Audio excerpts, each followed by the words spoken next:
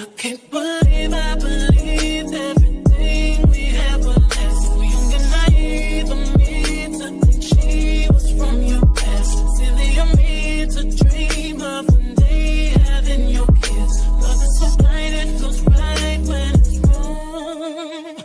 I can't believe I fell for your schemes. I'm smarter than that. I'm naive to believe that with me you're a changed man. Foolish of me to compete when you cheat, when who's winning. It took me some time, but now I'm moved on. Because I realize I got myself and that's all I got in the end. That's what I found out, and it ain't no need to cry. I took about that from now on. I'm gonna be my own best friend. Be myself and that's all I got in the end. That's what I found out, and it ain't no need to cry. I took about that from now on. I'm gonna be my own best friend. Controlling and you say that you love me, but you don't. Your family told me one day I would see it on my own. Next thing I know, I'm dealing with the 3 kids in my own. Love is so blind, it feels right when it's wrong. Now that it's over, stop calling me. Come pick up your clothes. Ain't no need to front like you're still with me. All your homies know.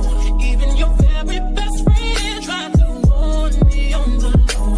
Took me some time, but now I am strong. Because I realize I got myself and that's all I got in the end. That's what I found out, and it ain't no need to cry. I took a vow that from now on I'm gonna be my own best friend. Be myself and that's all I got in the end. That's what I found out, and it ain't no need to cry. I took a vow that from now on I'm gonna be my own best friend. Got me, myself, I know that I will never disappoint myself. All the ladies, if you feel me, help me sing it out. I'm still with you. Yeah, you hurt me, but I learned a lot along the way. After all the rain, you'll see the sun come out again. Hey, I know that I will never disappoint myself. I'm crying. All the ladies, if you feel me, help me sing it out. I'm still with you. You hurt me, but I learned a lot along the way. After all the rain, you'll see the sun come out again. I beat myself and that's all I got in the end. That's what I found out, and it ain't no need to cry. I took a vow that from now on I'm gonna be my own best friend. Be myself and that's all I got in the end. That's what I found out, and it ain't no need to cry. I took a vow that from now on I'm gonna be my own best friend.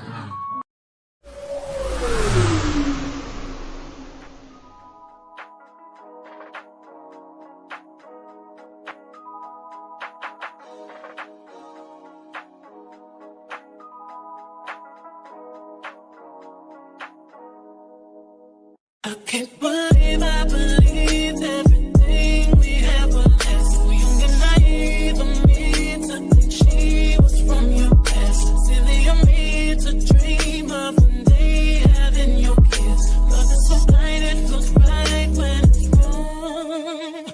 I can't believe I fell for your schemes. I'm smarter than that. I'm naive to believe that with me you're a changed man. Foolish of me to compete when you cheat, when who's winning. It took me some time, but now I'm moved on. Because I realize I got myself and that's all I got in the end. That's what I found out, and it ain't no need to cry. I took a vow that from now on I'm gonna be my own best friend. Be myself and that's all I got in the end. That's what I found out, and it ain't no need to cry. I took a vow that from now on I'm gonna be my own best friend. Controlling and you say that you love me, but you don't. Your family told me one day I would see it on my own. Next thing I know, I'm dealing with the 3 kids in my own. Love is so blind, it feels right when it's wrong. Now that it's over, stop calling me. Come pick up your clothes. Ain't no need to front like you're still with me. All your homies know. Even your very best friend tried to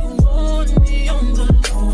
Took me some time, but now I am strong. Because I realize I got myself and that's all I got in the end. That's what I found out, and it ain't no need to cry. I took a vow that from now on I'm gonna be my own best friend. Be myself and that's all I got in the end. That's what I found out, and and it ain't no need to cry. I took a vow that from now on I'm gonna be my own best friend. I be myself.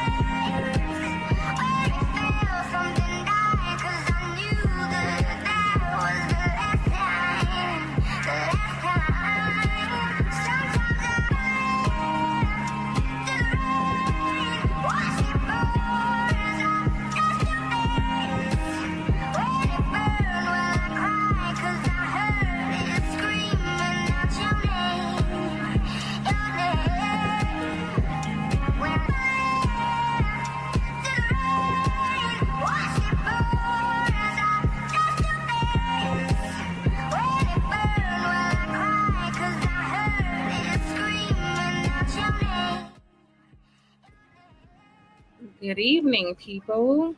Somebody in the chat, let me know if I sound okay. Por favor, please. Oh, I don't think I do. Hold up.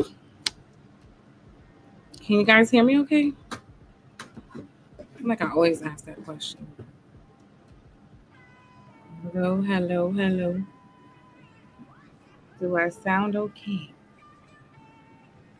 Sounds good. Hi. Happy Sunday. Let me say hi to everybody. I know some of them not here right now. What's up, Big Bad Bull? Even though I know we're going to be arguing in like 20 minutes. This is Joshua. What's up, Joshua? What's up, B. Sammy? April Carter. Hi, April. Hi, Flora.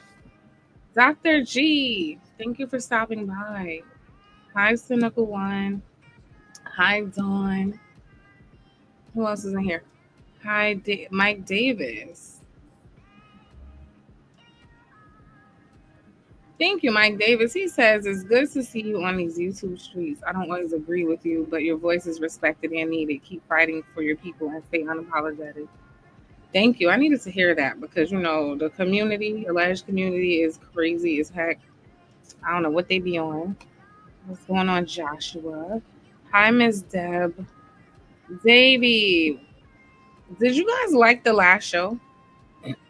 For those of you who are here, did you guys enjoy it? Not enjoy it? Like, what did you guys think about it? Because I don't know. I was like, kind of roaming around the YouTube streets today, just trying to get a general consensus if people were talking about it and what their takeaways were.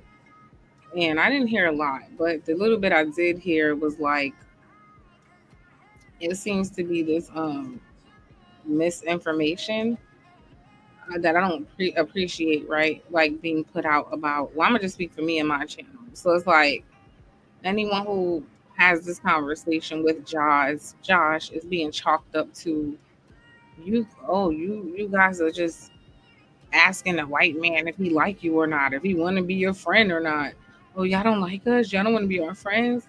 Like I really don't appreciate that. It's very disingenuous because I don't recall myself or any other show Josh was on where people were asking him that. I'm gonna ask him when he gets up here too.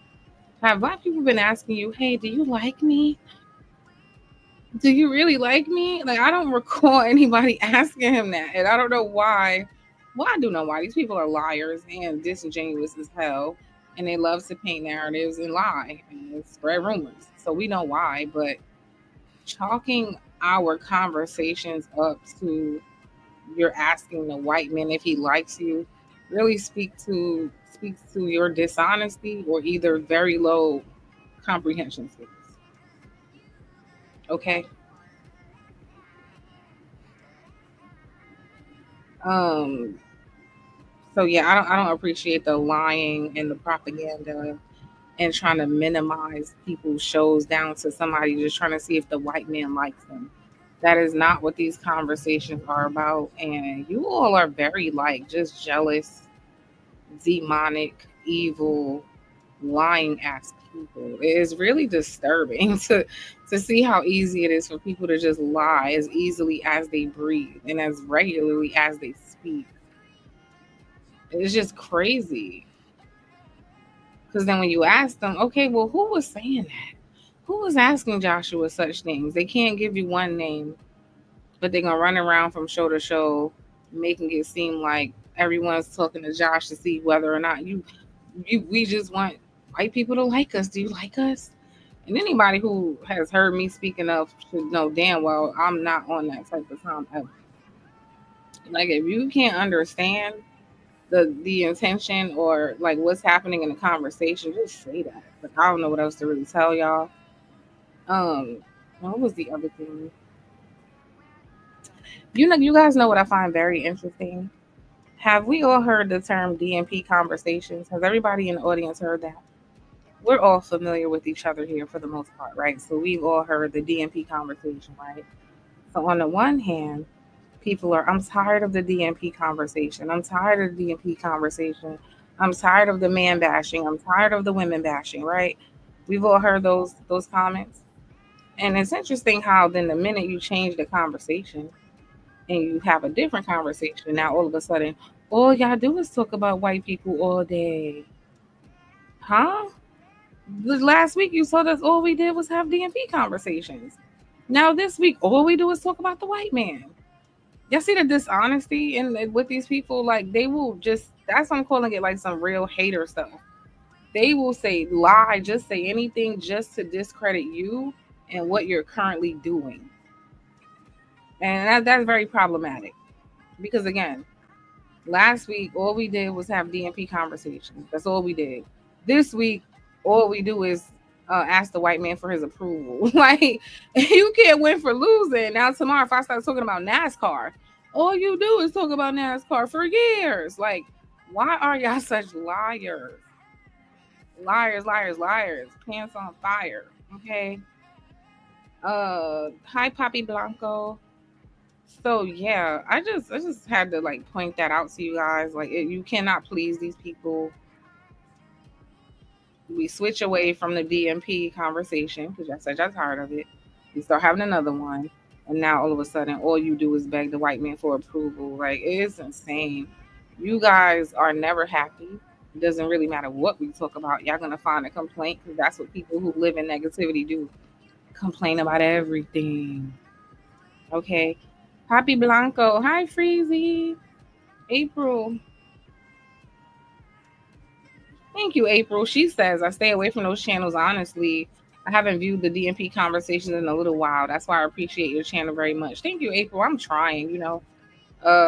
It's not just me, to be fair. I am seeing different people on different channels trying to change the conversation to other things because I think we all kind of had enough of that, to be honest. Like, I get it. We're men and women like each other and they date each other and we're gonna come up in conversation. So I'm not gonna act like I won't ever have a conversation like that or a show like that. But I'm just saying, do you guys notice the knock on the attempt to like shift the focus to something of substance and what you're being met with as soon as you do that?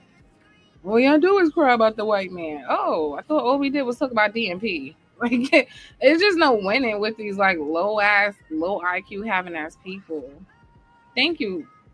Is that Lee? I want to think that says Lee. Lii says I'm new over here, but hit the like button. Yes, thank you. Shout out to you coming in doing what the moderators ain't doing. You know. Thank you, Joshua. He says keep doing your thing. Um.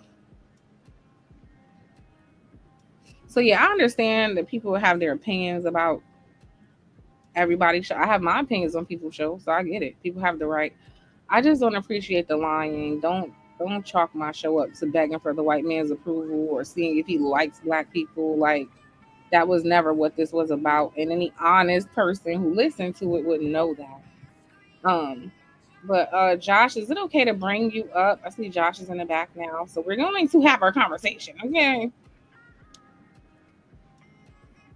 Because I have more questions. And Josh said he got questions for us, y'all. So this is going to be interesting. You just need to let me know. I don't think he's ready. Okay, he's ready.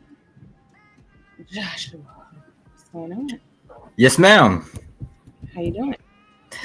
I can't believe I can't believe somebody accused you of liking the white man. If anybody ever knew us in our history, like we've had clashes before. Like it's not like Venus don't give a damn about my thoughts, right? She's just interested in the topic. I don't even know where the hell that shit came from. They don't even know how you tried to get me kicked out of Discord. Listen, me and Joshua went to war. Okay, that's another conversation. But no, and to be clear, it's not. I do care about your thoughts. That's why I have you here. What they're saying is like the whole intention behind any of us talking to you is because we're looking for the white man's approval, or we're trying to. I don't know. We needed you to tell us what we all already know. But that's false because the same people will sit in my face anytime I, black woman, independently by myself, mention certain things. They will look you straight in your face and lie. There is no systemic oppression. There is no racism. There is no discrimination. There is no undermining you that exists, things that are built into different institutions intentionally to undermine you. That does not exist. So it's funny how the same people who tell me these things don't exist, when I have somebody from a different community come over here and say they do, all of a sudden, we already knew that. Y'all really needed a white man to come and say it? Well, apparently so, because when the black people say it, I don't know, people like Freezy, people like myself, sorry if I'm forgetting your name, but there's a handful of black people over here who speak about these things all the time. They get accused of being in the victim Olympics. You want to cry about slavery. You want to be a victim. Everything's about race, right? So now, how do we switch from that to, y'all need a white man to tell y'all what we already know? Like, y'all just are like naturally liars. Liars. Stop effing lying. I'm trying not to curse. Anyway, Joshua, what have you been thinking? I don't know how much of what you have been hearing or not hearing, or like about your presence and the things you've been saying in these conversations so far. I'm my biggest concern right now, or at least if I was a black man, my biggest concern right now would be the idea of where's the bridge? right? Everybody's talking about we got to save the black culture, the black community, right? But I'm sitting here thinking from the white side, I'm thinking, what the hell is that exactly? Because all I can seem to see is everybody fighting over every little damn thing. Y'all just as damn divided as we are. That's what I can't figure out, except for, at least from my perspective, we've separated into groups. Like, so I'm a Christian nationalist. I've got trailer trash is what we call basically people our poverty in that we would throw in the volcano faster than hell if we can. We got ethno nationalist. We got all kinds of crap in our group that I just don't care nothing about. And what's the ethno-nationalist again? Ethno-nationalists are actually the racist. They would be the people that are like, fuck it, it's all got to be white or it ain't right. What else? So trailer trash are effectively, I've never really been in the hood, but if there's a white version of it, I think that's what it would be. No, but to be clear, you say we've got, so mean when you say we, like white people, effectively.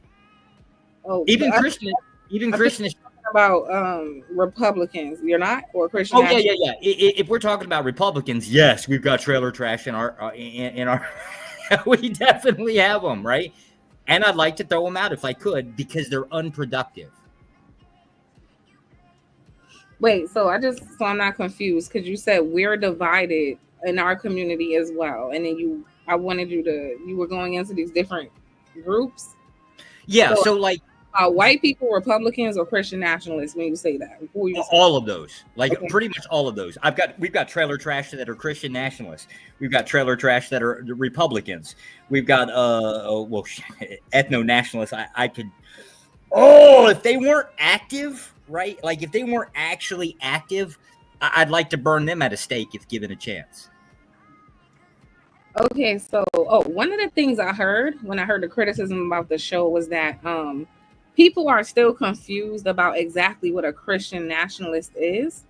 I heard people mentioning you being atheist, right? And they're confused. So can you explain again that Christian nationalism is not a faith-based belief system? Like, yeah, it would be a label specifically for political movement. Have you guys remember the term packing the court when they were basically trying to take the Supreme Court, make them all conservatives? Imagine that same aspect, but now on executive branches. Everything from Department of Education all the way down to military. Take your pick. The idea is to take as many of the executive branches of government there are and pack as many known Christian nationalists into those director positions and deputy directors, go on down the list. That's the entire point of it is to pack those groups as much as possible. Because we know Trump's not going to be in there forever, right? The next president that comes in could actually be a Democrat. And so the object is to have as many of us into those positions as possible. Oh my goodness. Okay, so just so everybody's clear, Christian nationalism is not to be conflated with what you think of when you hear Christian or Christianity. I know it's confusing, but this is why I want him to explain. Like for them, those two words together, it's a political movement. He doesn't even believe in God, right? Just so you guys can understand. That's not what that is. So when you hear, I think that's part of the confusion. They think it's like hypocritical. But so do you guys use the term Christian because of why is that in the title? Why is that word in there? So I guess the reason why that word would be in there is because you have to have some type of foundation for rule of law, effectively speaking. The vast majority of us generally believe in Mosaic law, and the reason for it is more on the harsh punishments that would come from it. Basically meaning we don't want like a moderate Christianity in there. We don't want the whole turn the other cheek. We really want harsh rules. Okay. So hopefully we got that cleared away because people were still confused. They're expecting when they hear Christian nationalism. Because to be honest, prior to me researching it, like I met you last year, right? I didn't really fully even understand when you said you called yourself that, but I didn't really question you too much. I just had Well, no no, idea that it was a political we move. had the conversation about this. You and I specifically have actually had the conversation about this before Trump came into office on his second term. You might have only done a show like two or 3 weeks ago, right? But you have actually had this conversation before, or at least tried to. It just got derailed because it was Discord. I remember us arguing. So yeah, Oh yeah. But I'm just coming to a better understanding now. So Sure. I get it. Okay, you guys are not really Christians in the way people think. You just I'm not. I'm not. They're probably. So that's where it's confusing. So Yeah. some of the Christian nationalists are actually believers Yes. of Christ. I believe so. I believe the vast majority of it. But again, I'm just honest about my atheist position on it. Oh, understood. So they're not all like you. Some of them are believers. You just happen to not be, but you're in alignment with their political view. So that's correct. Why okay. Correct. Understood. So I was talking to you last time about some of the agendas, not to be redundant, but can you just quickly run it down one more time? Anti-pluralism, I want you to stop because what does that mean, anti-pluralism? Okay, so and you covered this on the last show, like you went through it, but pluralism is shared authority. So if you were to take like the Democratic Party and the Republican Party, basically authority is shared between the branches or shared between the political parties. The same way that the judicial branch, the executive branch, and the congressional branch are shared authorities.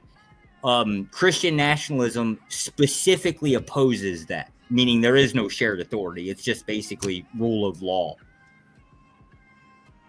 There'd be like either a dictator or a small board that basically dictate that, but there would be no shared with another group. That would never happen. That to us, that's a bad thing to have. This is why. One of the agendas for Christian nationalists is that you would prefer. So anti-democracy, basically. You can't. Christianity, if under rule, would not be able to be. It wouldn't be compatible with a republic or democracy in any type. So there's some of us that support monarchy. There's others like myself that support theocracy. But either way, that means one person, one rulership, and everybody subscribes to the exact same. Yeah. Think of it like communism, like the direct concept of communism. It's just there are no other political parties, not the social side, but the government rule side. Definitely no other political parties, no other side, just wouldn't be tolerated. Okay, I just want to make sure, is that Izzy and is that Freezy? Please come here. Yes, me. Salute. Mic check. What's good? What's good, Freezy?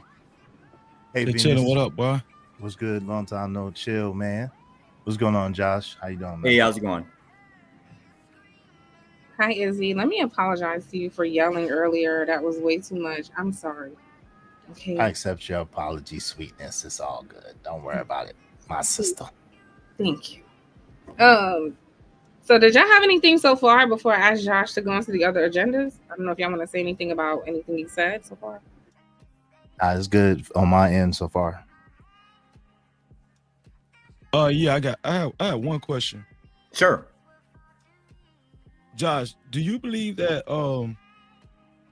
even though Donald Trump doesn't blatantly express those views that you're explaining right now, do you believe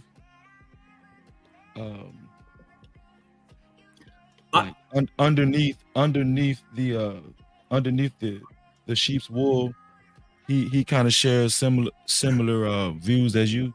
He would in the case of how he participates with it, right? So if you look at executive branches, they're all going to be okay. So say you have an executive branch, right? It's up to the president's purview to appoint people into those positions. Obviously, it has to go through Congress for approval, but it would be the case that the appointments would generally come from the president. So by sheer act of participation, yes, I would believe that he would support. I don't know what portion of it, but I believe enough to basically grant it some bite and authority. And that's because we've had several branches that are predominantly, well, the exec or the directors of those positions are Christian nationalists. Like, for example, the Department of Education on the federal side, both of the top slots are actually held by two women that are both Christian nationalists. Wow, it's very interesting. Okay. So And those are people he put there, right? Like I know one of them wasn't there before he got in office. Or did he put them both there? I believe. Well, okay. So obviously the director is appointed, right? Underneath of that could be the case that, you know, like a deputy director is appointed from the director. Like, I mean, it depends on the exact branch, right? But because the rules are different per one, but the director themselves is usually up to the purview of the president, usually. And he, so far, there's 2 Christian nationalists over the Department of Education. Yeah, just that one branch. And I think where there's like 100 and something, 140 something executive branches out there. Like, there's all kinds of weird stuff out there. Does that have anything to do with why he was threatening to take funding away from public schools for teaching Black history that he's now calling woke culture? Yes, that would be the entire idea. I don't know his specific prescription for government schools is, and this is generally the Republican side, is to remove the federal branch of government out of education and leave it down to state level. That's his position, at least publicly. I don't know if he goes more. For us on the Christian side, believe it or not, we actually want that forced into government school, at least for like a Christian agenda. Believe it or not, if you go back to 1960s, you would have had in public school that would have been so like the Catholics would have gone to like, say like a one day out of the week, they would have gone to like Catholic educational class. The other ones might have gone to some Protestant or something like that. And then anybody that was secular could have just gone to a study hall, right? If you're talking about the removal of like, say, woke culture, Black culture, any type of that education, absolutely. Yeah, you'd want that ripped out. But that would have been a Republican agenda. I would say this right here. Think about it though, because Josh was talking about you really do believe in like Mosaic law. And I believe he's referring to very harsh punishment, you know, when it comes to certain violations and stuff. Like, you know, back in those times, people were getting stoned to death. Correct. Donald Trump has voiced several times that he believes that drug dealers should get the electric chair. We would support it. That's what I know. That's what I'm saying. That's kind of alluding to, you know, Christian nationalism. Well, it to me is very clear because Charlie Kirk, which is what sparked my interest in Christian nationalism in the first place, was a very like huge supporter of MAGA. He kind of took credit on video at some point for, I got him in office and we did this, right? So it would make sense that if one of their top, I don't know what you want to call them, one of the top people who advocates for MAGA is a Christian nationalist, it would make sense that Donald Trump obviously supports Christian nationalism. It just would make sense. He's not going to publicly state that, but he publicly aligns himself with people who obviously promote that. Correct. And he would have to because of the I mean, unless he didn't do his due diligence when he's appointing people into directors' offices, I would think that he would have to know. He does know, yeah. It wasn't a secret. It was easy for me to just even see it about Charlie Kirk. And when you look up a lot of these other people, it's not really hidden either. Like, they're not ashamed of it. I think they just understand. Most people are like me, who they're not even giving any of that a second thought. So it's nothing to really hide. They're like, oh, okay, they hear the word Christian, they move along.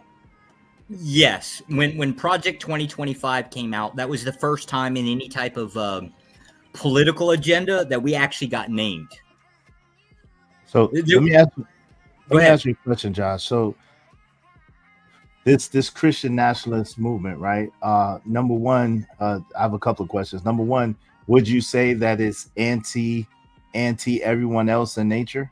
Yes, but that's the whole pluralism part, right? Not everybody gets invited to the barbecue. There's going to be a lot of groups that just ain't going to make it. That doesn't imply that there won't be an alliance at some point to get into authority, but once in authority, everybody else got to go. Yes. Okay, and so everybody else is basically in a servant capacity or some sort of useful capacity to the movement, or otherwise they're totally discarded. Correct. All right. So now, when it comes to the whole agenda, as far as, man, I lost my question. I had a good one. I lost my question. I appreciate it. Okay. I'm here all night. But just for clarification, right? White people are favored first. If somebody wants to come on board, white people are favored first before any other race, right? So if we're talking about, so from your perspective with the Hebrew Israelite, it would be the case that at some point, so like, as best as I can tell, Catholics are like the global population in numbers. I don't know what they would be in the United States, right? But there would eventually be a clash between the different denominations. And it would, I don't know how they would settle that. That's kind of up to them. But I would believe that if it was black Hebrew Israelites that specifically stated that you have to be black to be an Israelite, that would be an opposition of, let's just say, Catholicism or Orthodoxy, or I don't know, Protestants, right? Whoever's the denomination that basically takes precedence would automatically be opposed to black Israelites, specifically because it's race. It would be forced into becoming a race war at that point. Well, Just for clarification, though, that was never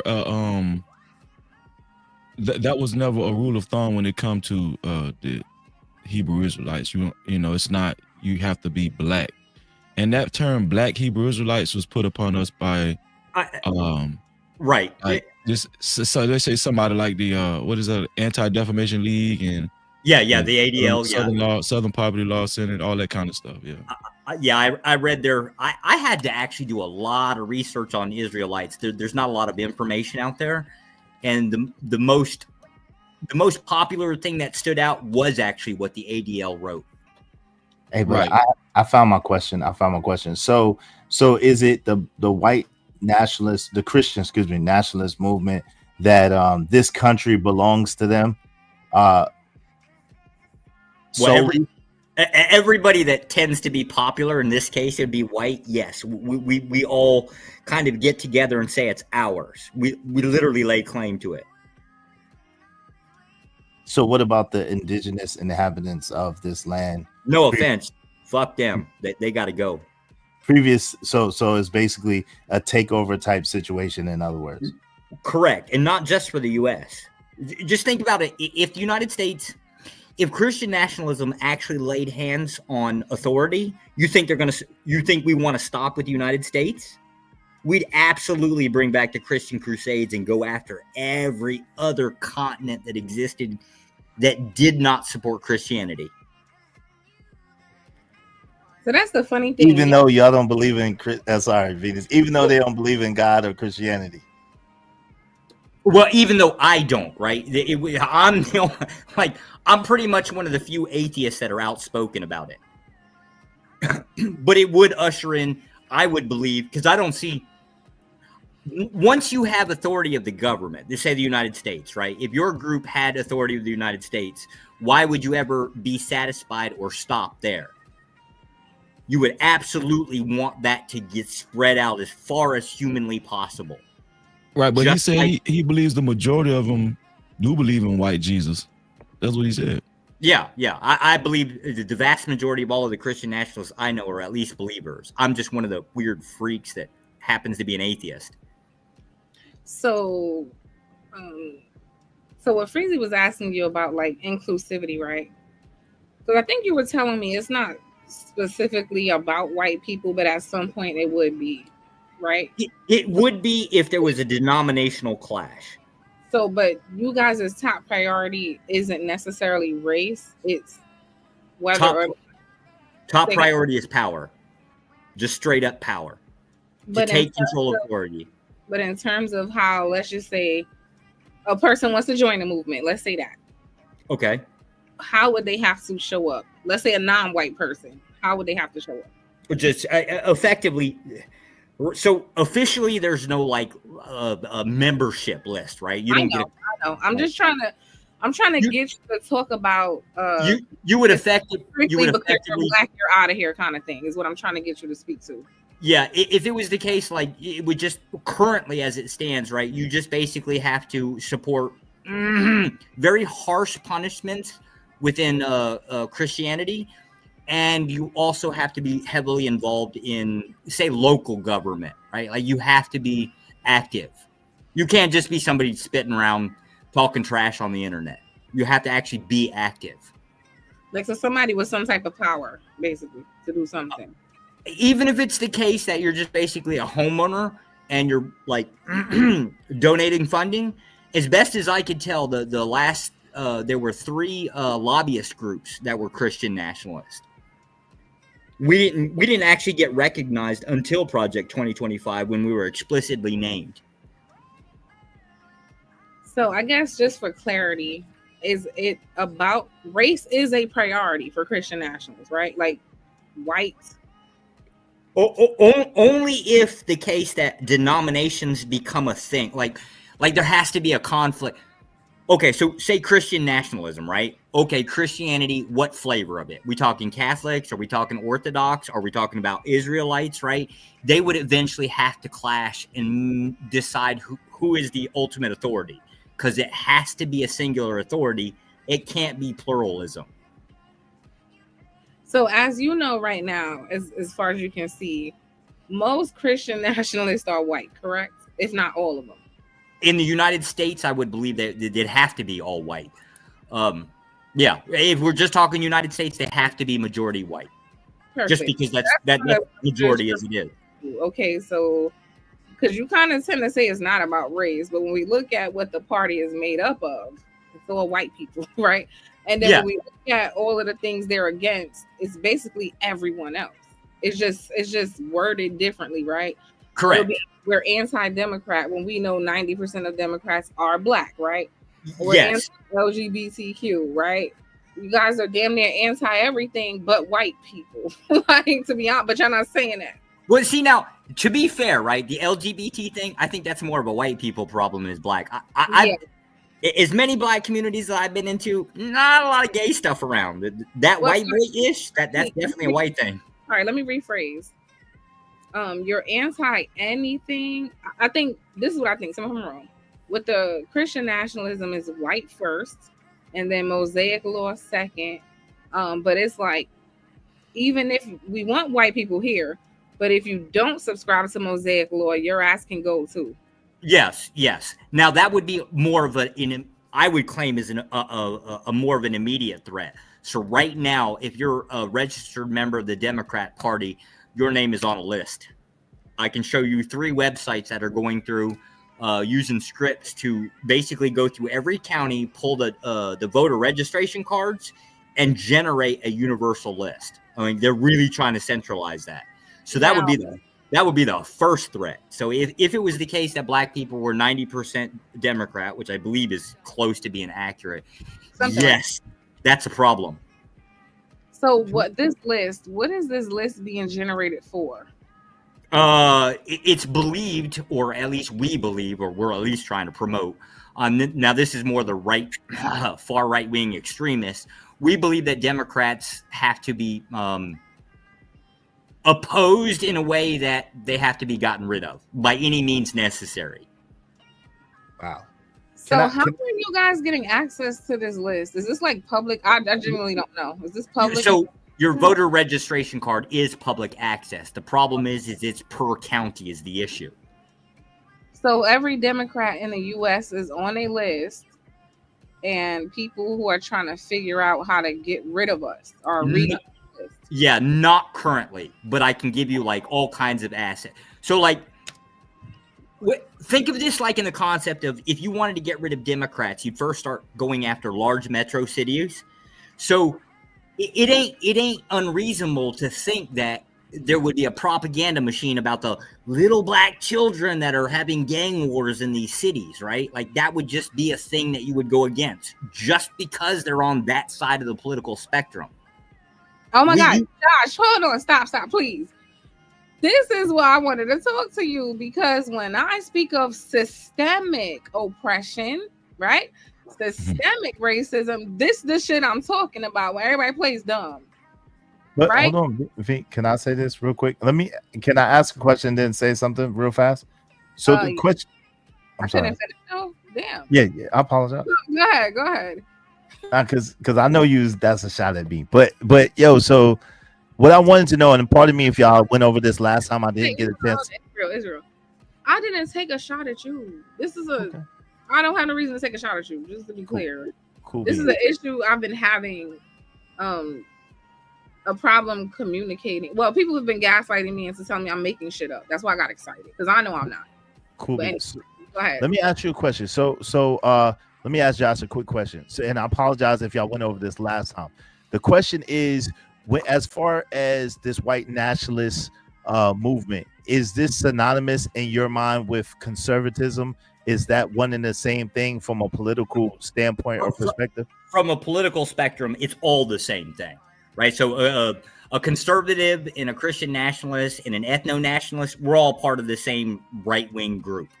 So what if you're a so-called black person that is a conservative? How is that looked at in that particular standpoint or instance? From our perspective, highly useful.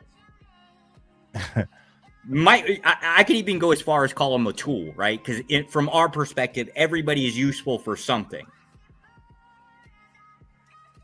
And so you believe, and so to Venus's point, you believe in the systemic oppression or the systemic devices in order to keep people down? Absolutely. We're authoritarian. Again, anti-pluralism, like anti-shared power. We absolutely do oppose shared authority. So like the idea of it is we don't want to share authority with Democrats. We don't want to share authority with anybody outside of our group. It's just it's a moving target, right? As you get closer to authority, you start throwing people out that are no longer useful. Damn, you know what's crazy? What you're talking about sounds like what I can see into the future that a lot of the MAGA black folk can't see.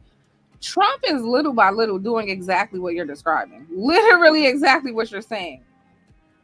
But that's what the only difference between the DNC being able to pull this off is everybody else was focused on like packing the court, right? We had gone through and said, we've got a different agenda. We want to pack branches. It just so happened that apparently Trump seems to like pull that off because it's right out of Project 2025. Most of that agenda has, if it hasn't been pulled off already, that's the direction it's been going. And that's literally the agenda of Christian nationalists. That's what Project 2025 is, basically. It's not the only, but that was originally a conservative. So there's different groups that have all basically come to the table and put their agendas on there collectively. Not all of it is something that we would agree with, but in terms of gaining power, yes. But okay. You just have to go through the system. The biggest problem that everybody thinks is you can't collaborate with the enemy to get things done. Okay, so before Izzy jumped in, I was asking you about, before I do that, Freezy, you have anything you wanted to say? I saw you came off mute. No, he just said a mouthful. That's all I wanted to say. So you were talking about Izzy threw me off. Okay. You were talking about tactics, right? And you said one of the tactics would be if we're anti-Democrat, which we are, and we know that most Democrats are black. One of the things we would do is spread propaganda about black children. Is that right? Sure. Like the idea would be like gang violence within the inner city kind of thing. Yes, that would be a tactic that we would use.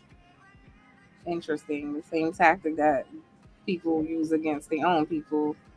When I be telling them they're like perpetuating white supremacy talking points, and they tell me I'm crazy. Interesting. I got a question. These things that you're going over, Josh. Yes, sir. I can imagine that,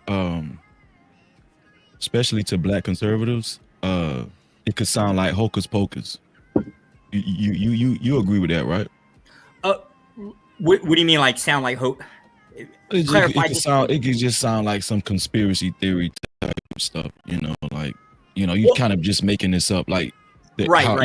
The any group that believes that politics doesn't have an agenda, like you're saying, oh, okay, well, Democrats really just, that they're after your self-interest. Nobody's after anybody else's interest except for their own. Like, this isn't even close to being a conspiracy. It's just whoever can obtain as much authority as possible. Right, because he said that the Democrats were attempting to pack the courts, but you know what I'm saying, it's just that Trump was able to pack the legislation branch, right? So at the end of the day, it's the same agenda. It's just two different wings of the same agenda. Is that not correct? Yeah. We've already packed the court. By definition, the Supreme Court is conservative, right? I consider them moderates as hell and pussy. I'm sorry. The wimps, right? I don't consider moderates to be anything but a mouthpiece of talking. But that's already been done. Now you have to go through the executive branches and take those authorities. Okay. The next part would be to go down to Congress. Like, you want to pack the House and the Senate with as much right-leaning, as far right-leaning as you possibly can. That's usually like in the third trip, though.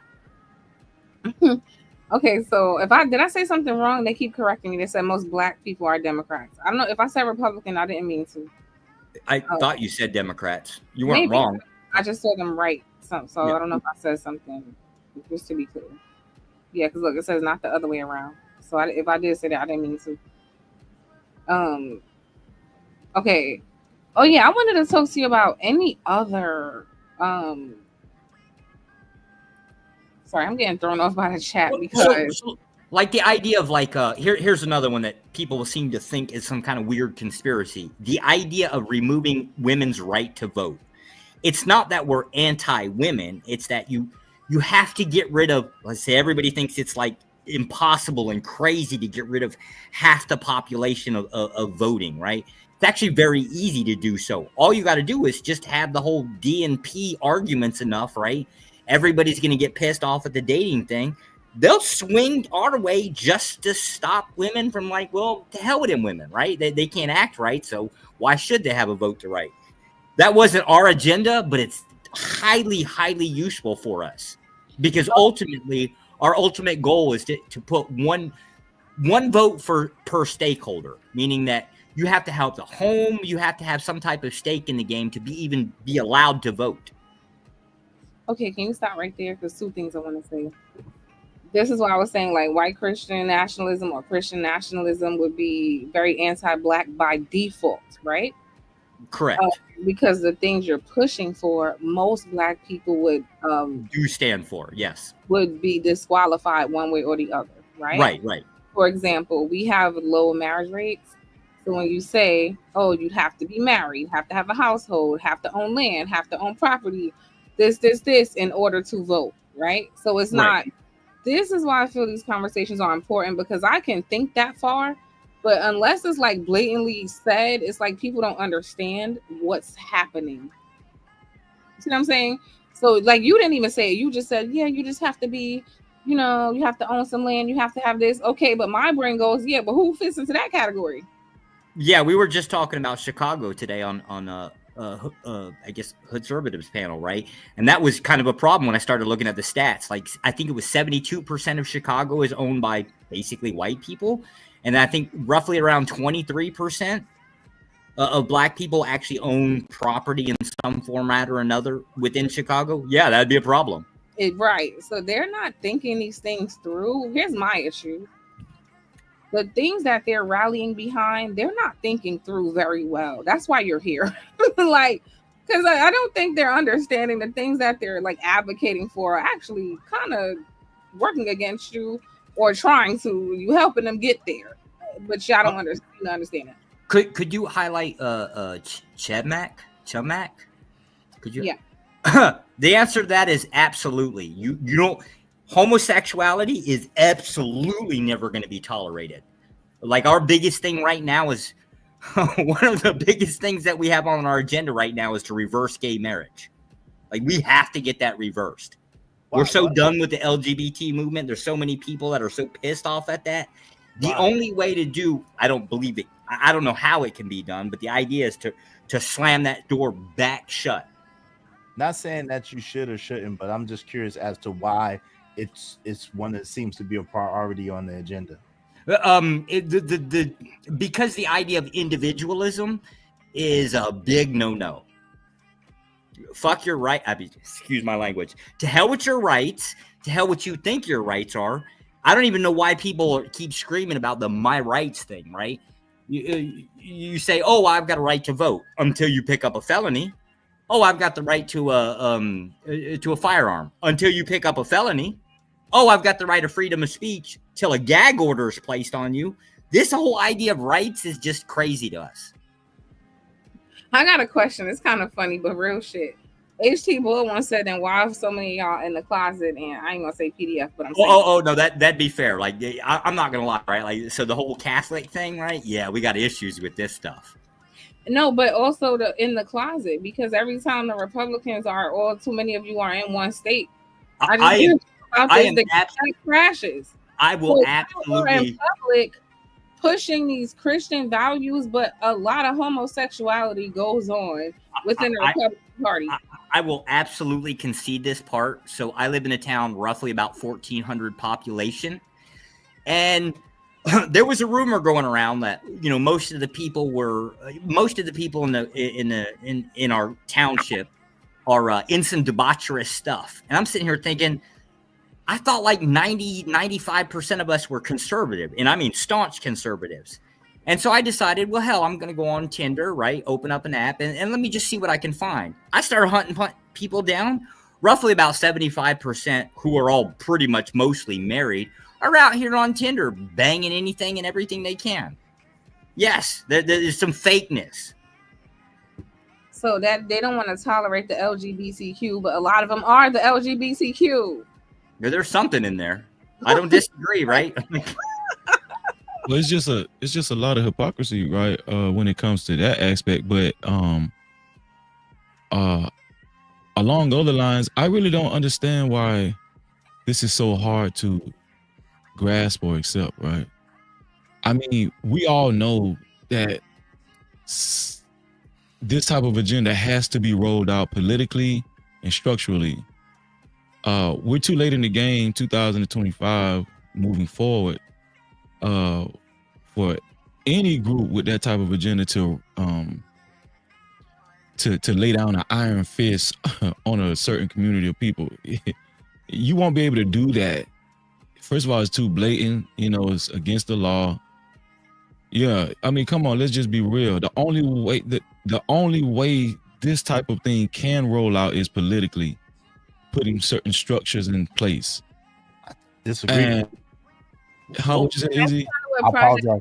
2025 is so freezy. That's what I'm kind of getting to. Yeah, I disagree. Kind of slowly is being rolled out, right? Yes. Like that is what Project 2025 is doing. Here, yeah, hold on real quick, Josh. Give me 1 quick second if you don't mind. The reason why I disagree freezy with you in that particular instance is because what he's saying and what is true and what we're seeing, what Venus is saying right in front of our very face is people are legitimately giving up, and this is the conversation I was having early on my show, giving up their freedoms and giving up their rights for the sake of they think that they're gaining something that they're not gaining. So by the end of it, what happens is it never was what you thought it was going to be, but it's everything that they had planned it to be in the beginning. So you have good cop, bad cop, right? So for example, right, the prime example is they flooded the hood with illegal immigrants. Mm-hmm. So that was the left that did that, right? But so now you have the right that's in power, and so now the right has to get rid of these illegal immigrants, right? However, they have to impede upon the so-called rights of the melanated people in those inner cities in order to get rid of what the left created, which is for the overall agenda of control and of locking people up. Because think about it, how do you go from, yo, we're looking for these illegal immigrants to get them up out of here, to if you have a warrant, we're arresting you on the spot. If you did this, we're arresting you on the spot. How does that happen unless they have a bigger agenda at play? So at the end of the day, it is going to happen in the physical because of the fact it's already been planned out, and they're having us fight, like he said, with women against men, men against women, this whole gender war thing, then this whole political right versus left. So now if you say something and you say the left is for it, now the right conservatives are automatically banging on it. If you say the right is for it, the left liberals is already banging for it. So now you getting people in their emotions and they're doing all types of things that's against their own best interests.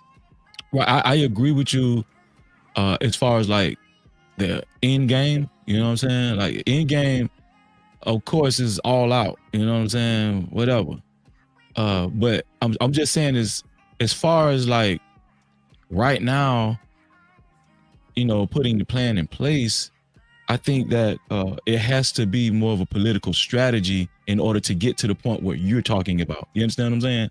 So, like, I know there was a analogy on the last live stream. I don't know if Josh remembered this, but I think Josh said he gave an analogy as far as, let's just say if they're trying to take over a small town. Do you remember that, Josh? And then Correct. Somebody was like, well, how would you control a small town as far as if black people want to move in this small town and all that kind of stuff? Oh, okay. Yeah. So I can give an example for my town. One was here. I'll actually put it onto the race card, right? Wait, hold on, Josh. I'm sorry because I feel like we all cutting Freezy off. I just want to make sure. Were you done, Freezy? What you say? I said I feel like all three of us keep cutting you off, so I just want to make sure you were done what you were saying. Oh yeah, well, you know, I would just I was resurfacing that analogy that Josh was saying, but if he wants to, I was going to try to paraphrase, but he can, if he can say it better than me, of course he can, because he's the one that actually. I was going to give an example of like what he's describing, so you understand the functionality of it. It doesn't matter what it is, right? So the idea would be like, okay, so my town's got a population of 1,400. It's easier to do in small towns. I don't know how they do it in large cities, right?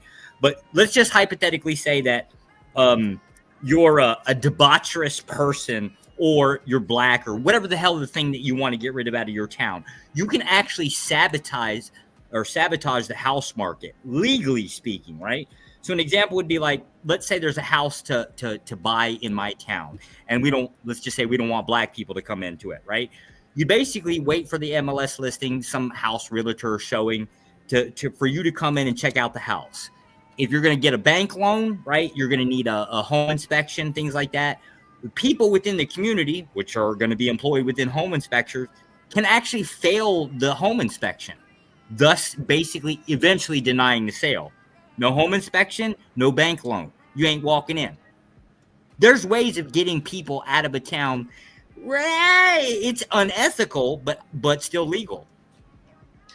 Thank you again, Josh, for proving me right. Because again, when we talk about these things and how a lot of people seem to think that discrimination or racism or any of these things exist only if somebody's yelling the N-word in your face all day. They do not understand that, like I was saying earlier, like racism never went away. People just became more clever. Like, and I understand what you're saying, Joshua. You guys would do that to a gay person. You guys would do that to whoever you didn't want there. I do understand that. We didn't. So that same policy is exactly how we keep homosexuals out of our town, if we know it. Obviously, like, we don't know what everybody does behind closed doors, but that's the exact thing that we do in my town to get them out. If you wanted to point it to blacks, you could probably do the same way. I would say it would be the same way. Right. So no, I completely understand, and I think that when we hear people who are black like kind of complain about some of these things, you see how you said it's legal but it's not ethical. Yes. It's kind of hard to prove that somebody's doing these things to you. So when you say, oh, they're doing this because I'm black, you sound crazy. But the people experiencing it, right, they know. And so they're crying out about it, like, yo, I got denied, but I meet all the qualifications. This is racist. And then the community would be like, oh, you're crying about racism, but here we have you like admitting, like, no, that we intentionally will do that shit if we don't want you somewhere. Absolutely. Correct. You can do that in job applications. I think they've demonstrated this several times just by name, right? Yeah. But CVs are starting to change now, where they're starting to put photographs on top of them, right? Mm-hmm. But it would be the case, you can't openly say, you can't write any type of, on your unemployment insurance and rates and all that stuff. You wouldn't write, oh, well, we didn't hire them because they were black. You just find another reason to deny them. You don't have to be honest. There's no way to prove dishonesty on it, exactly, if that makes any sense. Exactly. Yeah, so, I mean, they understand this is not the 1950s or the 1960s, so, that don't mean that they don't have the same intentions. This is what Josh is this is what he's been trying to tell people. And it's not just Josh. People think that Josh is just a one-off. If you think that, you're crazy as hell. You're crazy as hell. I think that they're too far in it at this point, crazy. So they gotta cope with, the decisions they made. So they're gonna, anything he says is gonna like not register with some people, and that's fine. But there are some people who I know for a fact are kind of being enlightened in this conversation. So that's cool. We're talking to them. Hi, Sean. I wanted to talk to you more, unless any of you have anything to say to him. I want to ask him about so you mentioned it earlier, but I want to talk a little bit more about it. The red pill, right? Right. You mentioned like that basically you guys will do whatever you need to do to get what you need, right? So for example, something like the red pill movement, you're not directly in alignment with it, but you'll notice something that could be used to your advantage, right? So you're like, oh, yeah, everything is useful. Yes. Right. There's a bunch of men who are against women. And we know one of the things on our agenda is to remove women's voting rights. Correct. So let's go appeal to these men, with them not really understanding that they're just a small piece on our chessboard because we're just trying to get this whole big thing done. But we're going to appeal to them and make them seem like we're on their side kind of thing. Yeah. Well, so like here's the concept, right? So like say you're having let's say you have a large group of population under the age of 35 that are all just pissed off at women, right? All they've ever done was basically get online. This is actually get online and just start screaming at women. Oh, fuck women for this, women for that, right? Like, to hell with that. They feel disenfranchised within the dating game, whatever the hell that is exactly. So it's very easy to recruit them. Say, hey, look, you got a problem with women, right? We can get them to act right by just removing their voter rights. You have enough political power, you can pull it off. You just need the seats so to repeal the 19th, all you need is enough signatures within both House and Senate. So all you have to do is get enough signatures. And I wouldn't see why it would be that difficult to get a bunch of red pillars to sign up on our side, and so we can hold more seats within House and Senate and get them voted in. All they have to do is say, hey, you know what? We're tired of women not acting right within our society. Here's a bill proposal for removal. And they've done it twice. They've actually proposed 2 bills. They just never make it to House floor. They get vetoed out real quick. But it has been proposed twice. I just think this is so like edifying for me right now. I got a general question. Go ahead. In your opinion, Josh, what does MAGA really mean to you? I mean, what do you think most conservatives with your viewpoint think MAGA really means? A rollback to an earlier time period of a society that we all, I wasn't alive for it, right? But a time period in the past that we believe was a better society. And what does that mean? Well, so make America great. It's that last part again. So you're looking in part of history where society, we would believe that society was better. What part of history do you think? Less choices. Any part of society could be the 1950s, 1940s with less choices. Okay. We are absolutely anti-choice to go with it. Well, that's what authoritarianism is. I'm an authoritarian. We don't believe in the idea of having choices. What do you think about black conservatives? Highly useful. Well, I'm just saying, wearing MAGA hats. Do you think they have that same sentiment that you just said? Oh, I actually don't know. I've only spoken to at any length to predominant black conservatives, and right now they're along the same lines we are. Where they're just trying to get a hold of basically accumulate or centralize more power as much as possible, right? Their personal beliefs, I don't know. I've never really sat down and had like lengthy conversations with them. I'm gonna tell you what I think is like a black conservative, any black person wearing a MAGA hat or supporting MAGA is stupid to me.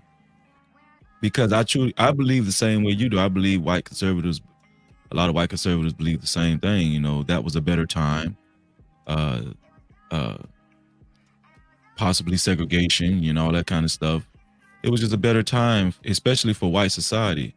I mean, nobody wants to deal with the fact that Charlie Kirk even said himself, he feels like the immigrants coming over to America he feels like they're trying to replace white people. This is a quote unquote. He didn't include any other race.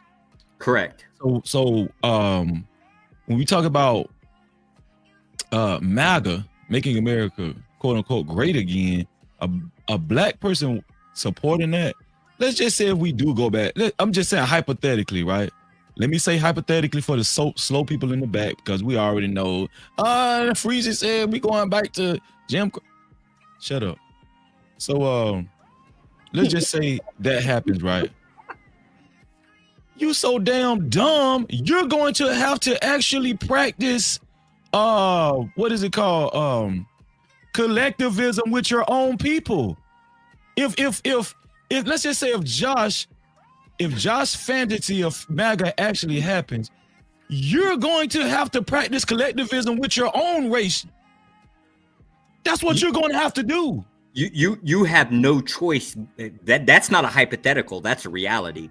You have no choice of surviving in this world unless you collectivize with your group. Pick a group and stick with them. That's why I believe a lot of these black folk that be starch MAGA people, they delusional.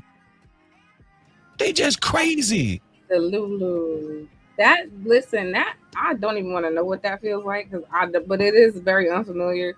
There's this level of obsession that they have for proximity to whiteness that's just not in my DNA. Well, I do not understand it. So where you're signing up for things against your own against your own interest. One thing that stood out to me, where I think and I think you might agree, Freezy, these MAGA people don't understand. This is what I noticed about other people in our community. I'm just gonna say, Josh just gave you a whole end goal. There's one common thing. It probably won't happen, but this is our end goal. This shit is thought through to the very end. You hear me? The very end. The people from our community are thinking about the next day. They're thinking about the next decade, right? And they're thinking about the next day. So in the next day, it would feel good to take these women's rights away. They're not thinking that, homeboy, your rights is coming right behind that. That's what they're not thinking shit through. This is my point. And so what Sean said, he said, I told Aaron and Fantastic the goal of this admin was I cannot say this. Totalitarianism. Did I say it right? Totalitarianism. They try to be crazy. Sean, they call all the black people crazy who actually tell them the truth. And then the white people who fucking fool them right in plain sight is the person who they just love, who's being so honest with them. These people are ass backwards. I can't understand this shit. I'm sorry. Go ahead, y'all. I'll be right back. I think it's more funny that people think that I'm lying because everything I've said so far has actually already happened. I'm not giving you like future playbook. I'm giving you everything that's happened just in the last 5 to 10 years. And it's in Project 2025. And we could look at everything the president has done since the moment he got in that bitch. What would Joshua be having to lie to y'all about? But Venus, hold on. He said the last 5 to 10 years. So that would include the past administration. And that's the crazy thing. People think the past administration was somehow better than the current administration. And all of them are playing out of the same playbook. This is what people need to understand. They're all playing out of the same playbook.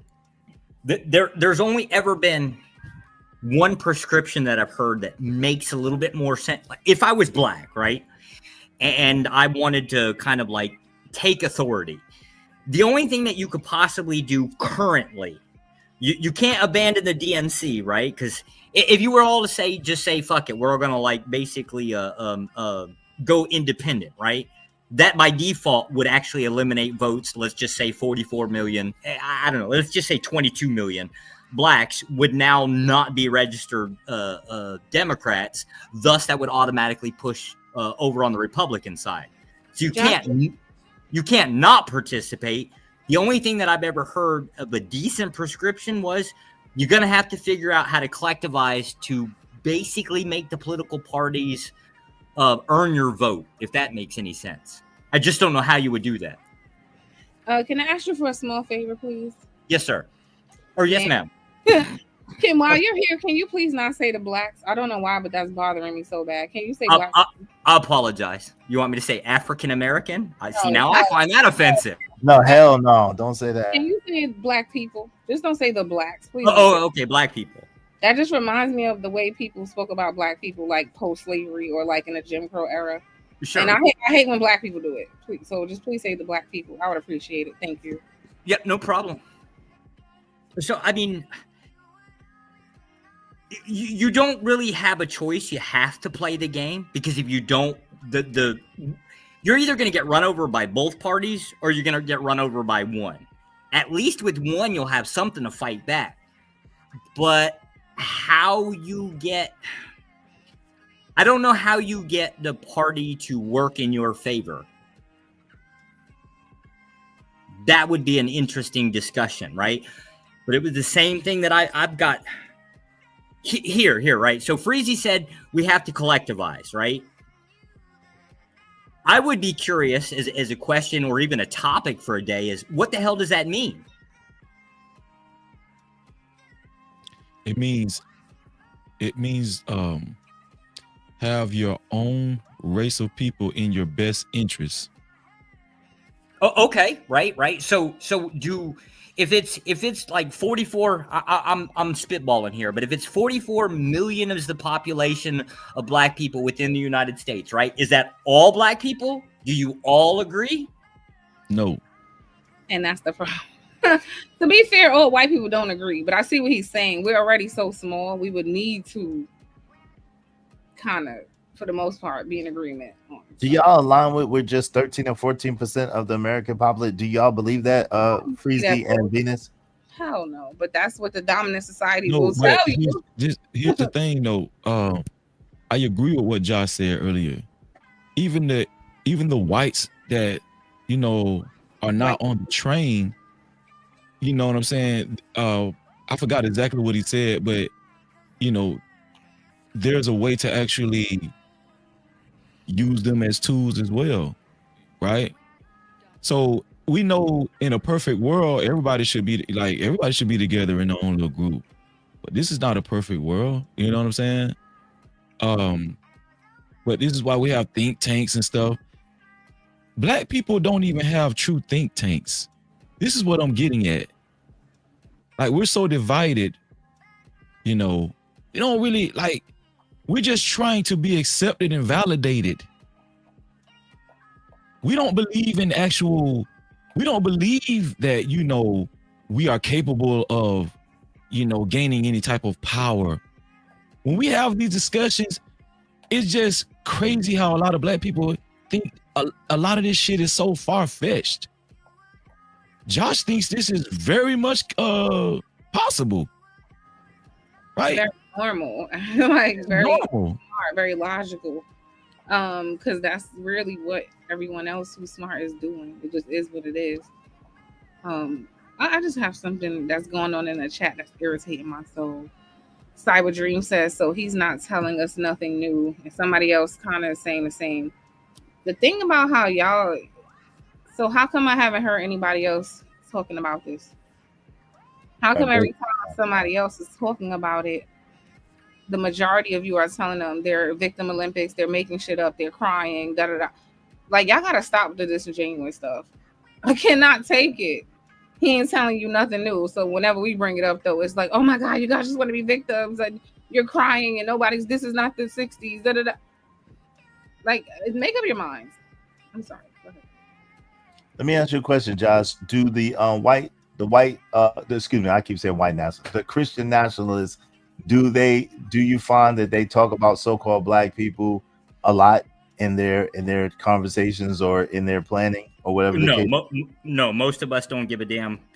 I say this right, but this would be true whether they were Christian nationalists or whatever. As a white person, no, most of the time don't give a damn about black people. It just doesn't even register on our radar. If I had to list off the top 500 things that would be important in my life to have to deal with, black people would not be in the top 500. It's literally, I don't care. Why do you think that is? Why do you think that you have such an apathetic perspective when it comes to? Because you're irrelevant to any type of authority, irrelevant to any type of. This sounds messed up. Let me put it this way. No, just saying the truth. Just speak. Irrelevant to anything that has to do with us.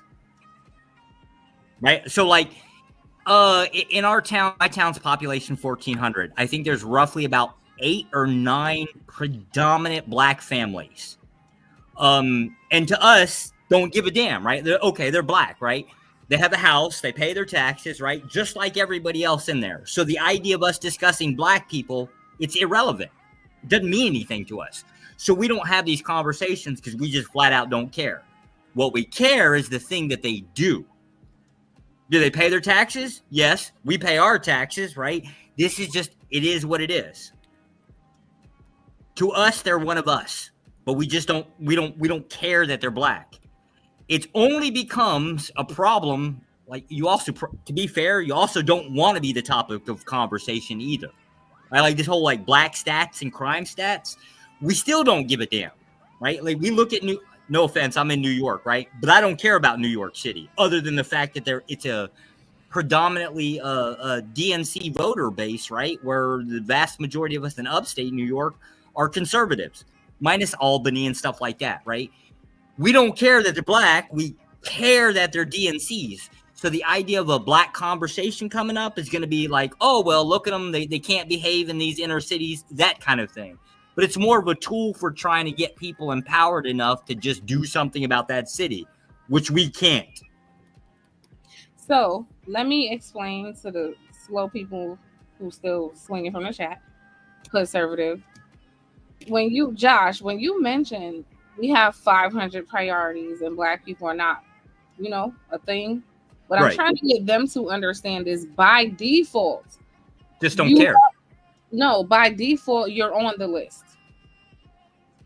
Sure. If you're talking about like a DNC, right? Now you're a problem because you're on the wrong side, at least from us.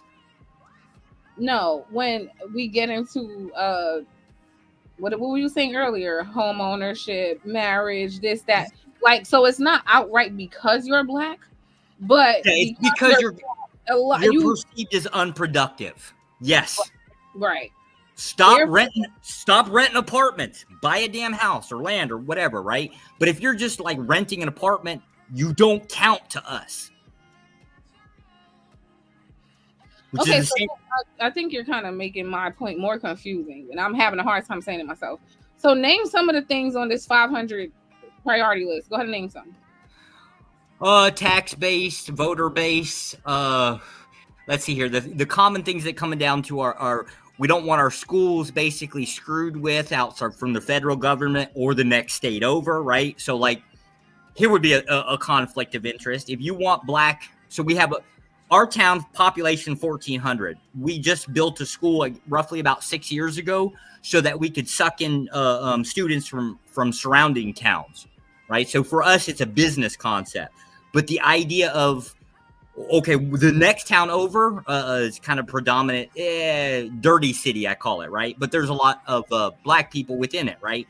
If they were to come to our school and say, hey, we want black history taught here, we would just horribly oppose it because we don't want it in our schools. Stop right there. That's my point. So you're not outright saying this is anti-black, but when we get, I need the audience to hear what I'm saying. You're not outright saying we're anti-black, but when we get into the actual agendas you have, they are all very much anti-black by default. Correct. Yeah, we don't have the same agenda. That's my whole point, and I wish people use their 2 brain cells that they got. But y'all had something else y'all wanted to ask him? Yeah, I just want to give a fun fact, if I may. In 1990, Donald Trump's first wife, Ivana, she reported in a court filing that he kept a book of Hitler's speeches, My New Order, near his bed.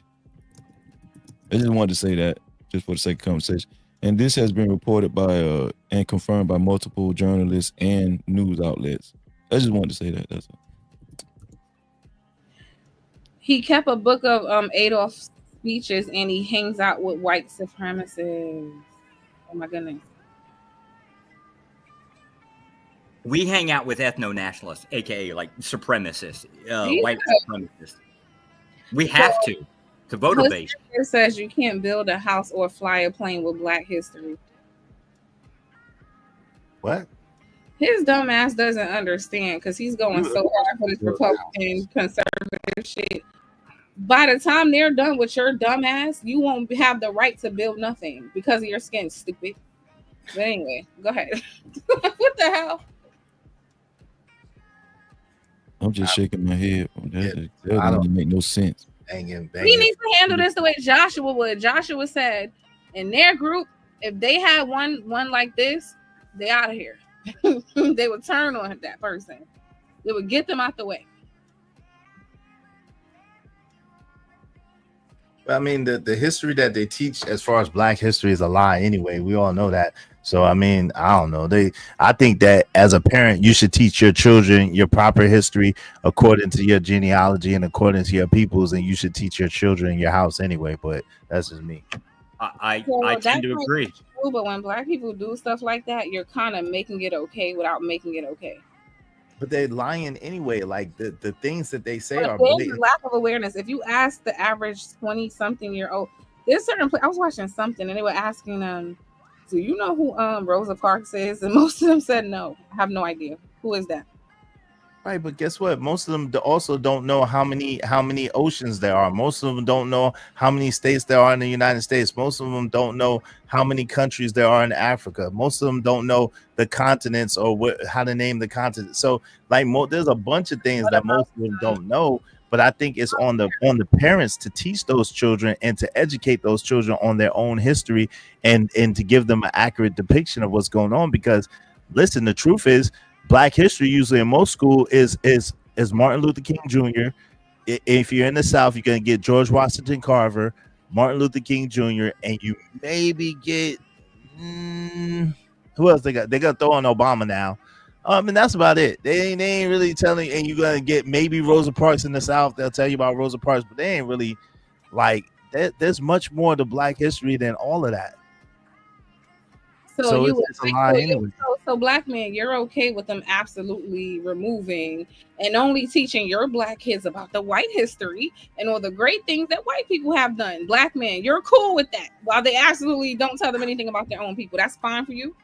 But so listen to my answer, okay? I'd rather them not say anything than to teach my child the lie, right? So the white history is a lie too. However, what I can do as a parent, as an active father, is I can teach my child better, and that I could teach them actual facts, and then they would be able to rely on me instead of relying on the oppressor or a system of oppression to teach them their own shit, which is going to be a lie.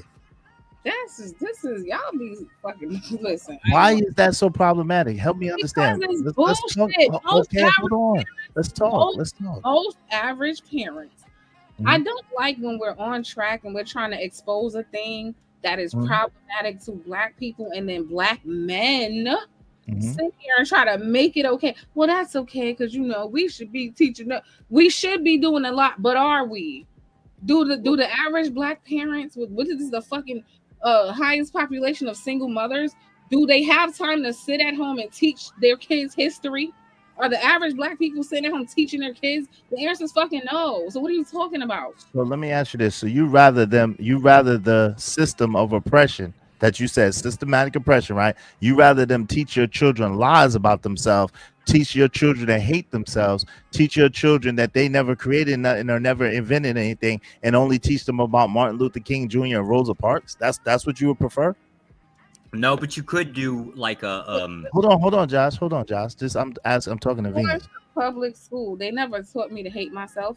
They never told me black people didn't create anything, and they absolutely talked about more than Martin Luther King and Rosa Parks and whatever the fuck you said.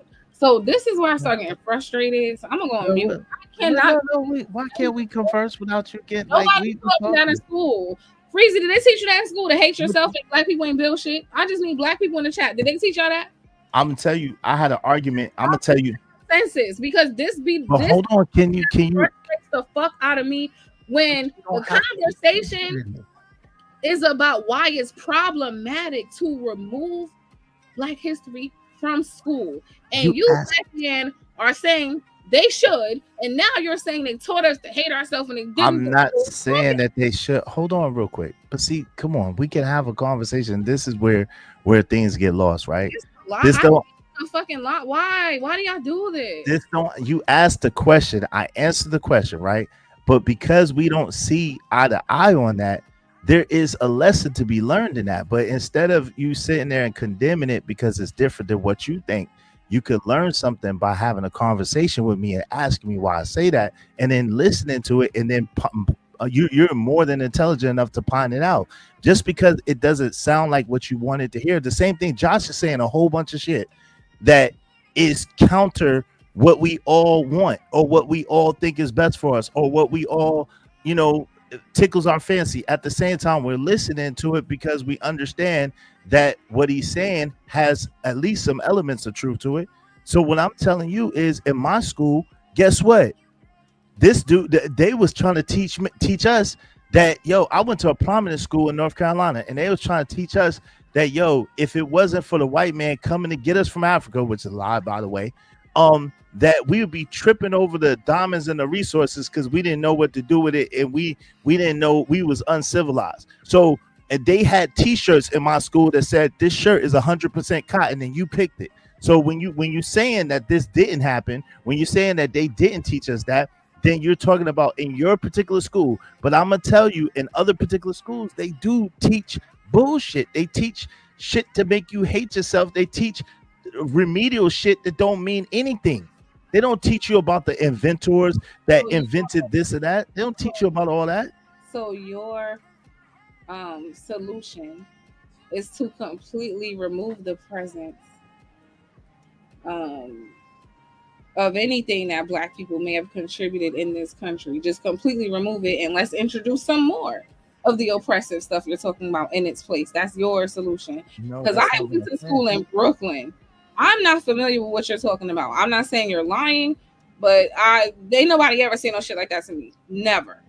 Whoa. And most of the chapters saying that they were not taught what you're talking about Black history. When I was at Sarah J. Hell, no, I didn't learn that. But when I was in school in Raleigh, North Carolina, yes, they did. They did. Well, okay, you talking about the racist South. I don't know. But, so that's what I said. So at the end of the day, right? What I'm saying is, how do we look? And this is, how can you acknowledge that there's systematic oppression and that it's an agenda, but then look for your oppressor to educate you on your own history? How does that work? I don't understand that. How you guys are sending your kids to the schools anyway, are you not? Most of the Black people, as far as I know, their kids are in school. I think it's a very small percentage that's being homeschooled, right? Most of them are in the schools anyway, like it or not. They're in them anyway. So if y'all got your kids in the school, then the answer is yes. Y'all are okay with the oppressors teaching your kids. Sorry to let you know, but you are. You got your kids in a school, so yes, you're okay with that. So since you're okay with that, you're going to be in support of them removing any traces of your history or your contribution to the country. And you black men are sitting here talking about, well, you know, it's okay. What? But you see, that's what I'm saying. You taking it like that. Freezy, what are your thoughts, brother? I actually stepped away and I just got back. I'm trying to catch up. Okay, what I was saying was, she asked me, do I think that it's okay for them not to teach us Black history in their schools, right? Yeah. And what I said was, to me, it really don't matter. I think parents should take a more active role and teach their children the right history and teach their children their history, to be specific of their family, their genealogy, and the important things that Black people did. So Venus has a problem with that, because she's saying that me, black man, I'm saying that they shouldn't teach our children the history. But I'm like, yo, they're gonna lie anyway and teach us about the most remedial shit, like someone not giving up their seat on the back of a bus, and not sitting at the back of a bus, someone with the Montgomery school boycott and all this shit, daggone George Washington Carver in a peanut, or whatever the case may be. But they don't teach you all the other 299 inventions that George Washington Carver came up with the use of peanut oil, whatever the case may be. So what I'm saying is, why would I rely on my oppressor to educate me on anything? Because you're doing, y'all kids are in these public schools, so y'all are relying on your oppressor to educate them. Well, my child doesn't go to public school. I don't know why y'all like to pretend like y'all not. Don't you got a kid in college right now? No, my daughters graduated from college, both of them now, but they were in college, yes. But listen, that was their choice. I didn't want to take. Black people want to be delusional and make these comments about, you don't want the oppressor educating your kids, but then we look up y'all kids in their schools. But this is the thing. So my children, once my children turned 18 and graduated from high school, they had a right to choose their path for their life that they wanted to choose. Did I necessarily want them to go to college? No. And did I educate them? Absolutely. At the same time, they're grown folks and they have a right to choose for themselves. So that's the path that my daughters wanted to go. So they went that path. They already graduated. But my son is not in a public school, by the way, number one. But then number two, I educate my son. I school my son. I teach my son so that he's not relying on the education of a school system. The only reason why he's going to school is because he has to go, because I'll get locked up if he don't go. But he goes to a gifted school. He doesn't go to a public school. But Freezy, what are your thoughts on it? Like I said earlier, most Black kids, according to the statistics everybody loves, are in single parent households, right? Most of them are in public school, right?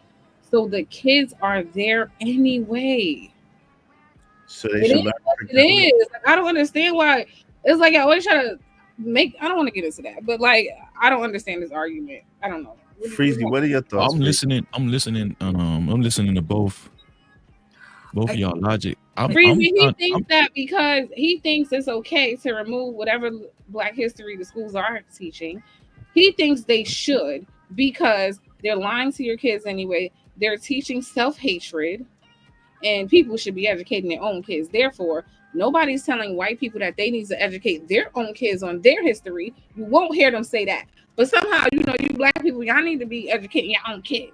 Because they lie to their children in favor of what's supreme. Like, they'll tell their children that Jesus is white. They'll tell their children that white people invented everything. They'll tell their children that this is their land and all this other crazy shit that don't make no sense. So white people lie to their children and give them the impression that they're the best of the best. When they give you an education, they tell you that you was a slave. They tell you that you came from Africa. They tell you that you was in chains and you was raped, and that they tell you that the only thing that you have of Mark is Martin Luther King and Rosa Parks and George Washington Carver, which all are lies. That's not it. So at the end of the day, I would rather my child be a blank slate and me fill my child's cup than to rely on an oppressor to tell them some shit that don't amount to bullshit anyway. Hey, can I say this? I want to say this. though. I'm listening to both of Keep y'all. coming back to him, and I'm talking about the Okay. majority of children and what their household really looks like. And he keeps talking about himself. I was just gonna say I'm listening to both of y'all, and I'm trying to figure out like two things can be true at the same time. I don't understand why. Like, okay, black people are so ideologically divided, like in their own individual households. We know a lot of black people don't even care about Black history, so we know a large demographic of black folk will not even be teaching this stuff in their household. Although I do agree that it is very conducive that black people do teach these things in their own household. But at the same time, I do agree also in the school system, a lot of black kids are going to public schools regardless, and there should be some type of morale for black kids in school, when it comes to history. I'm just listening to both of y'all. I think two things can be true at the same time. That's what I believe. I don't even think this is a hard thing to even go back and forth with. Do you think that they're teaching our children proper history when it comes to so-called Black history in school? Well, not in totality, but I agree with you as far as like it's not true about white history either, right? I get that.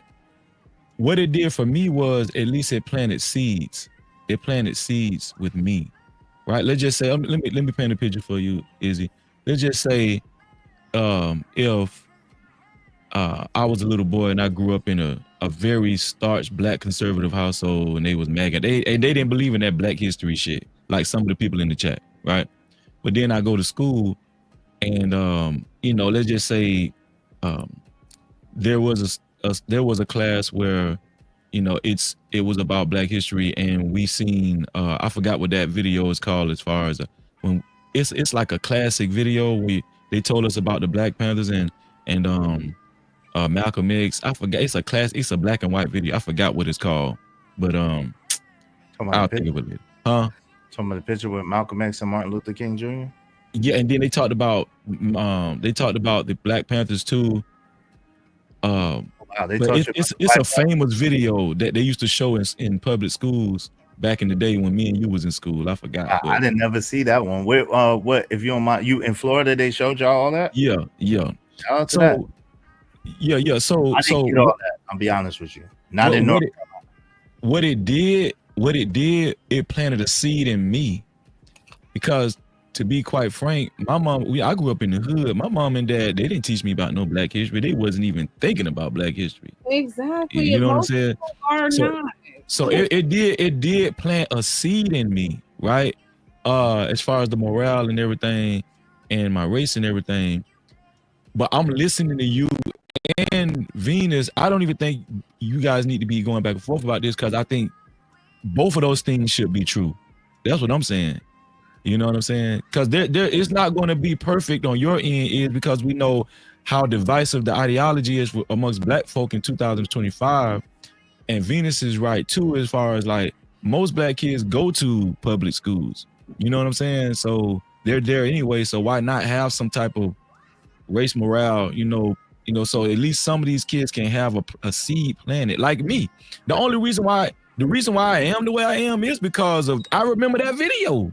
In the 7th grade. You had a black teacher, Let me get this straight. So it was a white teacher. It was actually a white teacher. But go ahead. The current, exactly. I had white teachers too who taught fucking black. Anyway, so let me get this straight. Yeah. So let me get this straight. The same demographic of kids right now, Israel, who are underperforming on their math and reading in this country. Those kids. The people who obviously their parents either don't have the time or don't have the ability to teach them basic reading and math skills. Those parents are going to be the ones to teach them black history. Make that make sense. So but okay, let's juxtapose your question. That's why if the school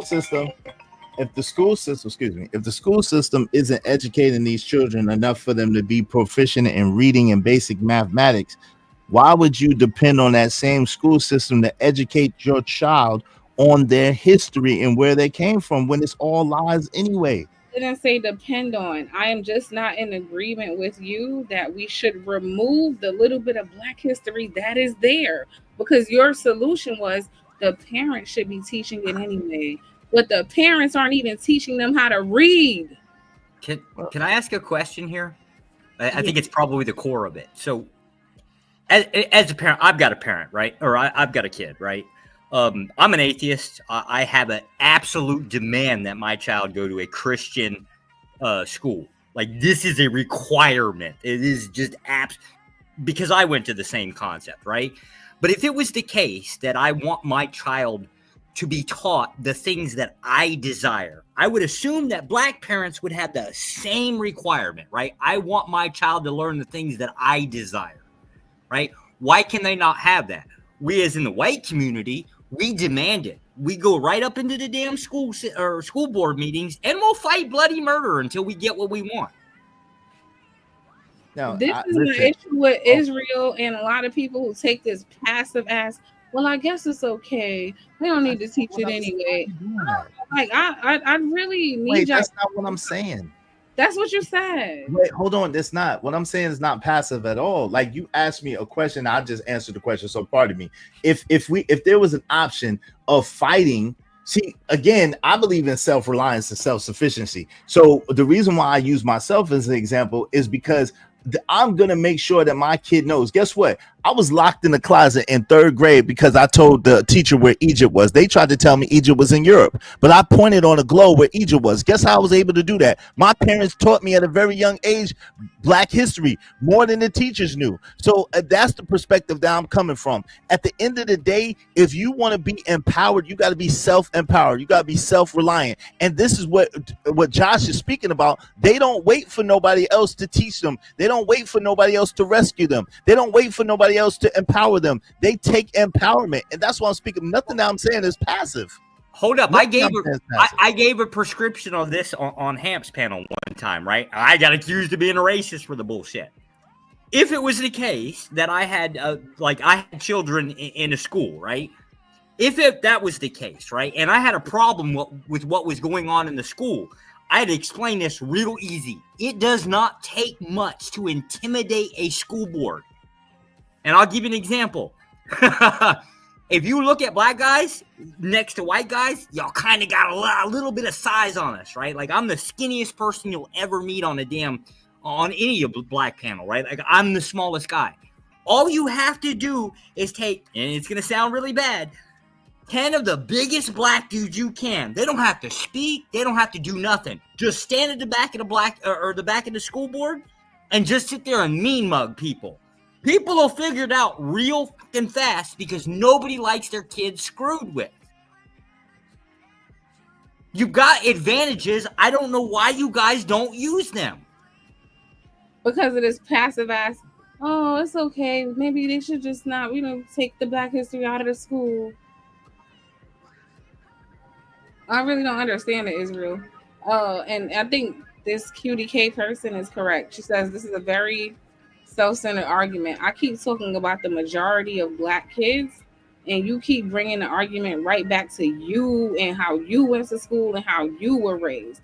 You're not looking at the totality of what the current situation is. Currently, most of the Black kids are in school. Currently, a lot of them are underperforming. So what that tells us is their parents either don't have the time or are not equipped to teach them. I'm looking at what is.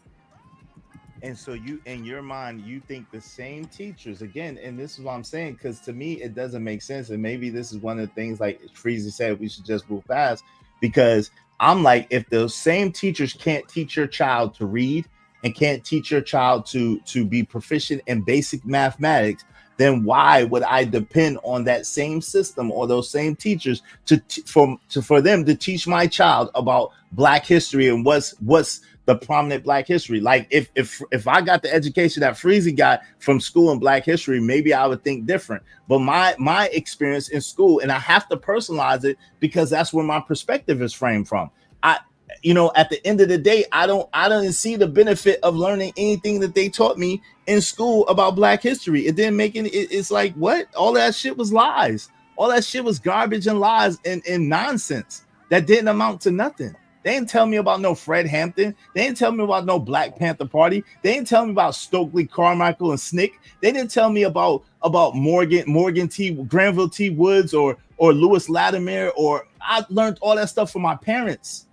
That's what I'm trying to tell you. Like, at the end of the day, I'm not trying to be self-centered. I'm just telling you that my educational experience didn't teach me nothing of value when it came to people that look like me. I got that from my mother and my father. Keep going to myself, and I keep pointing to the children presently who are in school presently and what their situation is, and you keep talking about you. Okay, I won't talk about me. The point that I'm making is that if they are not educating your child in basic math and basic reading, which is universal, why would you accept? And you know it's a system of white supremacy, like Neely Fuller Jr. said. You know it's a system of white supremacy. Why would you rely on them to educate your child on their history? Why would you rely on that? That doesn't make any sense at all.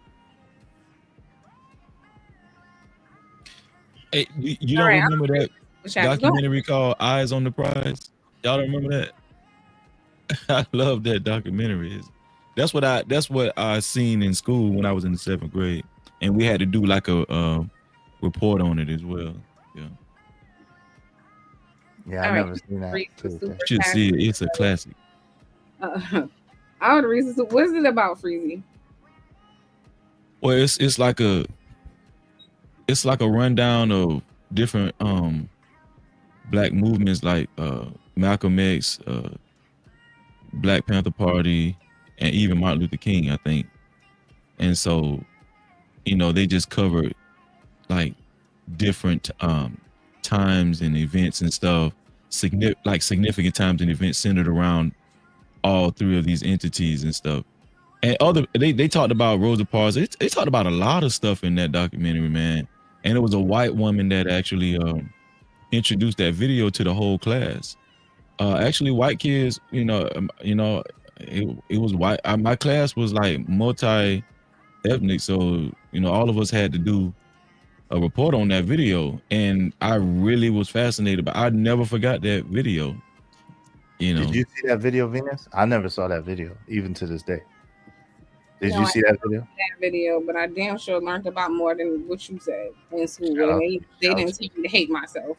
Actually, yeah, I don't know where the hell you went to school. I don't know. Raleigh, North Carolina. I know. That's wild. Yep. And I'm not blaming the school all the way for the kids failing. The parent or the parent is not making the time to do homework and study with their kids, because if they were, so many wouldn't be failing. That's a fact. Which leads me to my point. If they ain't got the time for the most important things, math and reading, where the hell are they gonna get the time for Black history? But this is the thing, Venus, and I think this is where we could agree. They need to. It's very important. Like, the parents should be active in their children's life and should be making sure that their children have knowledge, have wisdom, and understanding. That's the parents' job. It's the school system. It can only do so much. It's on the parents, and that's the real thing. We could agree there. All right. I want to. Just on the concept of self-esteem alone seems like it would be worth it to me. If I was Black, that would be my first concern. And that's just for me hanging out in a lot of these Black communities, right? And I'm starting to notice self-esteem's kind of a problem. Interesting. Interesting. Now, you believe it now, Venus, when the white man says it? I think you missed this point. Say it again, Joshua. So self-esteem being an issue, at least from my perspective, throughout the Black communities that I've been hanging around with in Discords and YouTubes, things like that, right? Maybe it is the case that Black History Month teaches that. I have no clue. I don't know what destroyed it. I don't know what's a detriment to it. I just don't understand why there's a pushback against it. Let me tell you, where they're coming around talking about white people, Black people never invented anything. Black people haven't done anything. Black men haven't created anything. That's where it comes from. Sure. So when it's the case that a parent, a Black parent, I'm sorry, When it's the case that a black parent wants something taught in the school, why can they not do that? Because I can tell you now, from our end, we will get violent as shit, sue a damn school board. Like, there is all-out war against it. We don't get what we want, right?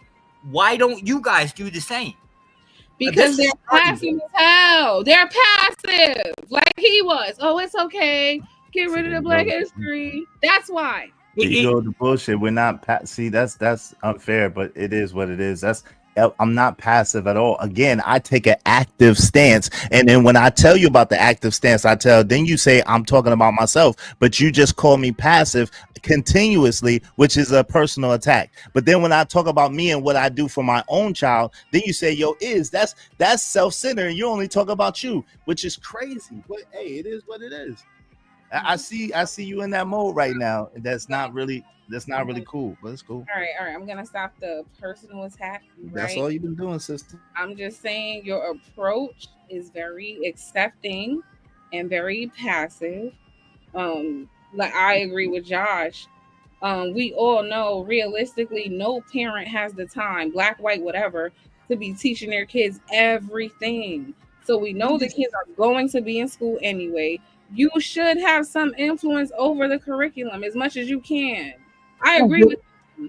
Phoenix, so but I just don't understand why you would be sitting there like, well, it's can okay to hear me? Black history out. Why? That's not what I'm saying, Venus. Can you hear me for a second? That's not what I'm saying. And then we can move past this, okay? Because you've been very insulting to me. I got nothing but love for you. But let me just say this, right? Why are we relying? This is part of our problem. Oh my to me. Listen to me. Hear me with an open mind. Just a second. Israel, we've already established they have to rely. There's not time. No, they don't. Most of these people are single mothers. Okay. Single mothers, most of them. And that's part of the problem. Yo, okay, can we deal with what it is instead of what you think? I understand what you think it should be. I think it should be that too, but it's not. So can we deal with what it is? So what it is that those single mothers that you're talking about need to find a way to educate their children and stop relying on everybody else. The problem is we're not self-reliant, we're not self-sufficient, and we look for everybody to do everything for us when we could do it our goddamn self. That's the answer. If we could do it ourselves, we would be doing it ourselves, Israel. They are okay.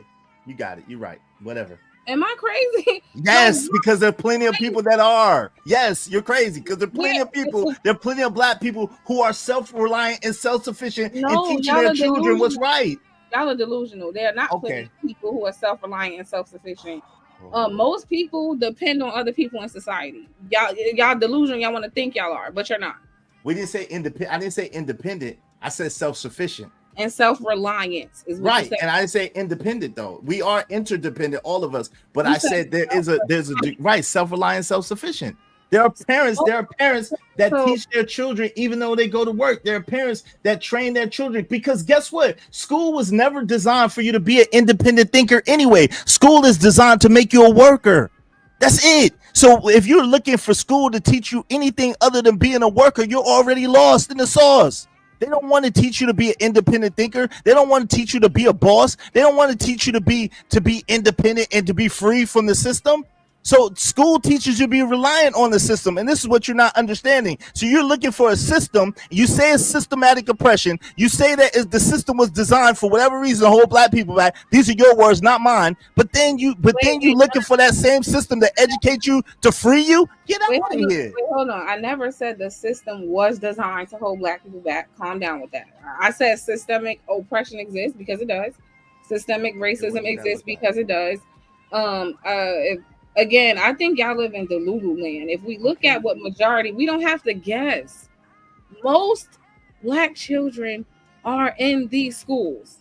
Most black children, according to the statistics at least, live in single parent households. So again, I agree with what you're saying, Israel, that would be great.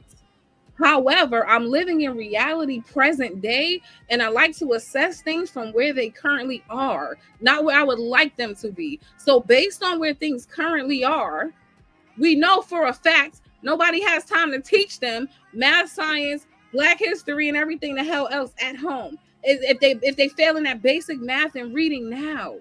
I don't understand what's so difficult to understand. So I hear So what you're yes, saying. I would like if I had a kid in this damn public system, I would absolutely want them teaching some type of Black history. So let Yes, me ask you a teach my question. kids something. What the fuck? They there So all day. Teach them something. okay, so let me ask you a question. So you said that it's partially the parents' responsibility and accountability, right? And then it's partially the school's accountability and responsibility, right? On these children not being able to learn and not having basic math skills or reading skills, correct? Huh? Is that correct? Is okay. So are you saying that the accountability is both on the parents and on the school system about the inefficient reading and math skills of these children? Yes. Okay. Yeah, sure. Well, I don't know. Okay. I can't really blame. I don't know what the teachers, but probably. So you blame the parents then? Yeah. Yeah.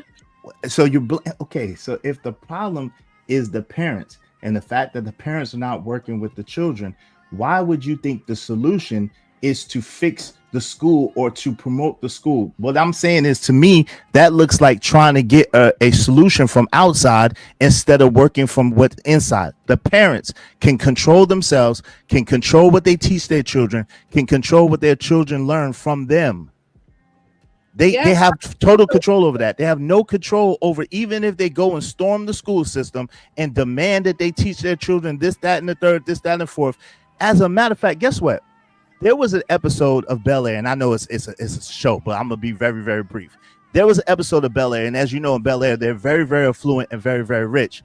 This so-called Black teacher was trying to teach Ashley Black history, and she had books that was not on the school curriculum. So they made a big to-do about it and tried to get it changed, but the teacher got fired. And they would not reinstate her, and it took a whole bunch for her, and I don't even think they reinstated her after all of that because she broke the rules of even teaching them outside of the curriculum so that they could really learn. But what the point that I'm making is that at the end of the day, you have much more control of your household and your own situation than you do of making somebody teach your child anything. Why do we always look outside of ourselves instead of taking accountability and responsibility, instead of doing what's hard and not being lazy? And if we got to stay up all night with our child, make sure we do it with no excuses so that they can learn what they need to learn to be better. Why are we making all these excuses to be mediocre? Excuses. So any parents in the chat, how many hours per week do your kids spend in school? Can somebody answer that question for me? Yes, How I many can, because hours I have a child in school. 7. per week? Oh, per week? 45 hours. So you send your kids somewhere for 45 hours at a time, but somehow it's not right to expect that they come back learning some shit. I'm not, no, that's not. But the point is not even that. The point of school is not for them to really be thinkers anyway. So, but guess what? Guess what? We also, how many times, the better question is, how much time do you have with your kid? And the answer is you have way more time, because there's 24 hours in a day. So technically, if your child spends 8 hours a day in school, then you still have 16 hours that you could dedicate. And let's say you go to work and you work 8 hours. There's still 8 hours that you could dedicate to their child. Where there's a will, there's a way. What are they in school? So according And to they you, don't go to school on the weekend. what should they be in school? What should be happening while they're spending 8 hours a day at this institution? Since we shouldn't rely, like you said, we shouldn't make excuses and we shouldn't rely on the system, but we should still send our kids into this system 8 hours a day, but expect absolutely nothing. That doesn't make any sense.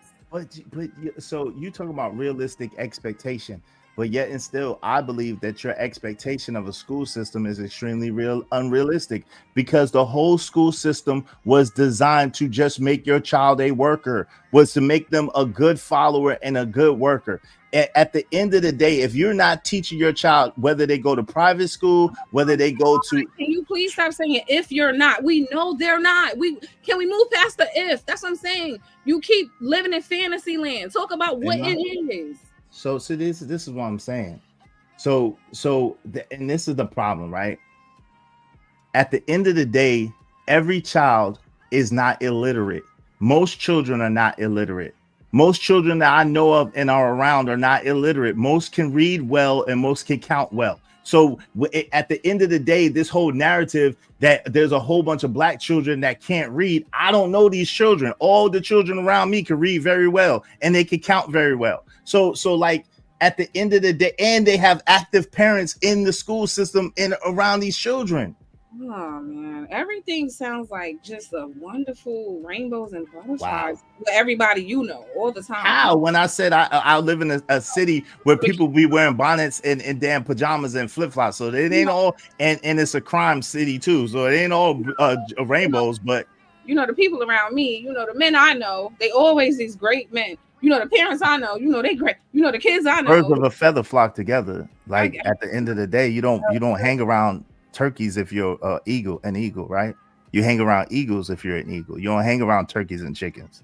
Okay, let me read my super chats. I can't do it. Rain down, Lord, peace, let your love fall and just rain, Lord, please, just rain down, Lord, peace, let your love shower us, just rain, Lord, please. Rain, Lord, rain, Lord, rain, Lord, rain, Lord, rain down, Lord, rain, we need it, rain, Lord, rain down, Lord, rain, we need it, I make it rain down, Lord, rain, we need it, I make it rain, Lord.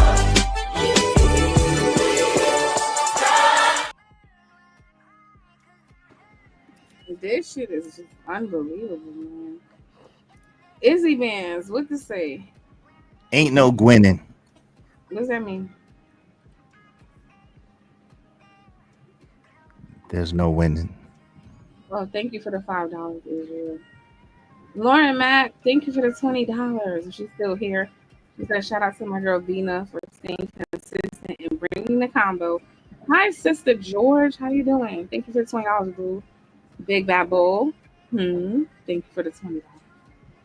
Gotta watch you. I don't know if we're cool today or not. C. Rich, thank you for the $5. It says, shout out to you, Venus. Freezy, you a child of the Most High. You stand on business, my brother. Salute, C. Rich. Salute, boy. Yeah, Money Mongrel is the bigotry of low expectation, and it's crazy. But I'll be ostracized. But 2 years from now, you'll recognize what I'm saying, and you'll be like, damn, because I'm vibrating on a different level. Like what we're talking about is why we can't when we can. Like, and that's what I'm saying all the time. When you try to tell black people that there's a bigger way, that there's a better way, that there's people that's doing it, they want to have no, but I'm telling you, the people in the hood, people can't read. This is why we never elevate, because we're always looking at the lowest of us instead of at the highest of us, instead of at the best of us, instead of at the brightest of us. We always have an excuse and a reason why we can't. You're telling me, Venus, why a single mom can't teach her child? If that's the reality. She can't teach her child. Yes, she can. She chooses not to. She can. She had the baby, so she can teach the baby. And there shouldn't be no single moms like that. But if there are, she needs to take accountability and responsibility and teach her child and train her child in the way that they should go, so they should not depart. It doesn't say schools train up your child so they should not depart. It says parents train up your child in the way that they should go so they should not depart. That's the responsibility of a parent, not of a school or a school system. Are you done? So why you didn't just teach your kids everything? Why'd you send them to school, Israel? Yo, Venus, I did teach my kids. Oh, because people send you to school, right? I did teach my kids. Did teach my kids. At the same time, you go to jail. I don't know if you know this, but in America, in modern times, if your child misses too many days out of school, you can get incarcerated for that. So you have to take your kids to school or do homeschooling with them or something. So guess what? And my children graduated, oh lordy, both of them. So yeah, I did train them, and they did go to school. They played the school game, and they played the school game to win, so they could do whatever they wanted to do, not whatever they had to do. So this is the bullshit I don't like. So this is why I feel like most of y'all are delusional. Just because somebody is assessing a thing simply for what it is in its current state does not mean they have low expectations. It's called living in reality. When you say things like, you don't want to look at the best of us and the bright of us and the yellow bus. Nobody said we can't look at the best of us and the bright of us. But what is that? Okay, who's the smartest black person you could think of? Let's name them. Whoever that is. What the hell does that have to do with these single parents right now who are having a hard time raising their kids right now? What the hell does the brightest person have to do with that? But this is the thing, Venus. So you're saying that.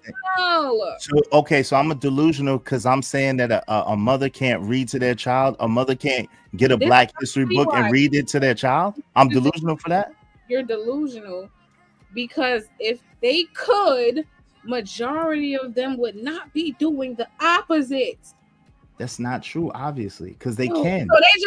so they just want their kids to fail. They just say fuck it, let them fail. They just want that. Are you serious right now? If they, so you telling me that you honestly believe that a mother, if she works 8 hours a day, that she can't take time with her child and read to her child or teach her child nothing? Is that what you're honestly saying? Do you not understand that teaching several subjects it's a skill set? There's a developed curriculum that means that usually people go by, right? And then they also have the skill set of knowing how to teach, right? Wow.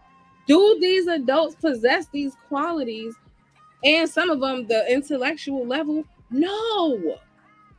Okay. What is happening? But obviously, but if the crazy thing is, if they're going to school and if they're getting low grades in math and they're getting low grades in English, obviously then that has to be the fault of the teachers as well, right? So you can't have it both ways in your scenario. Either the teachers are not teaching them the way they need to be taught, or the parents are not doing what they're supposed to do, and that is adding to the fact that the children are not getting the grades or not getting the learning that they need. So either way, it should be on the parent to make sure that their child gets what they need out of school. That's the responsibility of the parent. Ain't no way. Freezy, do you have anything? I just oh my god. What's so crazy about what I don't know get mine. Can't hear you, Freezy. Can you hear me now?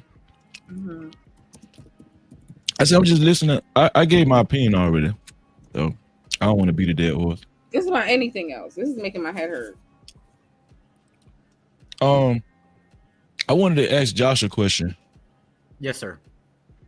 Josh, I know this is probably left field, but you know the Carmelo Anthony and Austin Metcalf case is very controversial. You're familiar with that, right? Not familiar with it. No. You're not familiar. Okay.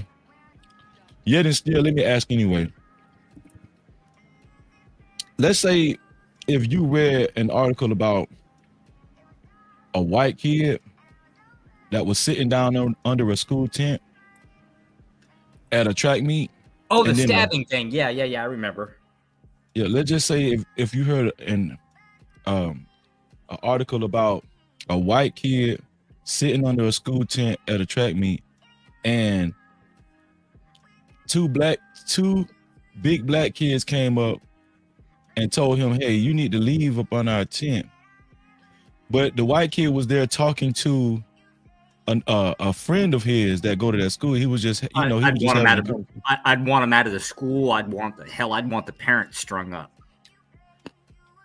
Your kid stick my kid. We got to have problems, right? We have to have conflict. Period. Strung up. Well, I'm saying what I'm. Oh what yeah, I'm yeah. I don't. I'm not. Let me finish my point. Let me finish my point. What I'm asking you is, if the white kid was minding his business and he was talking to a friend at that school, he was just talking, and then the two black kids walked up to him that had a sizable difference, bigger than him, and started manhandling him and started threatening him And the white kid said, "Hey, if you put your hands on me again, I know something." And then they kept trying to threaten him, and then they kept putting his hands on him. And the white kid reached for a utility knife to defend himself, and stuck one of the black kids one time and ran.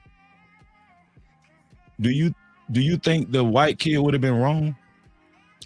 If the so like there was a bully, you have to explain. There's a bully situation. Somebody picked out a knife and then stuck the other kid and then ran. If the white kid was getting bullied by two brawny black kids, and he was just minding his damn business. He was just minding his business, talking to a friend that goes to the school the same black kids go to. Yeah, and the two black kids walked up to him and started manhandling him. I'd absolutely want the black kid strung up, burnt at the stake, and I wouldn't be satisfied with that. I'd also want to go after the parents. Oh, okay. Oh, there you go.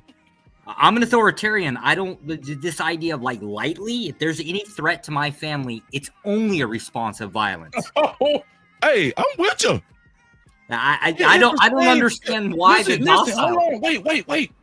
It's a shame that I have more in common with you than some of these black coons. Can you do me a favor, please, Freezy? Huh? I have a disorder called misophonia. And listening to people chew. Oh, my bad. Yeah. Drives me absolutely crazy. It's really a diagnosis. So thank you so much. I appreciate you. But that was the question I asked, and he answered it. I didn't coerce him. He actually put a lot of passion in his answer. That's it. I don't know how any parent would not put. When you're talking about your own kids, your own family, if you're not violent, I don't know why you have a family. I don't know why you would have a home and not fight for it. To me, none of that stuff makes any sense. You got a home, you're going to end up having a school board. I don't understand not being involved with that. If something's going on at school you disagree with, as a parent, you're supposed to be up there. I don't understand the idea of toleration. Just bothers the hell out of me. I might clip it. You don't mind if I clip this up? You clip me, you quote me. I'll say it again. Doesn't matter to me. No, because here's the thing. You said it so matter-of-factly, without hesitation. And I'm going to be honest with you. Like, I love it. I love it. I don't think you said anything wrong. That's what I'm telling you. Well, from what I can see, and again, I'm saying this here, it's just from the outside perception looking in. It appears to me that most of the black people that I generally talk to, at least in the terms of debates or political discussion, care more about reputation than their own. I'm going to call it survivalism. Oh my God! Oh my God! Where is it?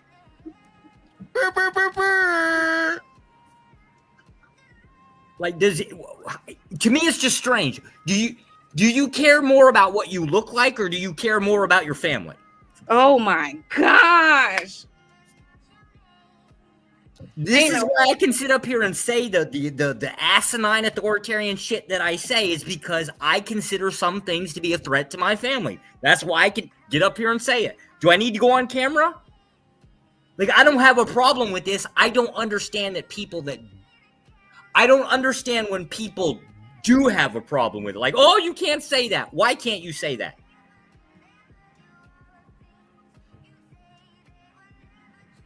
I ran around with Hamp for years, right? Hamp openly says, I want people that look like me to benefit from the political system. What the hell is wrong with that?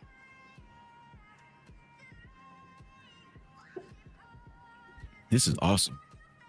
This is better than awesome. This is kind of like, damn. Cool. Yeah, this is great. Listen. And guess what? He's MAGA. He's a Christian nationalist. Are you listening? I feel like that just went over so many people's heads because the chat ain't shocked enough. Can What you he highlight? said Can you was highlight? black people seem to care more about your reputation than your own self-preservation. That's what he said. That's how y'all look to people outside of you. That's how y'all look to those of us who say the coon word, and that's how y'all look to white people. Just so you understand. I don't think they understand what he just said. Can somebody highlight Greg's chat here? I actually think he's got like it's a good idea actually. It's a decent part of a discussion. Greg can't say that last name. That one's so here, let me say this out. Anybody that has any influence on my children or my spouse or my parents or my cousins, right? Or okay, so we're white. Our cousins, we don't give a shit, right? But anybody that has any type of influence is deemed a threat if I don't agree with it, by definition. It might be a moving target like the LGBT movement, right? Within our school or within my small town, and I mean tiny town, right? That's a threat. We got that shit up out of our school system. You cannot be gay in our town. If we find you, we run you out. What we consider to be a threat. Like, if you think that a threat is just somebody kicking in my door, you're crazy. Anybody that has an influence. As a parent, I want to say what gets taught to my children. As a spouse, I care who the hell has anything to do with my wife. As an association, as a friend, whatever the hell it is, I care. I don't understand people that don't. We don't either. That's the whole thing. We don't either. I'm right there with you, Josh. Joshua, remember when you asked me, like, I don't understand all of the division in the black community? What you just said. I don't understand it either. I don't understand who care more about reputation than their own fucking people. Same way you don't understand. I don't understand that shit either. You see how you said, I don't give a fuck about my reputation. I'll do whatever I need to. Makes sense for everybody to be like that about their own, but for some reason, this shit is weird. This is what I want to know, Venus. How is that even wrong? It's nothing wrong with what he said. That's what I be trying to figure out. Like, that concept is an ancient concept. Tribalism. They doing that in foreign lands right now. I don't know, man. The West done messed a lot of these people up, man. I'm telling you. You know. Why you so churlish weird? Right? Like, if I was a black guy and I was having these discussions in the community, I wouldn't actually openly talk about this concept with, people outside of me. I'm here because I was requested to be here. It's just an honest conversation. I asked him to come here because I understood this conversation would go how it's going, which is an outside perspective, an outside view, but not really, right? Because you are Republican, right? Yes, yeah, I'm staunch Republican. Republican. You consider yourself conservative? No, I consider conservative. I'm actually far right. I'm what they call a far right extremist. I look at conservative as moderates. They just sit around and talk. Probably their job, right? I just consider them to be weak. Okay, so because he's a Republican, we found that a lot of the people who are currently black and Republican, tend to take on some ideologies that I didn't think they truly fully understood, right? Things that can be harmful to the group, right? But when we try to tell them these things, they don't listen. So I invited him here so we can just get his raw, unfiltered thoughts. And that's why he's here, because he validating the hell out of me and Freezy. I don't know about anybody else, and Sean was here earlier. Things we've been saying. So that's why he's here. Israel, Yes, how are you? I'm well, quite well actually. How about yourself? Hey, are we still friends? Listen, yeah, like yo, I know how you are. I ain't tripping off you. I told you earlier. I know how you are, yo. I don't, yo. If it take that to make me like so like wishy washy, that's crazy. Like I stand on what I stand on. You stand on what you stand on. It's all good. But I do think that you should be a little bit more tolerable of other people's viewpoints, and then at least look at it before you be so adamantly opposed to, if that makes sense, just because it doesn't sound like something that you think or feel. But we good. I will accept that criticism and do better. Okay. It's much love. We good. So I wanted to know, what do you, or do you have anything or any thoughts about anything Josh said? I mean, I feel the exact same way. I feel the exact same way. Like I've told people this from the beginning of when I came on YouTube. And people was like, "Oh, you're a violent black man." I was like, "Yeah, like if you come against my family or you come against my people that I love, then I will take no stake at taking you down. Period." Now, words, nah, not so much. I'm not tripping off of words because I know people say a whole bunch of shit that they don't really mean. If you agree with him, one of his things was, I'm heavily invested in what, like, we're heavily invested in what the schools teach our kids, and we will do what we need to do to have our influence in the school. So that Right. was one of the things too. What he's also not telling you, that's true, and I am, but you said don't bring about myself personally. I absolutely am. I could show you a text message right now where the school board just sent a text about my son. But at the end of the day, what he's also not saying, or I think he may have mentioned it earlier, is he's heavily involved with his children. Are you involved with your children's education at home too, Josh? Yeah, well, so like I live on the other side of the planet currently. I haven't seen my wife and kid in like 8-9 months. But when you That- are at yeah, home. yeah. I am very pushy about it. Okay, now let me ask you a question, Josh. This is interesting. So shout out to you, Venus. So being that your wife is at home for 8 months by herself, is your wife, even though she has to take the kids to school and she has to do whatever, is your wife heavily involved in your children's education? Yes, and unfortunately, my wife is Asian, right? So she's pushing a different agenda than I am. So there is Okay. there is conflict at home. But does she work? Does your wife work? Yes, yeah. She likes her job apparently, right? Okay, she likes a full-time job. She works a full-time job. Yes. And she still finds time to educate your child and teach your child what she wants them to know. There is nothing outside the family. I absolutely have no toleration for that shit. If it ain't about the family, it don't happen. I don't even go. I don't even go anywhere that I can't take my kid.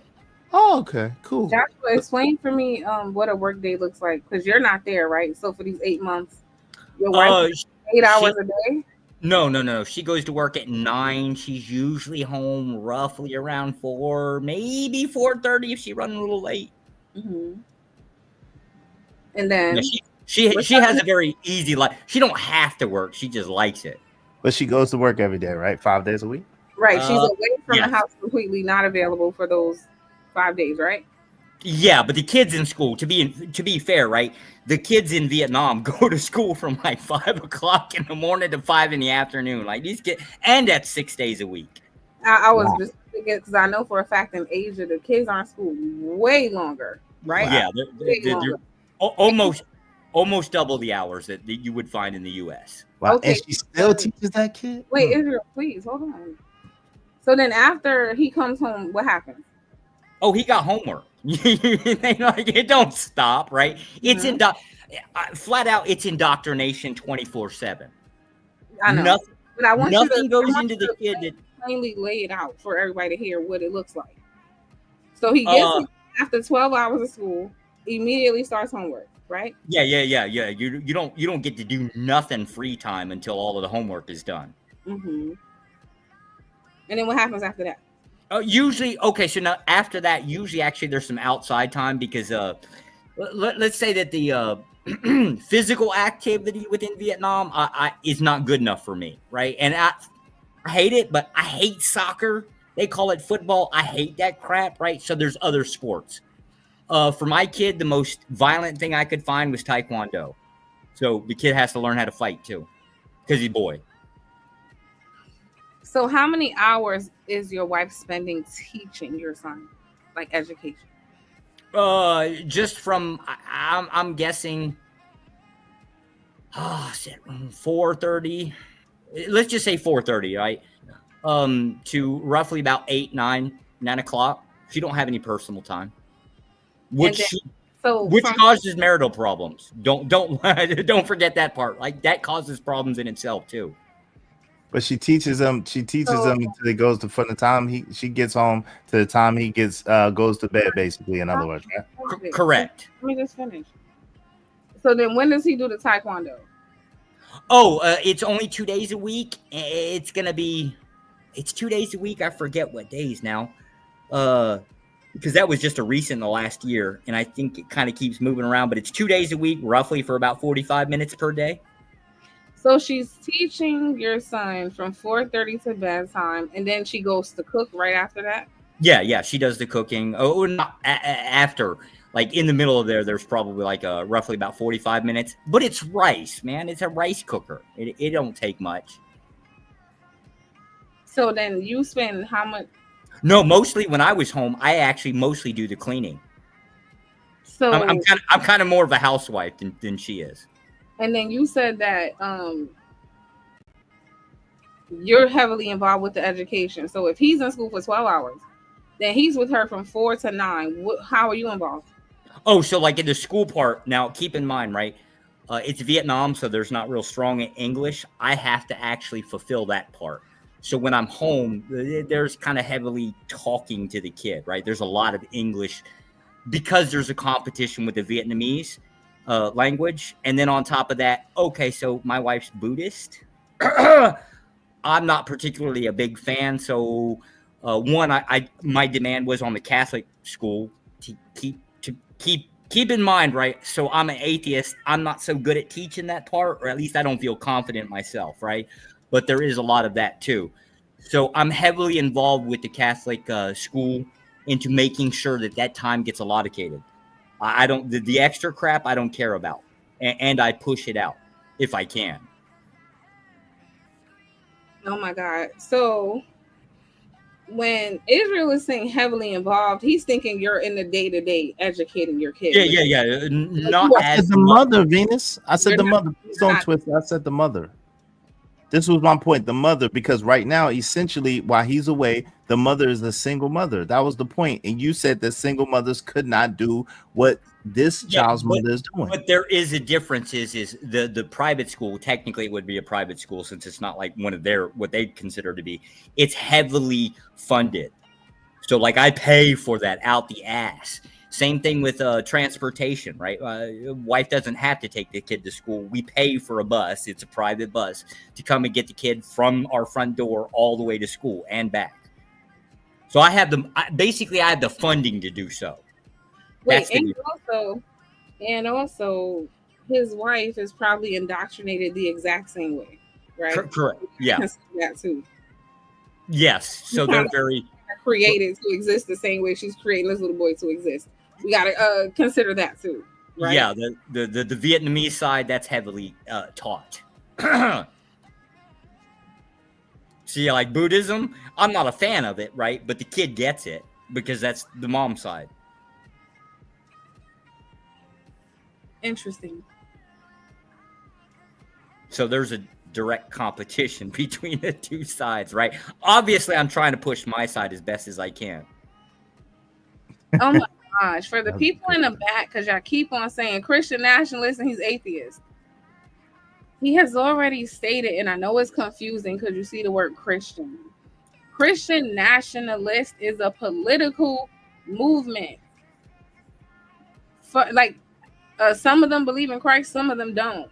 When you hear those two words together, it's not the Christianity. It's not what you think.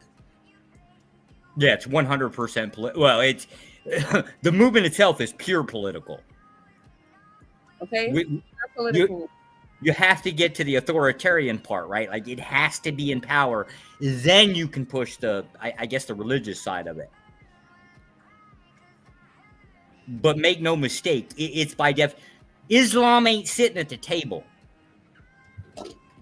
Buddhism ain't sitting at the table. Whatever the yoga bullshit, that's not at the table. It's not going to be allowed. I'm going to say this again. Pluralism. We are very anti-pluralism. There is no shared power.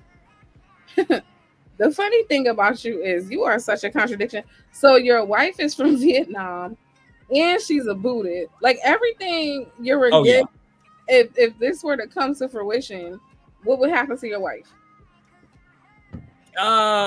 She's pretty much going to obey Christian rule, or she'd get the fuck out. Damn.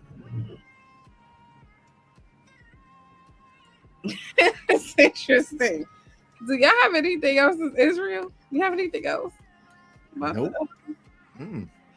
I rest my case though.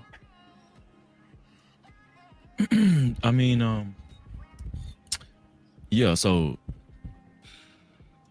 like even with him having a Vietnamese wife, I don't think that kind of has any bearing on, you know, his belief system or ideology. Yeah, I'm atheist. Yeah. And then he said he doesn't live with her either. He's like, What? would To you be say like fair, eight, 9 hours away or something like that? Yeah, so for the first 7 years, I was with my wife and my kid like constantly. It was just I got reposted recently to China, so I was gone for 6 months then, and I ended up coming back stateside, having to deal with crap here, right? That's why the time difference. It ain't got anything to do with that this is a routine thing, because it's not. It's just this is where I got. This is just the situation I am in recently. Damn. He an absent father. That's funny. It's like basically, it's like basically saying an oil rig worker who's gone like 45 to 90 days at a time, being an absent father. You go to work, you do what you got to do for a job. It is what it is. No, I know they just. The chat is just always gonna find a way to make some shit a joke. I can't do. Actually, but have nothing else. I had a few more questions, and then we could go. We ain't gotta be here all night. I'm sleepy. Okay, I had to go to work. Okay, I was interested in like tactics, like strategies and tactics. Like when you talked about, oh, we'll get your house inspection failed, or we'll get your loan compromised. I wanted you to talk some more about the tactics, if you don't mind. Like just any you could think of. And again, this is all straight out of the playbook from Project 2025. One of the, let's see here, I want to say, I think one of the next big pushes is for, well, we talked about Schedule F. Schedule F is like packing the branches. Another one is digital surveillance. That's a pretty nasty one. So like, imagine you got like all of these auditors running around with phones, right? And they're watching the cops, right? But now your digital footprint within your phone is a tracking mechanism in itself. Like you basically have a GPS in your pocket constantly announcing where you're at. That information is pretty much centralized within the federal government. And forget by all means, please think you're going to take out your damn cell card or power it down, right? That's not how those work. So the idea of tracing, digital tracing, matter of fact, we've been practicing it with State Department and the idea of visas, right? Now within the State Department, when they go screening for part of your visa application, right, they do background checks just within your Facebook. Say the wrong thing in Facebook and see how that works. And if you think we're just doing it to just like basic visa applications, they're doing it straight up within the U.S. citizens. Okay, but what would be when you say what would be the purpose? Like, okay, if you say something wrong on your Facebook, what happens? Oh, well, again, basically okay, so like the example of all of these people that were on their Facebook talking about, well, fuck Charlie Kirk, right? Let him die, right? You notice they all lost their jobs and how easy it was to find them. Oh, yep. That's a fact. It's because we give away our information left and right. now we're just basically making it part of, government access. Mm. Oh, that's a good point. Wi-Fi can 3D map your layout. There's floor robots that actually, they also have a Wi-Fi connection. Yes, you're we just give this shit away. All because I want my floor cleaned and I don't want to mop it. And the government makes no bones about tracking it, right? Like, they tell you this is the thing they do. And so I understand you're talking like on Project 2025 level. I think all of us need to, if everybody should read it. I really appreciate, because some of this is new to me. I didn't know. I can't speak for everybody. But when I guess I want to ask you on like a more local level, like what you were talking about. Small like town. in the concept of controlling your town? That's one of the things, yeah. Okay, so like pretty much within the school board, we get to dictate, what the curriculum is. I don't understand why parents would like not get involved, but that was another one. The housing access. Right now, the big push was homosexuality. We wanted no part of that in our town. And so the tactics we did was, again, home inspection was the tool that we used. Let's see here. I don't know what other tactics there are. Like off the top. I'm just thinking of the stuff that we used. Yeah. Because it's one of the things that we actually teach people. You don't want this crap in your town? Here's legal ways of doing it. Well, you talked about like the loan system too, bank loan system and all that. So yeah, the home inspection is a way of crashing out the home. And so like you can't, right now within our town, we don't have any access to banking to be able to control that. But banks have requirements that we do, like a home inspection. Okay, gotcha. Yeah. There's always multiple parts to it. You fail the home inspection. Correct. And which automatically, because that's a requirement within a bank loan, that's one way of dealing with it. Wow. I've seen so many people talk about like home ownership and being discriminated against. And I've seen so many other Black people be like, oh, this ain't 1965. This is just crazy. Like, oh my goodness. Thank you, Tequila. I got your Cash App. I appreciate you. And thank you to the anonymous person. I appreciate you too. That is a funny comment you wrote. I'm sorry. Go ahead, y'all. I'll be right back. I mean, Izzy, you got something? Izzy, you got any questions you want to answer? No, go ahead. You got it. I mean, he basically covered a lot of things that I wanted to ask. I'm gonna drop the link real quick, y'all, because it seems like we getting to the end. I just wanted to be able, and Josh, I'm sure we'll be able to talk again, right? Sure, yeah. I told you anytime you need me, come holler. You know how to contact me, so. Venus. Yes.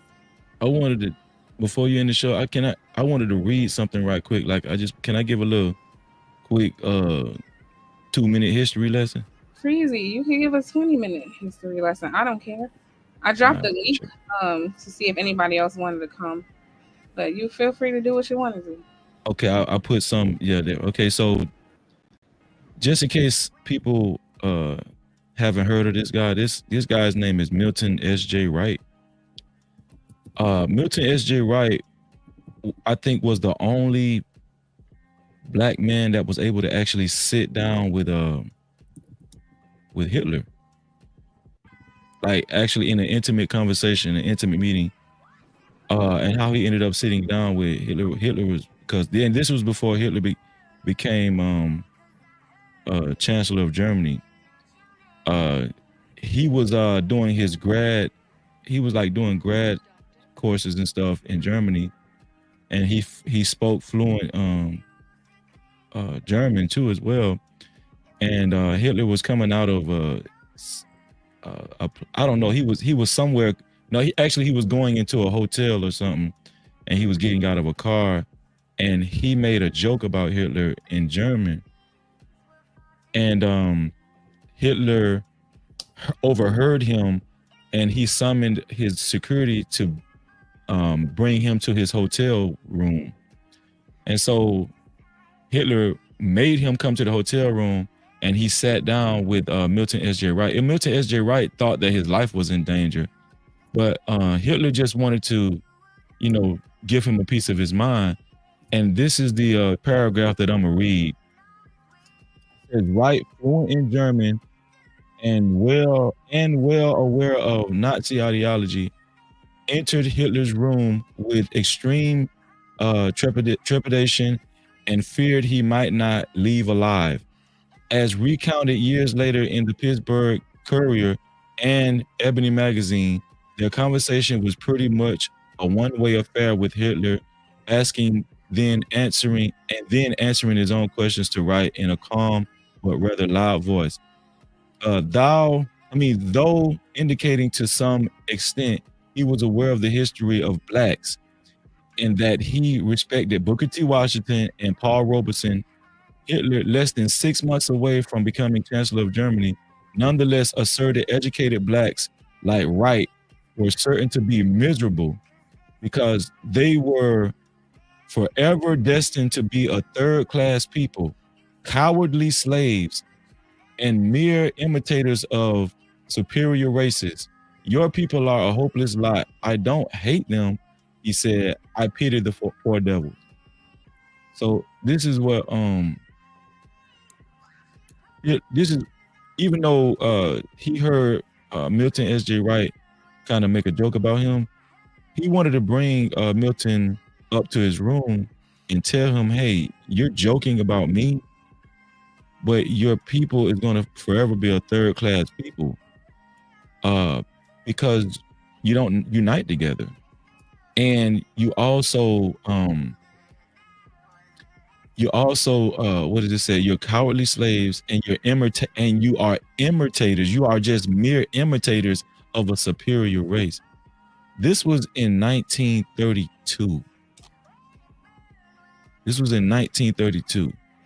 And people can look at what he said as defamatory, but I just want everybody to know he also included, I don't hate y'all. I'm just telling you the truth. You're going to be forever a third class. And he was telling Milton S.J. Wright what it takes to not be a third class people. I think that Donald Trump knows this. I think Christian nationalists knows this. I think Christian ethnos nationalists knows this. I think Josh knows this. I think Asians know this. Only people I think don't really get it are black people. And I just wanted to say that. And people like Anton, because I've been watching his comments the whole chat, right? Anton, my forever long op. You know what I've come to understand? These people are like a man who cheated on you, and then you catch him cheating on you, and he's going to deny that shit until he can't deny it no more. I think these people are just ashamed. You know what I'm saying? Like they to acknowledge what Josh is saying or what you're saying is true would have to be acknowledging that you're weak, okay? And maybe you're not what you think you are. And that's a very hard thing for people to admit to themselves. So they have to cling on to their denial because it protects their ego. It's just that. Because there's no way these things are clearly shown in front of their face, said to them, spelled out, evidence, debunking bullshit, approached from 25 different ways. And this level of denial, I have to understand, is a choice. And it's a choice to protect one's ego because they can't admit to themselves, no, I don't know who is it. And it's not solely about Anton. I see this with a lot of different people. Like Hood Conservative does it too. They just can't acknowledge like the truth because that would be acknowledging some type of flaw within self. And they just can't do it. Like you ever met somebody who just can't take responsibility for anything? Those are these men. I forgot Anton Churchill was a He was a character Hey, off what's of going on, Venus? No Country for Old Men. Remember that movie? Remember the movie No Country for Old Men? It was an award-winning movie. Nobody seen that movie? I have seen it, but I just can't remember. Yeah, he was a character on. I think it was the white guy. Yeah, he was a hitman. He was a psychopathic hitman. Yeah. So he's just he that ain't even his real name. Whoever this troll is, I mean, We know that.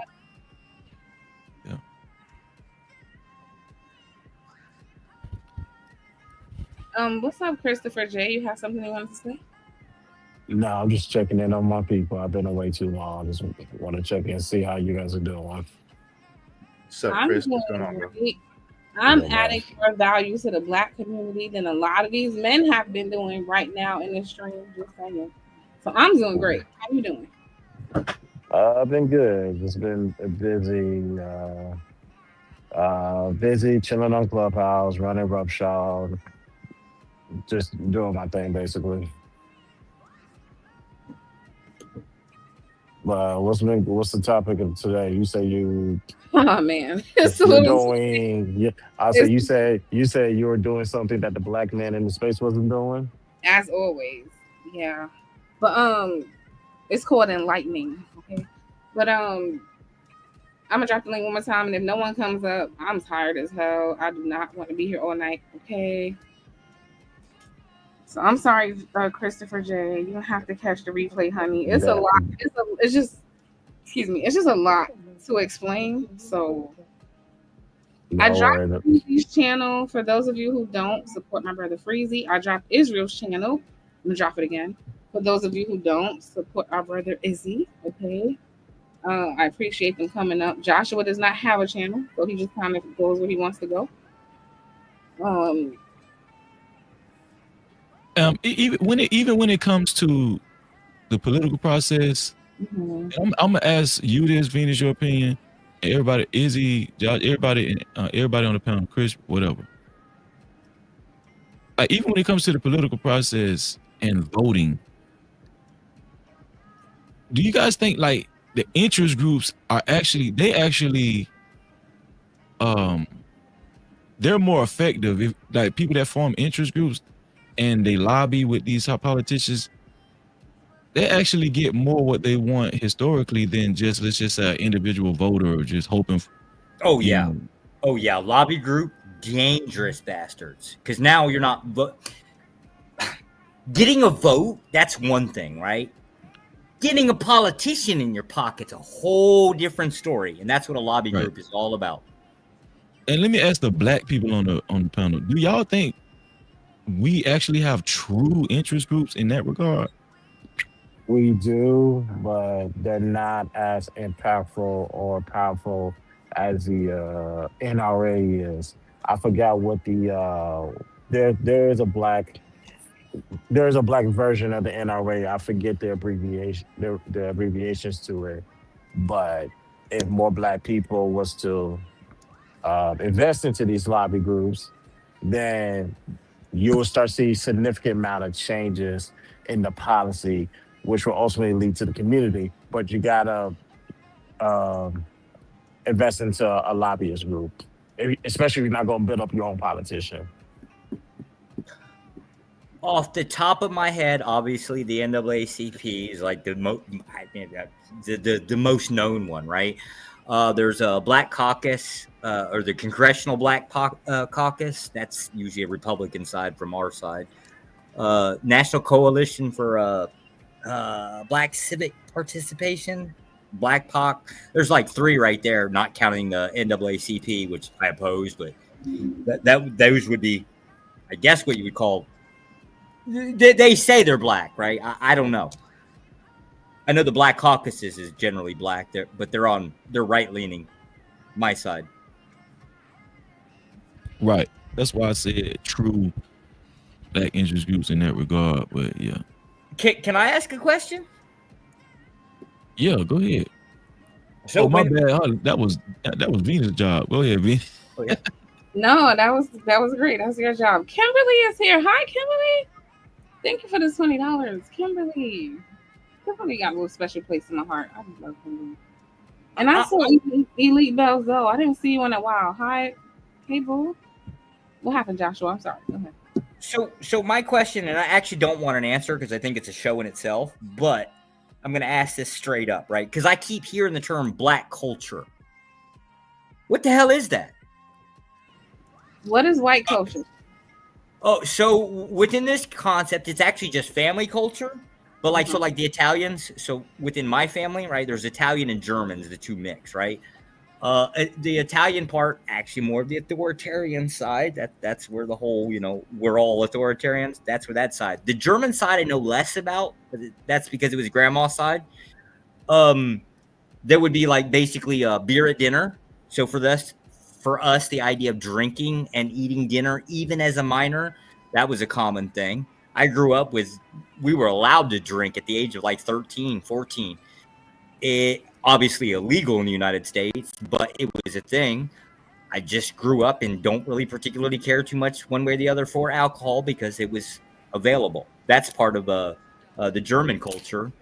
The Italian culture definitely very fascist, authoritarian leaning, right? But that would be like white culture from what we say. So we basically boil it down to family culture. What do you guys boil it down to? It varies, but you could say our culture lineage goes to Africa. It can go to the Caribbeans. Although we have some Native Americans who do identify themselves as black, I'm not confirming or denying that to be the case. It's just multiple. Um, just in the diaspora, anything that's tied Okay. to melanin is culture. Basically, I'm not Oh, excuse me. that. I'm sorry. I gotta stop. I'm sorry, John. I'm sorry, Chris. I'm sorry. Uh, Black culture is not what the diaspora considers culture.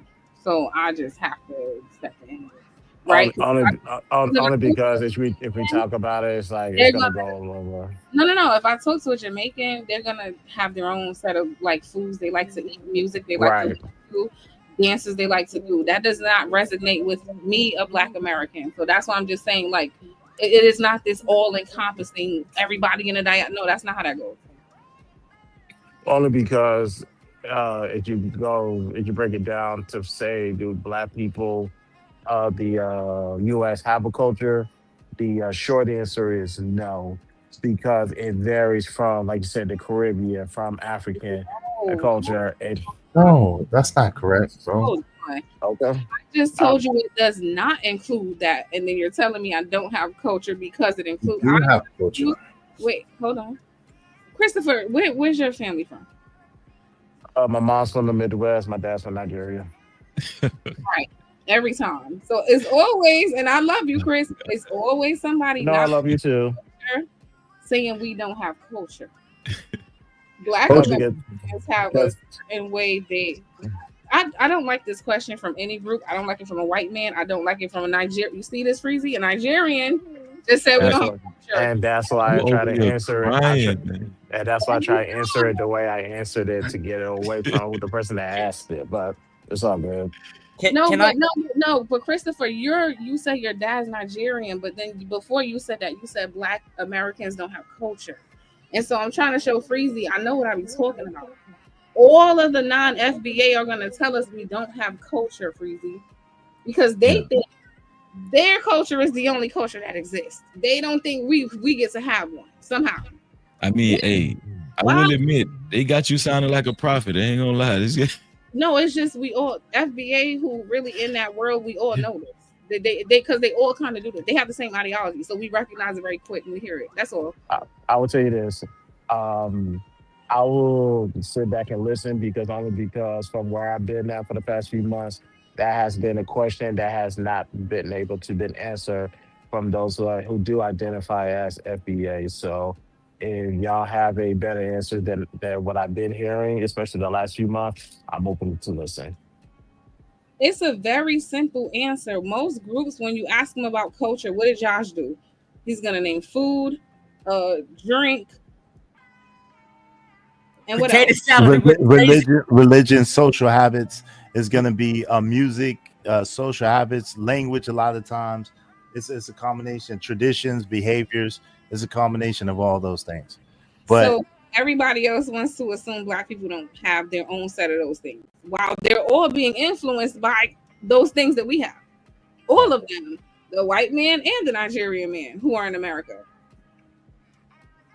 So I personally, I don't even like answering that question. I ain't gonna lie to you. I don't like to. Because what I've seen is, Okay. I'll tell you why. What I've seen is what the next thing you say, Israel, let's say you name the music, you name the food, you name the fashion, you name everything, you know the next thing they're gonna do? They're gonna denigrate it. They're gonna say, oh, that's that ghetto shit. Oh, that's that. They're gonna turn it negative. That's why I mean, I blame FBA for not answering that question. I don't like I was answering that question. I would say not me because some of the answers that I have heard has been challenged by those of FBA themselves. So I just sit back and I say, the search continues. So that's why I said I'm gonna sit back and whatever answers y'all come up with, I'm pretty sure it's gonna be a lot better than what I heard in the last few months. It's exactly the same thing for everybody else. It's music, it's food, it's customs, it's values. Right. It's Soul fashion. food is an example, a prime example. Nah, And actually, I like to keep it vague. I'm sorry. Wait, hold on. There's Okay. somebody. Because I know what happens when you give an answer. This is a trick question to all the FBA listening. No matter what you say, they're going to disqualify your answer. That's why FBA be giving y'all to run around and don't want to answer you. I'm just gonna be honest. Vapors, you have something you want to say? Yeah, it isn't actually difficult to answer what type of culture or what is black culture in America. It's simply American culture. And this is an issue with America in general. Culture is state by state. Like the way the country was founded, each state is essentially like its own little insular country, well, so to speak. They have their own little cultures. They have their own specific foods, and they have their own specific interests and even political leanings and it tends to go. So it varies state by state. But you could argue, for the sake of argument, you could say that just everything that's going on in America is like American culture. And then you can break it down further by region. Majority of black people in the nation, they live in the South. I've always lived mostly in the South. So you can go even further to say that black American culture is just Southern culture. There's a lot of customs and things that black people do, specifically in the South. Is a lot of stuff that other white people were doing at the time. It was kind of our reference for what we had because that's what we were all around. Soul food, yes, soul food is just the same food that any poor white person would be eating. They like that both groups of people were broke. They would eat the same shit. Nope. Yes, they. Oh, Yes, What they about the would. seasoning? Come on, Yes, man. they Y'all would. ain't- Yes, man. yes, they That's not would. true. We all know Yes, white they people don't put no would. seasoning Wait, in hold their on. Are you food. so are you going to tell me the diet of a white person who makes the same amount as a tenant farmer or a sharecropper? If he makes the same amount of sharecropper, you think they're going to not be eating the same food? Like they can only afford the same food. Come on, soul food it said the key word is soul for a reason. But anyway, like, come on, Well, man. soul food is a big. Come Soul on, food is man. tied to Christianity because it's a big dinner at Sunday because he used to eat on Sundays as Not a everybody's. celebration. That's not Not only it. everybody's. That's not it. That's not it. And I'm a Yes, it Christian. is. And I'm a Yes, it Christian. And is. I'm a Christian. That's not it. Come That's on, not That man. only is it. Just literally it. That is literally it. You're not going to sit here and tell me that is bro. it. You You can don't, just look bro. at Hold church on, wait, history. stop, bro. You You can don't know look at what you. church history. Stop. You don't know what you're talking about, bro. Yes, I do know what I'm talking No, about. you Look at don't, church bro. history. Bro, first of all, Look up Oh, church. goodness. You need to learn church history. Okay, Okay. wait. All right. Vapor, hold on, Vapor. You said you had to say who wants to dispute. Go ahead, This is why I don't answer this question. PJ, Excuse me, I y'all was just asking seen, the same thing. I'm you, sorry. y'all just seen it in real time. You give an answer, they're going to devalue it and tell you no, it's American code. There is no. Don't answer that I'm shit. not. Don't answer that I'm not question. devaluing it. Well, like You're you're talking about Black Americans. Their culture's American. Because I never heard that question answered before in my life. I don't know what to do. Freezy is trying to. I'm tired of trying to talk over people. I really don't care who it is. I will fucking drop I you. did say that it I was probably just- shouldn't be answered. Hold on, Joshua. So, You understand no matter what you say, it's going to turn into an argument because people do not respect Black Americans. That's why I don't indulge them by answering that question. If you don't know, it's not, that means this is my answer. If you don't know what black culture is, then you ain't black. I don't need to talk to you about it. Because don't nobody need to explain it to me. Do I need to explain it to you, Freezy? No, of course not. Do I need to explain it to you, Izzy? Of course not. That's my point. So anybody asking that question, we know what it is. It's our culture. We don't have to explain it to you. We don't have to defend it to you. If you have to ask that question, that means it is not yours. That's what that means. Well, obviously. Well, he was just inquiring though. That's what's wrong with just learning. What? No. There was definitely a reason for that question, and no, it was. Hold on. Outside of Joshua, because he ain't in this. Most of you, when you come with that, what is black culture? I know where y'all coming from with that. That's why I'm not with it. I'm not entertaining that shit. But y'all can go ahead. He's saying he had an agenda by asking it. Go ahead. What was your agenda, Josh, by asking? So every time I have a conversation within usually black communities, right, the term gets thrown out there, and the more I think about it, is like, do you guys generally does the black community generally agree on what it is? That's really what I was asking about. Yes. Those that know, yes. This is why we have to delineate the FBA. That's who, when we say black, that's what we mean. Foundational Black Americans, we are well aware of what our culture is. The black people that you will hear say we don't have culture, like I just asked Joshua, and he said it's Dash from Nigeria. If you get into their lineage, you're going to always see their culture does not completely translate back here historically like ours does. That's why they think we don't have culture. They're not from our culture. Yeah, Can I say this? I wouldn't say any group of people have no culture. Stop, bro. You done said enough anyway. This is what I'll say. I want to say this. First of all, just the mere word soul is tied to only black culture. Bars. The word soul is tied to black culture. The word soul is written in the Torah. Stop. What are you talking about? Okay. Stop it, bro. Stop, bro. Oh no, I can't hear it. I can hear it. Izzy, I can hear Freezy. I can't hear. I can hear Josh. I can't hear Beatles at all. You can't hear me? Mic check. Vapor, can you, when they're finished talking, they'll let you talk. Please stop talking over them every time you disagree. Please stop doing it. Go ahead, Freezy. Yeah. So the reason why that's so significant is because a lot of that question always baffles me, because there unequivocally has to be a black culture, because damn near every other race in the Western Hemisphere, well, now across the globe, has tried to mimic it. Bars. So it's just crazy. That's crazy. And then this man even tried to break down soul food. You don't even know what the hell you talking about. First of all, soul food originated in the South, right? And if you know anything about, this is why we can't forget about slavery, because a lot of those white masters and stuff with their white wives, guess who they had cooking for them? Right. So you don't know what the hell you talking about, bro. You coming up and trying to mesh black culture with no, we can have our own shit too. Tired of you black coons. Go ahead, Japinas. Wait, Vapor's black? Yes, you know he's black light. You know that. Come on, man. That's what got the chip. I've been going from. Wow, he's black light. That's what got the No, it's literally Donkey Kong from the Donkey Kong cartoon. This has been my avatar forever. No, I'm just saying, but I mean, come on, fam. This is cool. But, wow. Yeah. Come It has nothing to do with that. This has been my avatar for years. I got you, but is Donkey Kong a monkey? No. He's not?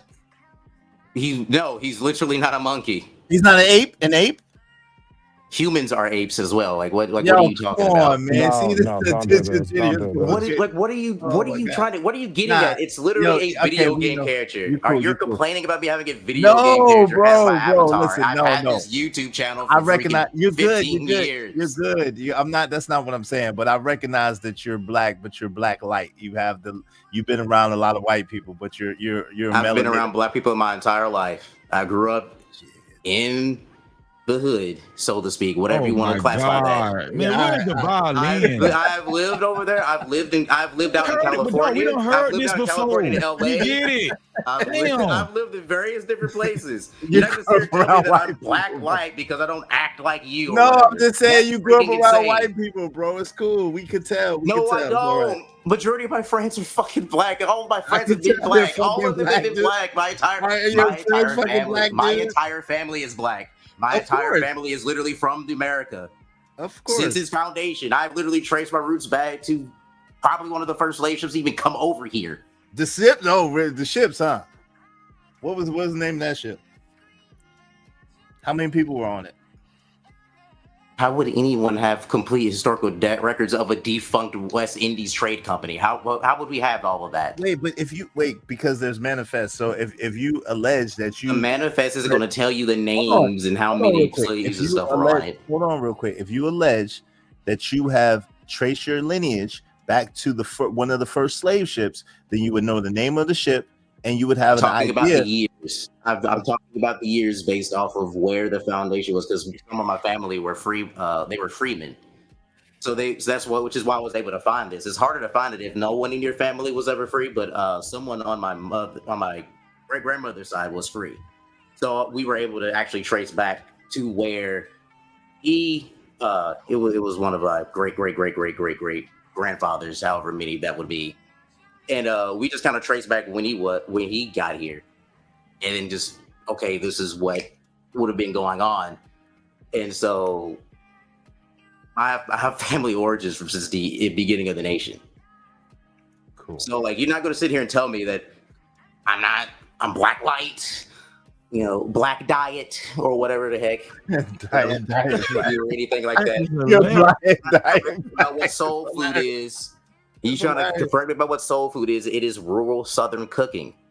Yes, black people took it and made and improved upon it. It made their own unique spins. It even made new dishes. Look at how hold on, Freezer. Look at how he's talking about it. He's talking about what like do you mean talking about it? Hold on, fam. Look, Freezy, he's talking about. Can I actually talk about it? Can I actually talk about it? Or are you gonna keep cutting me off? You stop. Give me a second. I literally was in the middle of speaking and you cut me off. You just trying to monopolize. You literally cut me off in the middle of me speaking. Freezy, he's talking about like it's outside of himself. You hear him, the blacks. Facts. I don't know. I didn't know I was alive during the 17th century. Oh my God, bro. Or the 18th century. Or the 19th century. I wasn't alive there. Yes, it is outside of me. I wasn't alive then. All right, brother. Shout out to you, man. So you're saying black folk essentially took the concept adopted what was around from them. white folk. That's what you're saying? I'm just talking about the culinary dishes. Okay, you're saying that black folk took soul food from white folk conceptually, right? That's what you're saying, right? It was tied to religious beliefs of why they were eating the soul food on Sundays anyway. No, don't answer that. Yes, don't answer that, 'cause was. No. We're not doing this. We're not doing this. Venus, check your cash app. We're not doing this. We're not doing this. Jibbity crickets, bro. Shout out to the brother, man. Shout out to the brother. It's amazing. It's amazing the will. This amazing the willfulness to be incorrect. It is amazing to be willfully incorrect. About, bro. In real time. It is amazing to be willfully incorrect. Stop, bro. In real time, this is in real time. What? No, in real time you're incorrect. In real time you're incorrect. This is what we're talking about. In real time you're incorrect. You can say it and hoot and holler as much as you want. You're wrong. Literally the movie. Literally the movie.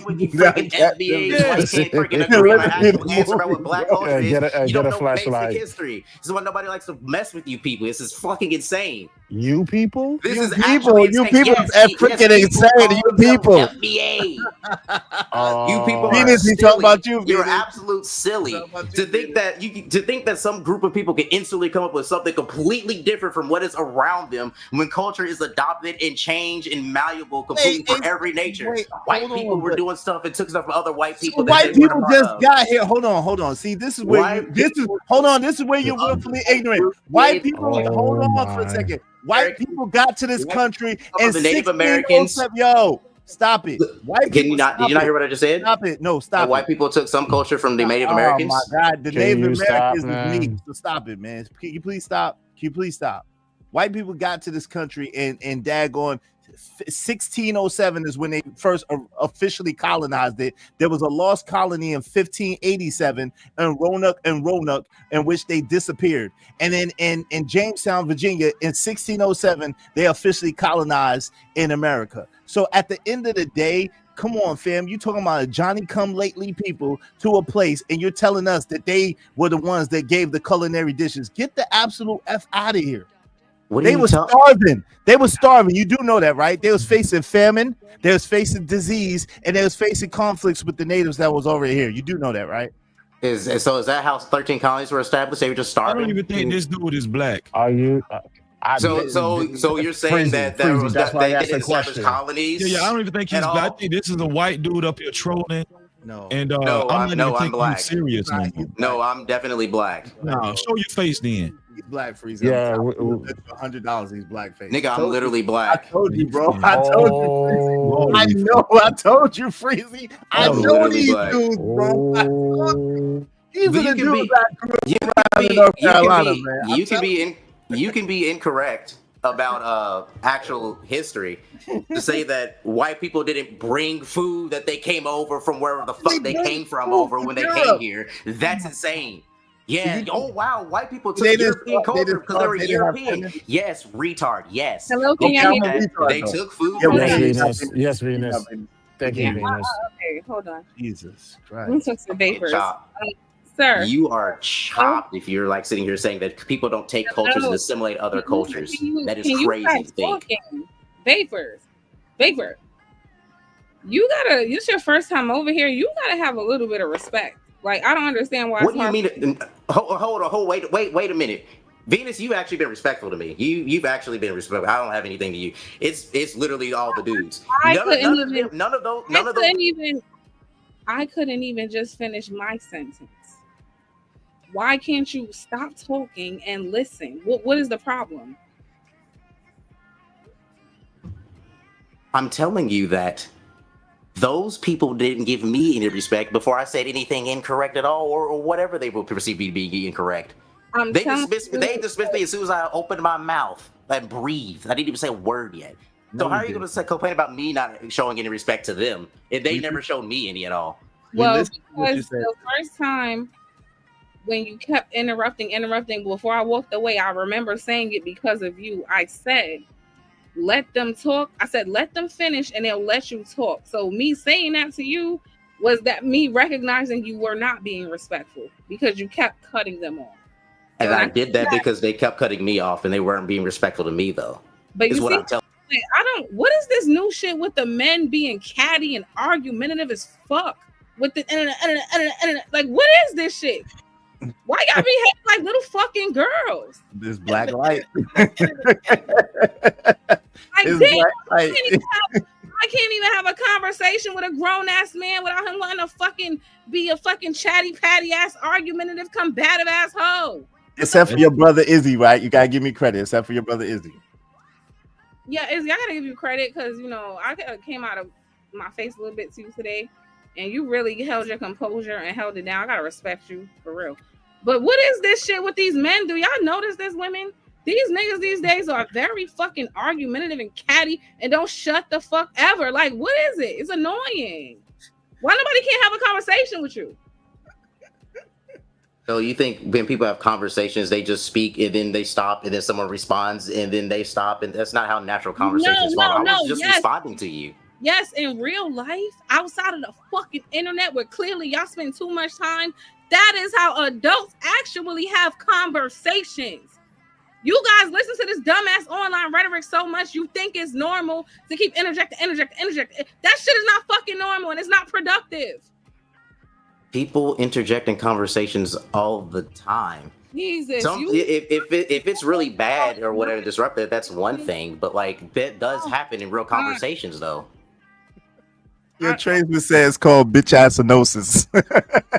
You say you know I him? wasn't even being mean or yelling to you or anything. I was just responding to you in time when you asked me a question. You don't have to respond every time you have a thought.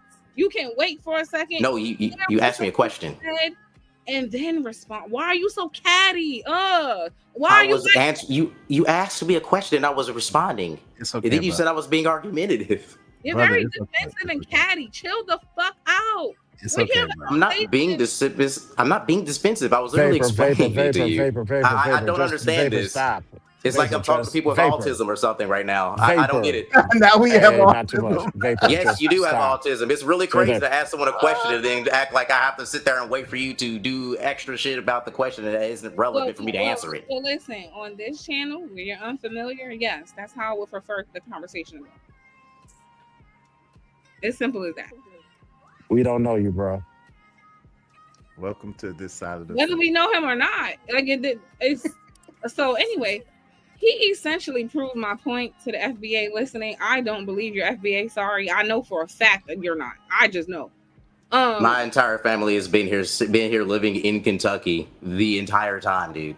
The entire time. Dude, you know, it's not black culture. We don't say that. We don't even say that.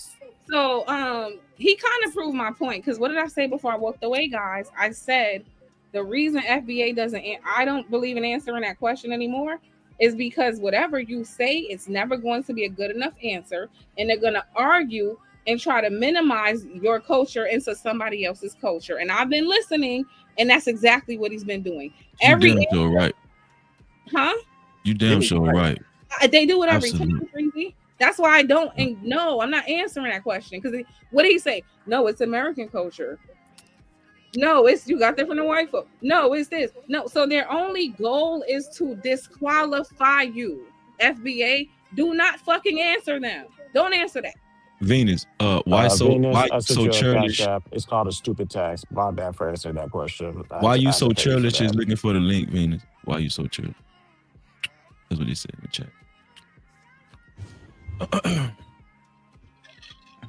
Because if I knew that this was going to be the outcome, I wouldn't have done that. It's good, and it's no problem having a difference of opinion, but when you're inaccurate and you don't allow people to correct you that know better than what you're saying, that's what the problem is.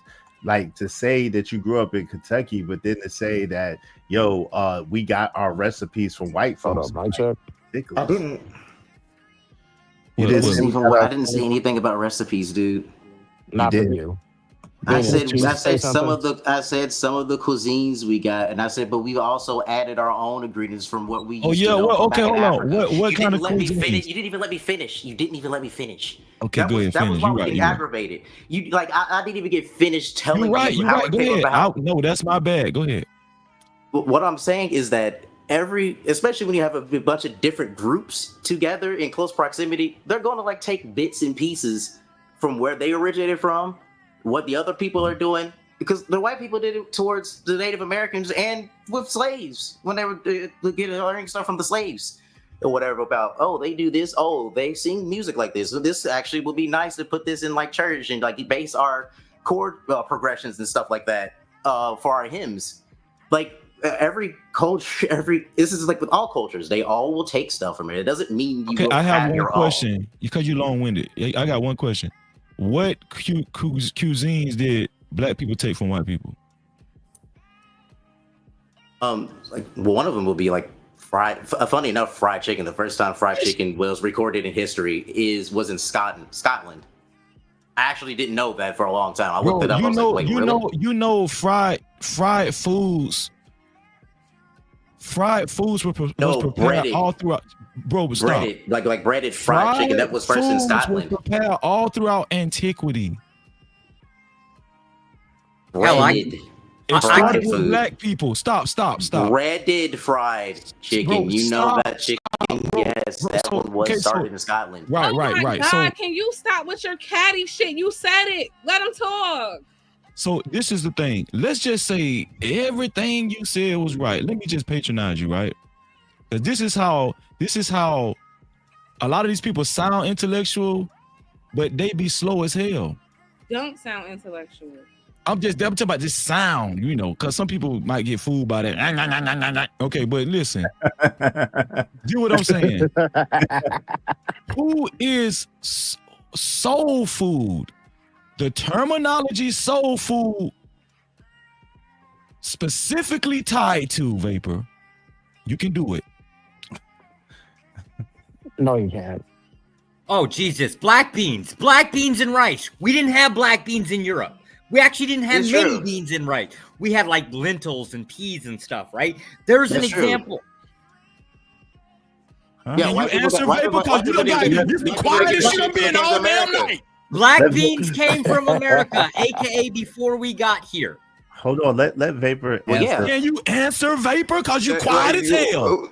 Oh wow! So you what? But so now I can't. So now I can't interrupt He's people. googling it. He's googling it right Listen, now. let him. No, let him I'm not googling it. If you're talking about the term soul food and what it has been colloquially associated with since Oh, he said before colloquially. slavery even ended, yes, black Oh, people, this is yes, hilarious. yes, Yep. the term soul food was colloquially like that was the foundation of it. Okay, you answered it. You said yes. So would yeah, you literally said that. attest- Yes. I also never actually disagreed with that earlier. I got you. So being that soul food is tied specifically to black folk, would you say that is black culture as well? Never denied that it was called black culture. So why in the hell you took us all the way to Timbuktu? Europe and back. He took us to Europe and back, bro. Hey, let me ask you a question. I'm telling you that the cultures was all fucking shared. Man, we don't need Okay, to let me ask you. First of all, you're The lying. aspects of what soul And second food of all, is we don't need to literally hear done that across the shit. entirety of southern me U.S. ask- the southern United States is what I'm telling you. So can I ask you a question? Shit. Do you believe all black people were slaves, Vapor? I literally just told you one part of my family was freeman. So Okay. no, I don't. Okay, so do you think most black people were slaves? Yes, most black people in America were slaves. You believe that? So you talked about the 13 colonies before, right? You mentioned that. Was that you that mentioned it? Yeah. How many of those colonies were below the Mason-Dixon line?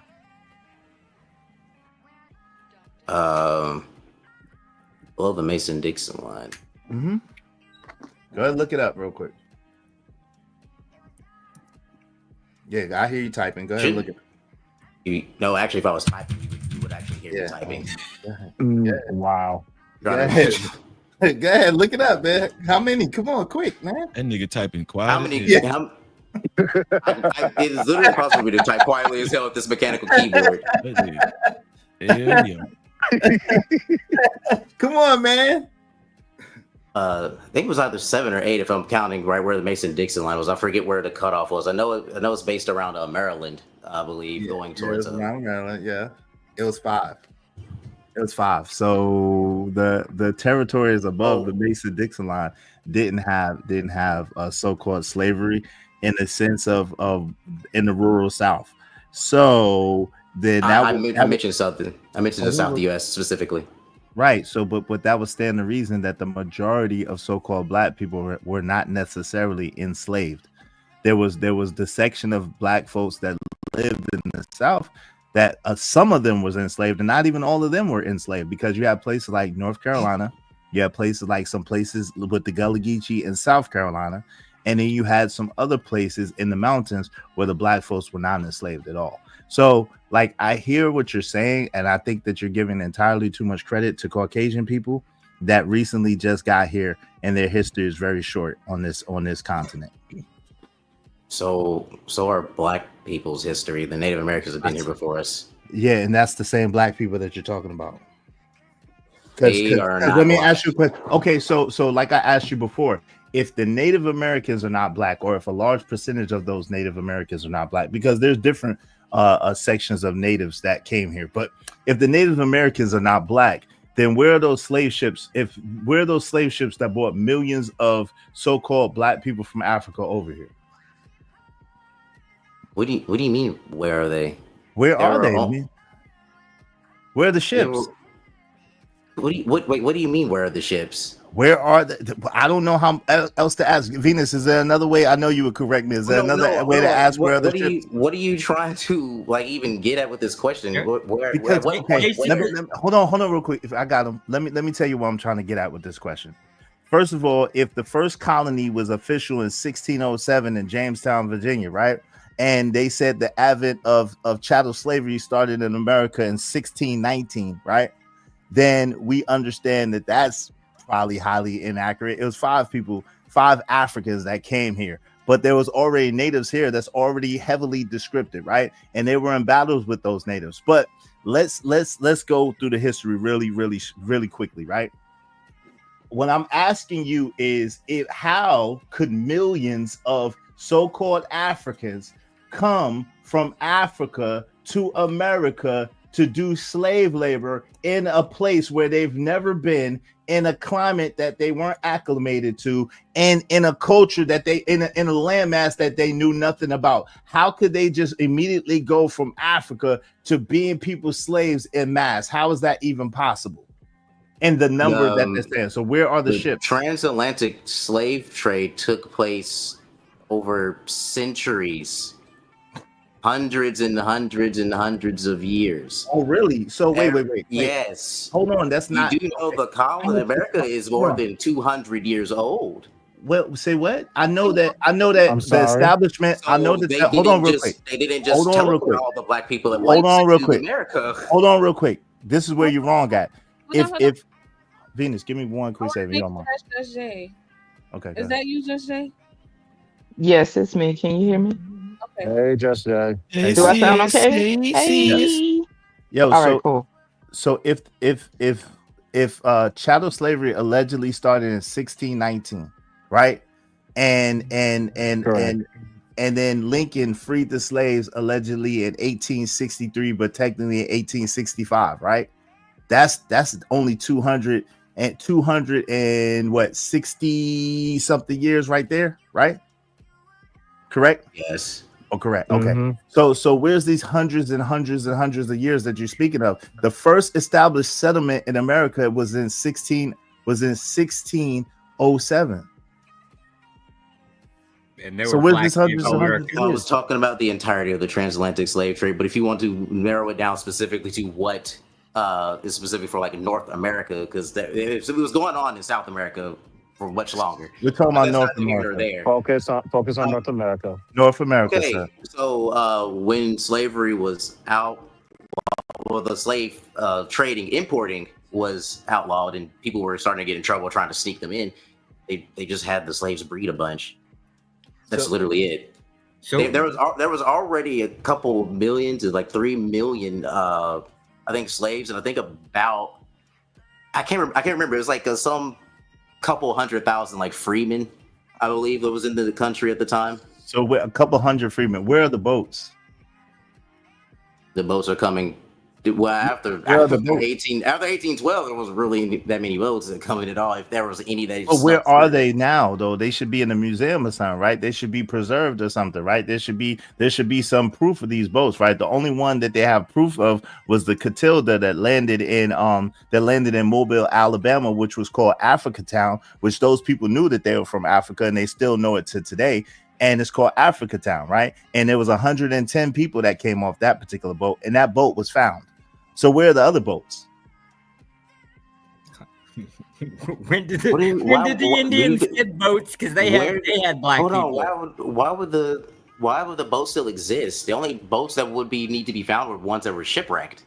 Well, they found the Catilda though, but and those people. Was it What I'm getting at is the people that were so-called African, like the African prince that came over here. There's a whole book in Arabic that he wrote and talked about his culture and his language and where he was from. The people that were from Africa all speak about Africa, right? But none of the other people like us, like Venus people, like my people, like I'm sure Freezy people, they don't talk about Africa at all, because there's no connection to Africa there. They talk about this land, their great-grandfather, great-great-grandfather, they talk about this land. So at the end of the day, what I'm trying to get you to understand is it's all a lie.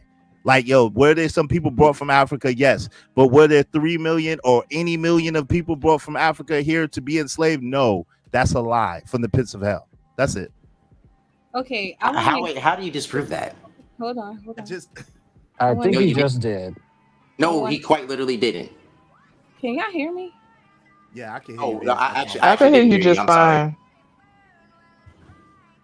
Okay, I want to say thank you, and I want to get Judge Jane. I want to say thank you. I got a couple more super chats. Uh, You got thank, cash apps too. Enid. thank you, Kimberly Johnson, for the $20. She says, "Great show, Venus. I appreciate you." PJ, thank you for the $20. He says, "Black culture is resilience, innovation, creative expression in our art style, the way we talk, music, etc. Black culture is the heartbeat of global culture.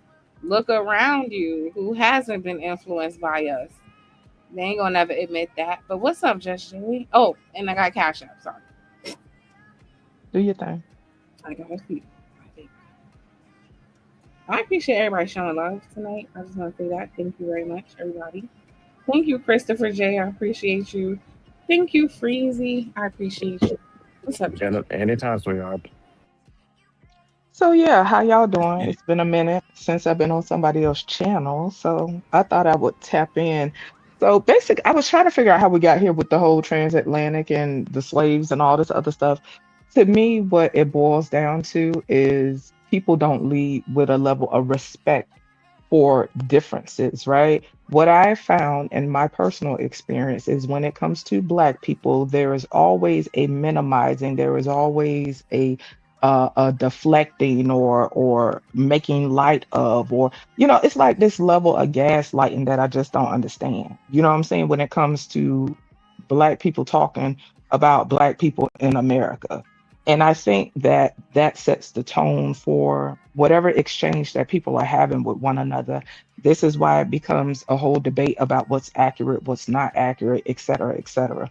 At the end of the day, when it comes to history, people, a lot of people don't have the same ideology. They don't have the same beliefs when it comes to what our history is. To me, that speaks to the level of dysfunction that we have, right? And I'm not trying to have no whole conversation with certain people about certain things, because that's just not what I do personally. Like, for real, because we not sitting here discussing the differences between North and South Italy. Like we don't mind other people's business in that regard. And so it's always interesting to me that I don't know, it's just very weird to me. And the gentleman that got up here, Vapor, like, I can understand what he's saying, right? But there's a level of dismissiveness that that gets in the way of the conversation, and I think that that rubs people the wrong way. So I just think that if people lead with respect, what do I look like going to Cuba, telling everybody in Cuba that I know how to make rice and beans better than everybody over there, and ain't a damn thing they could do about it. Like, it's just a certain level of respect that people need to lead with if they're gonna have conversations like this. And this is why they always go left, because people always trying to play in your face on the sly. We didn't ask about whether or not Black people were slave owners. We're not talking about any of that. All of that those are deflections. Okay. That is minimizing. What you can do though, see, if you notice, right, and this is why I say there's a level of dysfunction. If you look at the J community, you finna go over there and tell them how it went down when they dealt with all those atrocities. You won't. So all I'm saying is people need to learn how to mind their business. And if you're not gonna mind your business, and if you're gonna engage in a conversation, lead with respect. But if you came here to shit on what soul food is, I'm just saying, regardless of what people want to say, I know it's not logical, but when you come with a certain energy, you're gonna be met with that energy. And no, people can't prove it, but I do think that it speaks volume. And just for the record, this is not just for Vector. But yeah, that's kind of my thing. I don't want to ramble too much, but I think if people lead with a level of understanding, we could have better conversation. But it don't be that. It be this slight playing in the face, gaslighting stuff. And I just want to add, I love what you said about, does anyone go to the Little Hat community and ask them, what is your culture? And let me argue with you about it. People don't go to Jamaica and do that. People don't go to Trinidad and do that. Ain't no American Black person going to Nigeria and doing that. we can somehow respect everyone else's culture, but everyone else feels entitled to black culture. This is why you see this, ladies and gentlemen.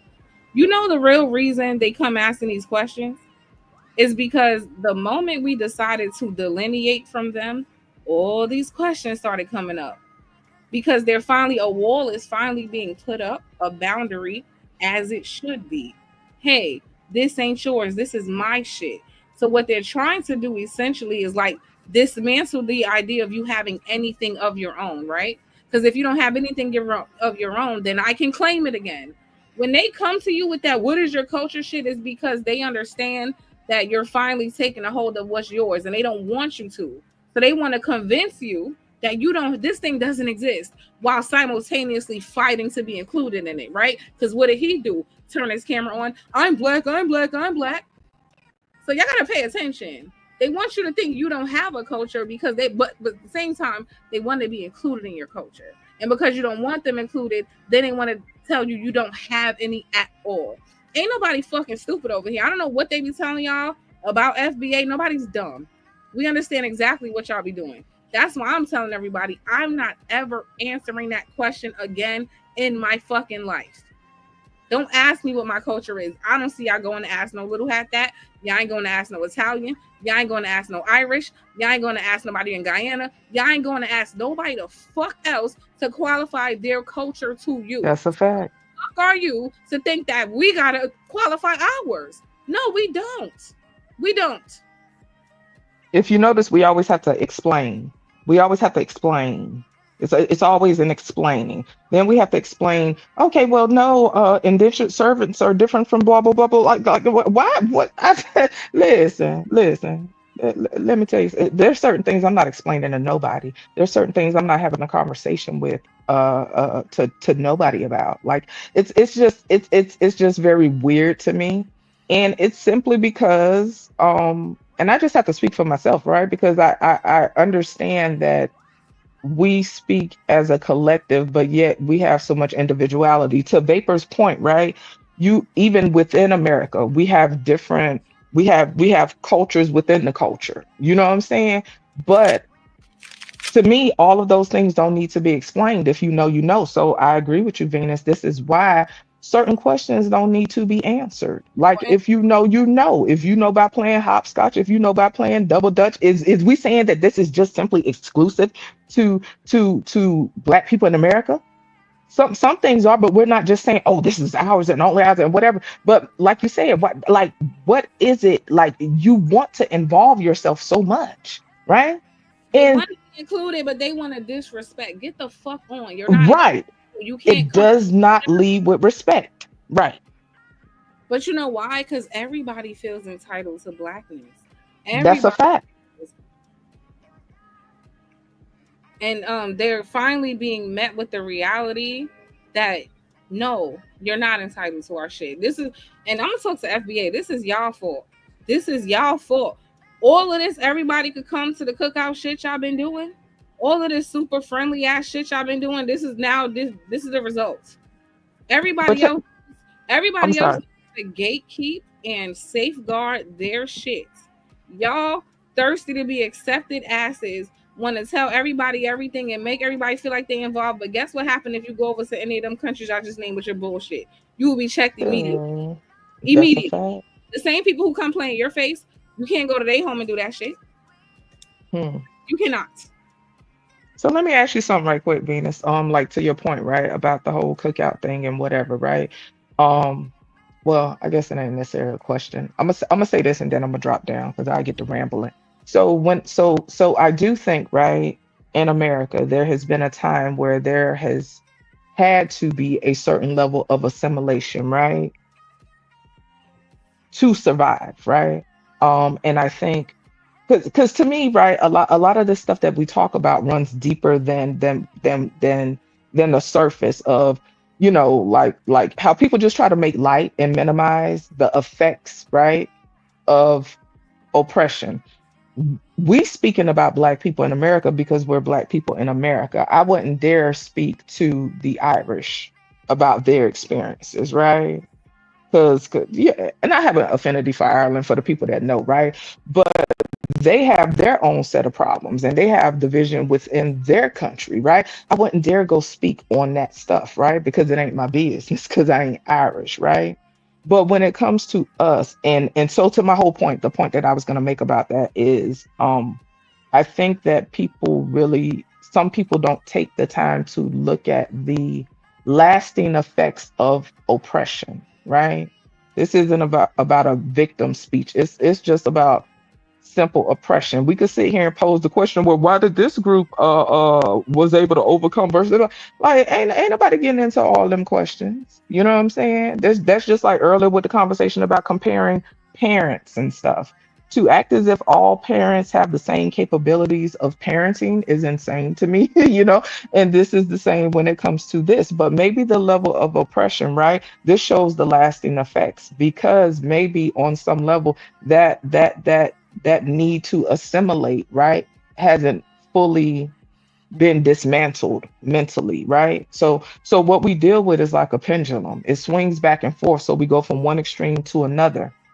And then you have this overcorrection, and then hopefully you find balance somewhere at some point. Will it be in my lifetime? I don't know. But what is happening is it's just a matter of things going from one extreme to another. And when you think about human beings and how we evolve and how we adapt to our environments, we're dealing with changes, a lot of changes in short periods of time. And I think how we adjust to that, how we acclimate to that mentally, chronologically, all of that affects everything. So I just think it's a lot deeper than what people try to make it. It's bigger than just get over it. Because even if you deal with epigenetics, I share like trauma. If we know that the mother can affect a baby in utero, right? If she experiences trauma, they share the same blood. So what make you think that you could just tell me to get over it if I share the blood of my ancestors, right? Of course, you don't want to live in a prison, a mental prison, right? You don't want to live in a mental prison, but it's the level of respect that people come with. So when people come with this whole energy of get over it and you run a victim Olympics, you already leading with disrespect. So anyway, I'm gonna leave it there. I appreciate you, Venus. I'm gonna drop down. I'm gonna let you and the fellas continue to do y'all thing. Good job moderating, and you did an excellent job. Last live, I was in the clouds watching. Good job.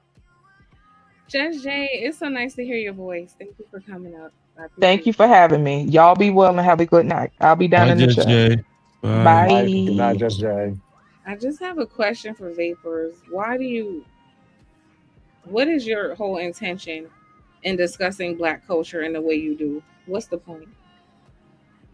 What do you mean in the way that I do? What are my intentions? I was just literally giving a history lesson essentially about how cultures evolve. Well, no, you kind of said that there is no Black culture, right? It's just American culture, right? Yes. Okay, so In its totality, it is a subsection of American culture, just like how Italian Americans have their own culture, but it's still under the collective of American culture because they're in the nation. but interesting enough, you said Italian Americans have their own culture. Yes, yes, black people have their own culture too, Oh, they do? but it's a part of American culture. So what is that own culture? So when people, I'm trying to get people to not look at it as if it's just solely like a No, I'm just asking. this group, and like we're having people who's be super pitted against each other. Can you please not ramble? I'm just trying to get a clear answer. I was answering your question. I said literally 2 sentences. Oh, you are cattiest. You got a girlfriend? Yes, I do. Jesus Christ, you a headache. I'm not gonna What's lie. his Fuck. what's his Yeah, what's his name? maybe if you stop cutting me off before I answer your question that you asked me, like that You would be are- great. wait, so you said that all of a sudden Black culture was American culture, but then Italians who are in America have their own culture. Yeah, Italian culture, Italian American culture, Oh which is my. distinct from culture from the Italians in Italy and the Sicilians. They're even distinct from each other. So, what is this Black culture you're talking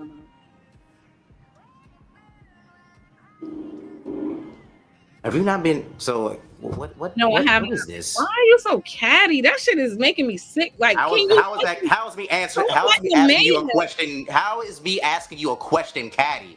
Everything about you is fucking catty. Like, what? What do you? So me just giving you pushback is catty? That's what catty is. I can't talk to you. She asked you a direct question, Can bro. you speak to me like a man and put some bass in your voice? Answer the direct question and then go from there. Heavy on the bass. Yeah, come on now. Just answer the direct question. Calm down and stop being catty and fucking defensive and just talk like a man. I can't. This is making me. It's weird. Oh my god, bro. Come on, bro. Yeah, I'm not gonna lie. As a white boy, I got a squeaky ass voice, right? I'm so glad somebody else got it. Y'all are fucking just absolutely slow. Black culture is Southern American culture. It is a pocket, a specific insular pocket of that. He's sick and he doesn't even realize it. Then there's also different cultures. He doesn't even realize it.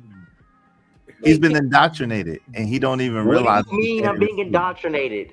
Because let me answer stuff. You have no proof of it. Hold on, I do. Let me answer the question, bro. I don't understand why black people do this. You don't even try to back up anything with any facts. I can, but she asked me to stop, so I'm respecting her channel. You tried to tell me that soul food had nothing to do with religion. A black reverend came up with soul food. So like what? Oh, my ears cannot take this. Hold on, let me help him out real quick, Venus. No, because don't even do it, Easy. Don't do it. What is wrong with all the men? God damn. Y'all niggas are stupid, bro. You can't even say that. A black person is actually stating that a black man literally came up with soul food who was a reverend and tied it to religion. It wasn't about religion now. Yo. Oh, you argue too fucking much. And I'm a woman saying this. God damn. Women shouldn't be arguing at all. Arguing should be done by men. Yeah, actually, yes. You're telling me and it wasn't. Where's your fucking bass in your voice? Your girlfriend black? No. No. She's Dominican. So she's Dominican. So yeah, she would be black. No. As far as being African descent, but then why did you say no? Never mind, you got it. He's a liar and a teller. Wait, what? What do you mean? I didn't say no. I said she's Dominican. I didn't say no. What? What? Hey. What is wrong? What is actually wrong? Right on. You got it. What is actually wrong with you guys? What's wrong with me is that I'm asking. Yes. What is wrong with you? Grown man. Very simple question. So you said that black culture was American culture. Then when you spoke about Italians, you were very specific about saying yes, they have their own culture within the American culture. So how come every other group can have their own culture? You just didn't listen to me in the very beginning when I said yes, they have their own specific. I literally said in the beginning, I said it's not that it's just like a black culture, and I was being kind of a little inflammatory a little bit in the beginning of it, but I did explain what I was saying. I'll say each individual state could have its own little culture, which they do. So, but like because of this, is the concept of culture in America, all of it is American, Native Americans, and all of that. That's all American culture. The black culture, and I was even going to give you both subsets because there's two different ones because it's northern and southern is the main split off. Is that they have their southern black American culture is completely different. But it's all a subset of American culture, and I was saying that in the beginning, and I kept getting cut off like I was saying something wrong or incorrect. When well, I don't know how that would be wrong. That's literally how culture is made. Texans have their own cultures because the freaking culture. You said all of that already. We heard it.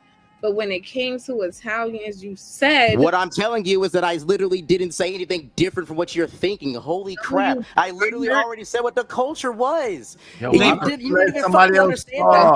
don't even understand that, which is what is aggravating. Yo, respect the host, bro. Jesus Christ. He can't help himself. He's catty as fuck. I hate these new niggas. Like, I don't like y'all. I don't like these new niggas. I don't like dumb bitches that know how to fucking listen. Like I don't know what to fucking tell you. No. I don't know what to fucking tell you. Wow. Yeah, nah. You think a nigga with no bass in it? You gotta go, bro. Like he suck dick, calling me a bitch. You're more of a bitch than I could ever be. That's for fucking damn sure. My voice is probably deeper than yours. You're a hoe. Get your nerdy research the fuck out of Black history because we know your ass ain't got none for real. You fucking tell me. Hey, shout No out one. to your shout out. I'm sorry. Why gotta be? Why all of y'all men? Why gotta be hearing me talking and just start fucking talking like I'm not talking? Why do y'all do that? That's just crazy. So, Vapor, if you're here, you'll understand the context of the question. I, the white man on the panel, asked what Black culture was. If the answer is just American culture, which was not the question, because I'm American, right? These people up here ain't the same as me. We ain't got the same family traits, right? There's something different. It would imply that I'm asking about their culture, not American culture, and that's why the answer can't be American culture. It's crazy, man. Did your research books tell you that, idiot? No, because I ain't did my lineage back to the slave ships. It was named Miranda. What? Name Miranda. This nigga. Oh my Great god. grandfather came on the Miranda ship. What is talking about? Man. I'm annoyed because when I'll admit it, PJ, you're right. I'm annoyed as living shit because I would think that it would be a simple question, right? But apparently it's not. I don't understand why. I also don't understand why anybody would have any pushback and say, hey, if there's a Black culture or there's a thing where people are saying, hey, I'm Black, right? What is that thing? Would be a natural question of somebody that's curious. I'm curious. I told you what FBA meant. It means that our ancestry dates back all the way to the slave trade here.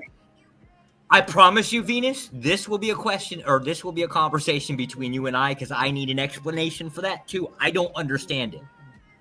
So one day that will definitely be a topic. So if my great, it means that none of my ancestors can come from any other place prior to slavery.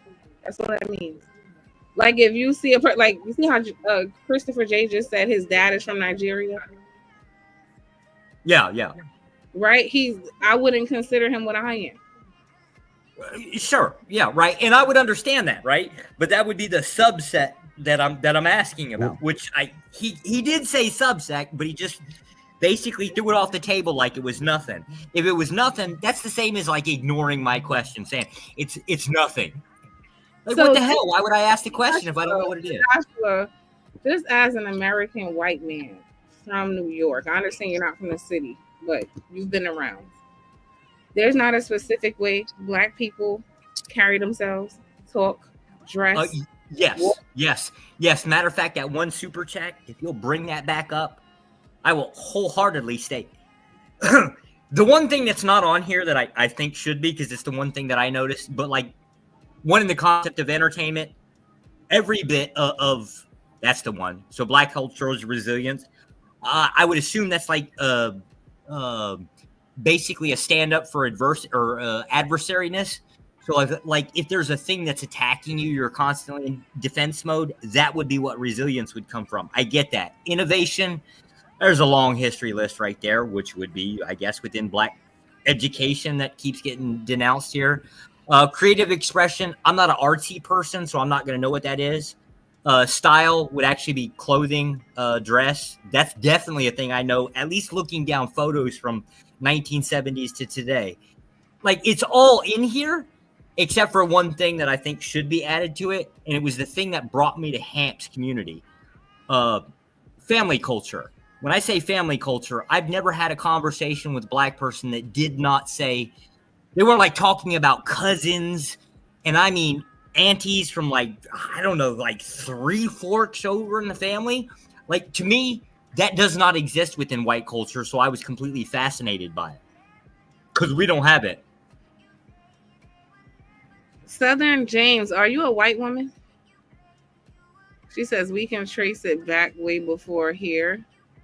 So I don't know what that means. I don't know what you mean. There are some Black people who were here before slavery, but you didn't hear my explanation. Trace it back to at least then, meaning like, there's no outside lineage prior to then. What'd you say, Joshua? Oh, nothing. That was it. It was I think family ties, strong family ties, should actually be added to it because it's definitely a thing we don't have within the white culture. Any of them, we're pretty quick to abandon our families. The extended part, right? Like cousins, aunties, uncles. It's kind of not a thing so common within the white culture. Is that for real or just your family?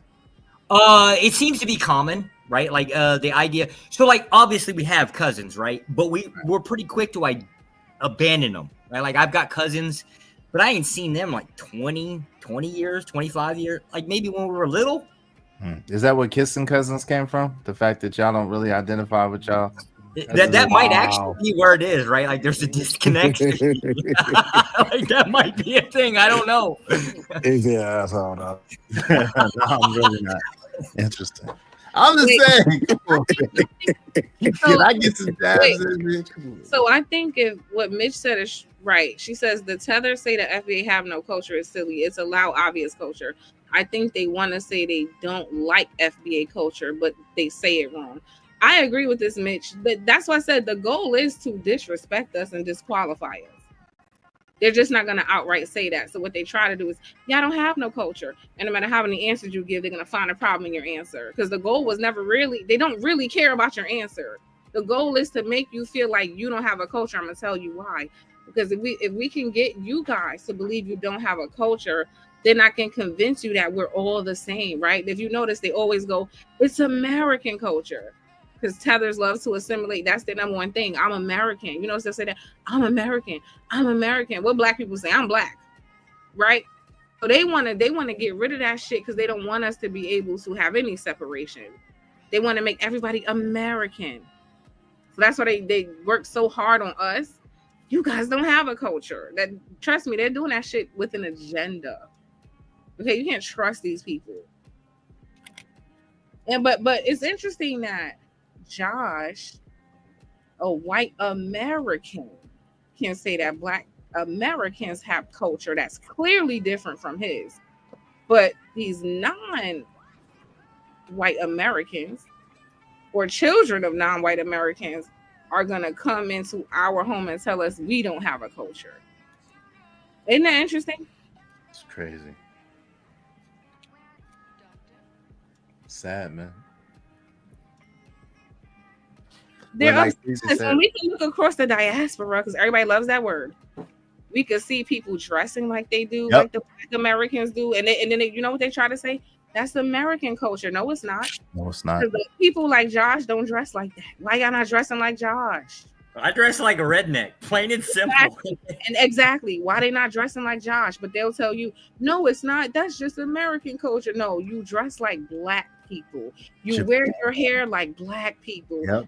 Cut your hair across the diaspora like black people. You try to do your nails like the black girls do. You try to lay baby hairs like the black girls do. You even try to do the hand movements and the gestures and the fucking body language across the diaspora. Heavily influenced. But then they'll come over here and be like, you don't have a culture. If y'all get the fuck on with that, nobody's listening to that. Y'all need to stop answering them. Around the world, Venus, around the world, globally. It's a fact. Globally, people imitate us. Why they not dressing like the Little Hats? Why they not dressing like a redneck? Why they not dressing like punk rock? There's so many different styles in American culture that they can copy, but they don't though. They copy yours, FBA. Exactly. They copy yours. My girlfriend listened to hip hop. She Asian. Of course. They're listening to it over there. They love us. Globally. I can't disagree with it. It's what I see. And this is why I'm saying fuck them people. Because how disrespectful can you be? Y'all worse than the colonizers. Actually. Imagine trying to take every bit of part you can of somebody's culture while coming every chance you get to tell them they don't have no culture. Just straight trying to lie in their face and gaslight them. Up out of their own shit while you're trying to fucking steal it. Ain't that out the playbook, Josh? That's what the Christian nationalists do, ain't it?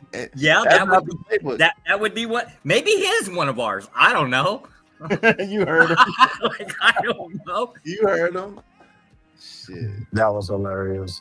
He said, "Yo, it's obvious when you identify. Oh yeah, they absolutely have a culture within. But when you say black, oh nah, they don't. It's American culture. Like Venus was spot on with it. She caught it spot on.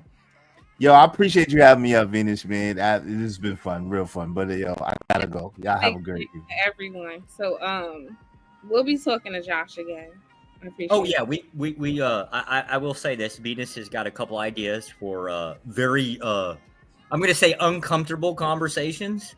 Yeah, they'll be happening. I'm gonna try my best. I'm probably gonna fail out miserably, but I'm gonna damn sure try. I'm just gonna say to the black women, y'all might want to hear the next show I do with Josh. Y'all gonna find that shit Oh God, very interesting. That's all I'm gonna say. my feelings gonna get hurt. I know it's like it's gonna be because you gotta get checked. So that's what you told me. damn. Yeah, that's how this works, I guess. Damn. So just know, black women, y'all about to be on Josh ass next up. Oh So, God. I have final words. Damn. Yeah, I got one. I think I don't understand why everybody pushes back on the idea of identity, who you are, where you're from, what you're about, that kind of thing. Everybody else is playing identity politics. I don't see why those conversations can't take place. I don't see why people can't talk about who they are, what they're about. This makes absolutely no sense to me because we do it. Why the hell aren't y'all doing it? Interesting. Can't say I disagree. My brother Freezy, I want to write you something in the back chat, okay? But read that before you go. But you have any final words? Yeah, I want to say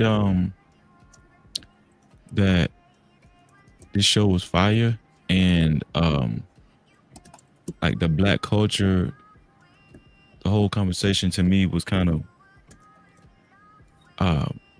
to me it was, I don't know, like if people don't understand the largest group of people that have been stole from when it comes to culture or way of life have been so-called Black Americans, I don't know what else to tell you. That's just like this. That should be globally understood, you know. And I mean, shout out to Josh again, and you know, for keeping it. I would say keeping it realer than a lot of, you know, black dudes I've seen on some of these panels and stuff. And I just want to encourage everybody that's watching the show that it's very healthy to collectivize and you know, Amen. have your own interest group, and you know, and I think at the bottom of it all, in order for us to move forward, the respect factor has to be in place. We have to respect each other.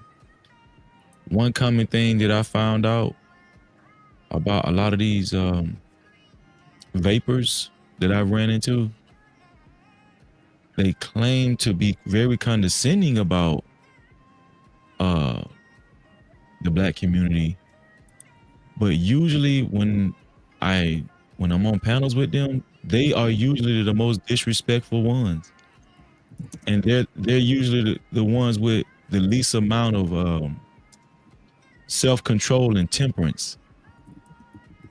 So and we seeing it in real time, you know. And I don't know what it is. I'm starting to think it's something psychological.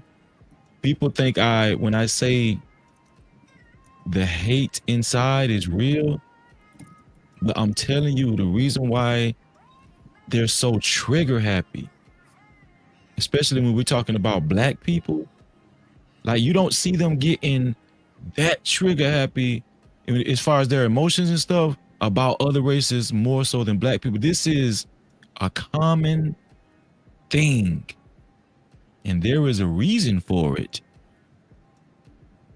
there is a reason for it. So just keep listening and watch. And shout out to my sister for doing a great work, man. Venus killing it out here. That's it. That's all I got to say. And shout out to everybody that joined the panel too. Izzy, Christopher, Josh, of course, my sister Jess J. Love all y'all. Freezy, read the back. Yeah, go ahead. Go ahead. I just want to get out a shout out to Freezy. Like Freezy kind of like so I got a smoking problem. Freezy actually gave some really damn good advice yesterday. Shout out to him for being actually extremely helpful for something that should have been so obvious that I never looked at, never thought about. Thank you, sir. Thank you very much. You have been a really big help. Most definitely, bro. Most definitely. Welcome. Yeah, I love Freezy. That's why I always ask him to come over, because Freezy got the good vibes and the good energy, and I just like that. It's very spiritual. Okay, I don't know. I can't explain it. It's a good energy. What you think about this, real quick? It says that's why people minimize Freezy. For America to say y'all was done bad, that means people would have to admit that. That's why people continue to gaslight, right? That's why we don't want to talk about your history in school. We don't want anything that reminds us of slavery. We want to move past it. It really is not for the reasons they say. It's really because like we don't want to admit that we were like a horrible place to be. So we want to kind of get rid of that, any evidence of that shit. Let's get it out of here. Yeah, and see, why are you so churlish is absolutely right. But the thing about it is, it makes sense why white people do it. The black people are blowing your mind, right? Right. That shit be blowing my mind too. They are brainwashed for real. They really do look at white people like they're God. And this one I did learn from doing my research on immigrants. One of their main focuses when they come into the country, black, I'm talking about specifically, is to assimilate to whiteness. That's like top priority, because in their mind that means survival. You understand? So they come over here serious about that shit. We are going to assimilate to the dominant culture. That means survival for me. Oh, so does the dominant culture deny the history of black people? Okay, so I'm gonna do that shit too. Does the dominant culture not respect black culture? Okay, I'm gonna do that shit too. That is the first priority. That's why I'm like, why are they offended when we want to delineate? Why would we want to be connected with people who are doing that? It doesn't make sense. For our survival, right? Your survival means assimilate to whiteness. Our survival means we have to know who the fuck is who and get the fuck from around you. That's how serious it is for us. The problem, though, there's something inherently in you, because Asians don't go through this, Italians don't go through this. It's something inherently in them that even though they want to assimilate to whiteness, inside of their pores and their spirit, they're not white. So we fit that other part, that void that they want to fill. When they want to feel connected, that's why they get mad when we say, you don't get to do this shit temporarily. You chose to be out, then be the fuck out. And they fight like hell, right? Now they want to tell you don't have no culture, you don't have this. Why? Because in their soul, in their spirit, in their heart, they know what the fuck they are. But they want to fight that shit so much, so they're trying to live in two different worlds. And that's why we can't fuck with it. That's a fact. I gotta stop cursing. Freezy, you make me feel bad every time you say, because I know this is the second time on the show, every time you say, we need to lead with respect. I know you're talking about me too. And it makes me feel bad. I'm trying, okay? No, I wasn't. When I said that, I wasn't thinking about you. I was just saying. I don't know. I was just saying in general, just because look, I know some people are gonna get mad at me when I say this, but even though Josh has some polarizing views, this man has been very respectful. Like, I can talk with Josh. You can talk with Josh, Venus. That's probably why you don't mind, because I know how you are, sis. Me and Josh is cool. I don't care. And me and Josh did not start out cool, like at all. I hated Well, his hell ass. no. Yeah. Venus ran my ass over so many damn times. It just happened. He kicked me out of Discord. It was a whole thing. So we were not cool. We're cool now. I understand him better now. I understand him a little bit better, I'll say. And I think he understands me better. I don't have a problem with it. I think like now that we're talking to him more, and I don't know, Josh, if this is true for you. I'm getting like a better understanding of his mentality. Oh, I I'm don't curious. know. I'm naturally a curious person. I see something I don't comprehend. I'm going to ask a billion questions. It's just very difficult. Crazy's right about the respect thing, but it's really difficult it's difficult to be respectful toward the thing you don't understand, because like it's basically subjective. So it takes a long time for the conversations. You know how long it took me to understand like what code switching was? That was like 8 months of hell. Even Hamp had to pull me to the side 3 damn times just to explain it over and over, and he wasn't the only one. Like, it really took a lot to understand. Because if you don't experience it, you don't know what it is. How do you ask about it? You know, another thing about Black culture, I'm gonna tell you a secret that we don't really talk about in public. Okay, Josh? We have psychic abilities. We don't need things to be explained. We could just look at each other and it's understood. And I'm not kidding. That's why it's gonna be hard for you to understand, because there's certain things we just don't even communicate verbally, but we understand. Sure. And see, I can understand that part, except for when it's a different culture.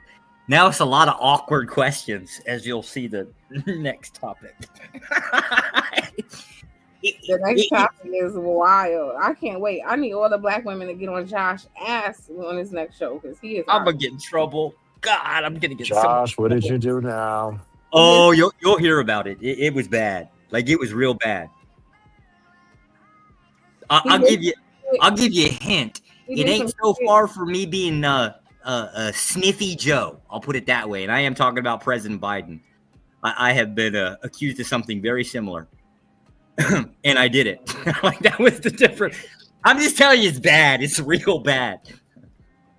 And when is the show?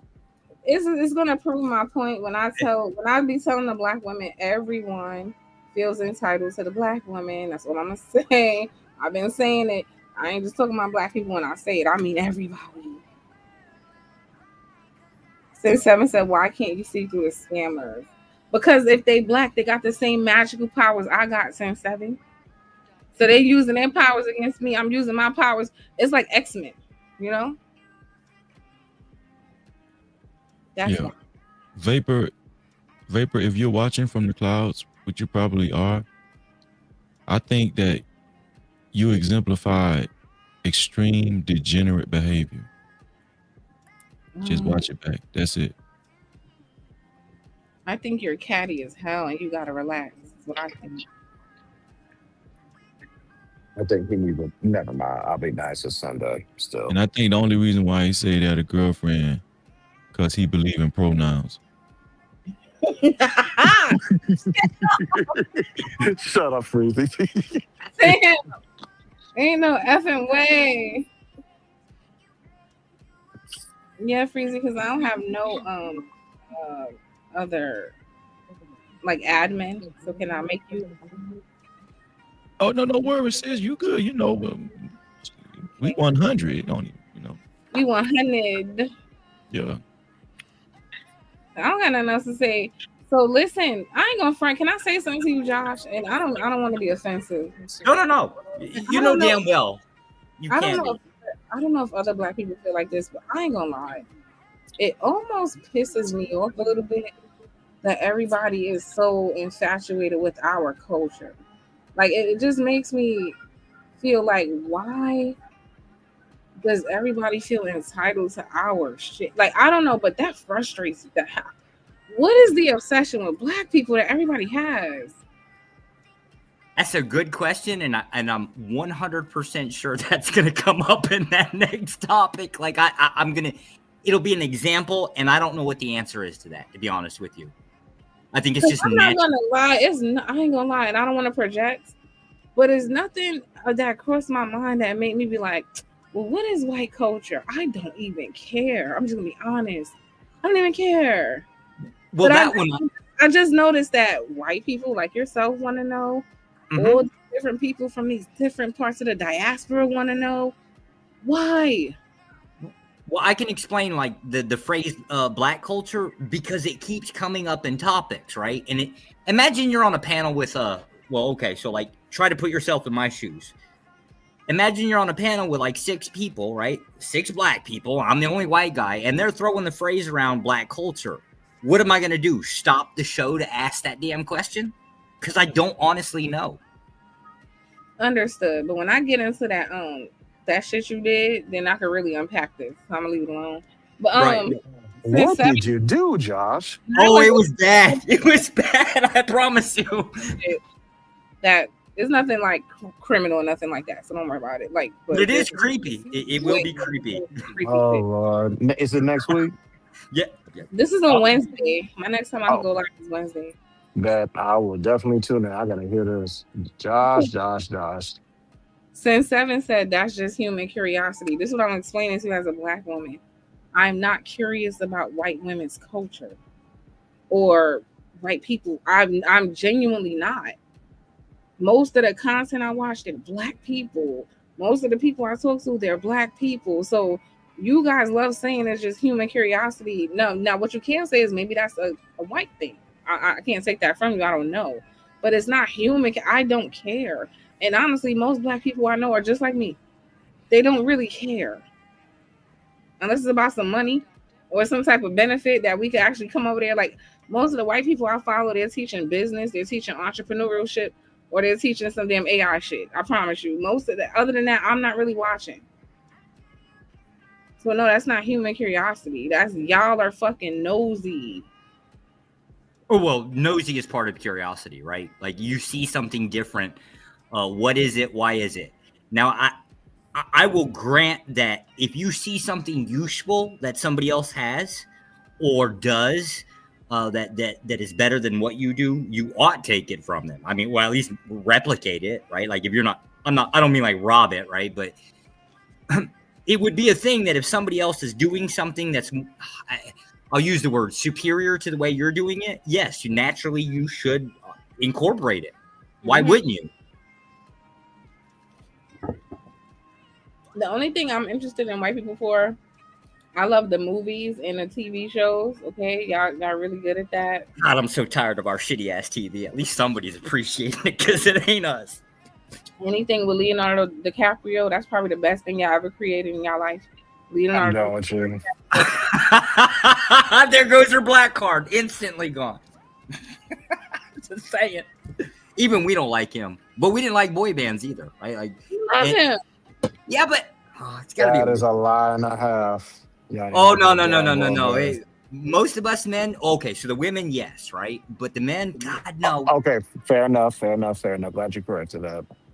And to be fair, there's a reason for it, right? Like, you get a couple white boys up there dancing around on TV, and then all the girls, like, just go absolutely ape shit, and we're all over here like, what the fuck, right? Like, with this little whiny-ass little bastard, we want to kick his ass, right? And so, no, Venus going to be up here with Leonardo DiCaprio. Now I want to go kick him in the teeth. No, he's legit like my favorite actor besides Denzel Washington. Of course, the GOAT. Outside of Denzel, Leonardo DiCaprio is like top tier. Oh, I like Washington's action movies, but I'm a guy, right? Like I want stuff to just blow up, and I want to see fighting. Then again, that's the authoritarian in me. What can I say? So I'm just saying, if I'm looking for that, I think Tom Cruise was like really good for that. But anyway, I'm done. I'm done. You know what? Venus is showing her age right about now, and she don't even know it. What's my age? I'm 37. Jesus Christ! at least I'll be 38 next month. At least. Allegedly. How many years? I'm 21. And the times show. 4. You and my mother. Just Listen, if you're a black woman, after you turn like 30. Just keep saying you're 21. Okay? They won't know. But anyway, well, just keep saying you're 30. Oh. But no, for real. Am I the only black person that feels like that? I don't.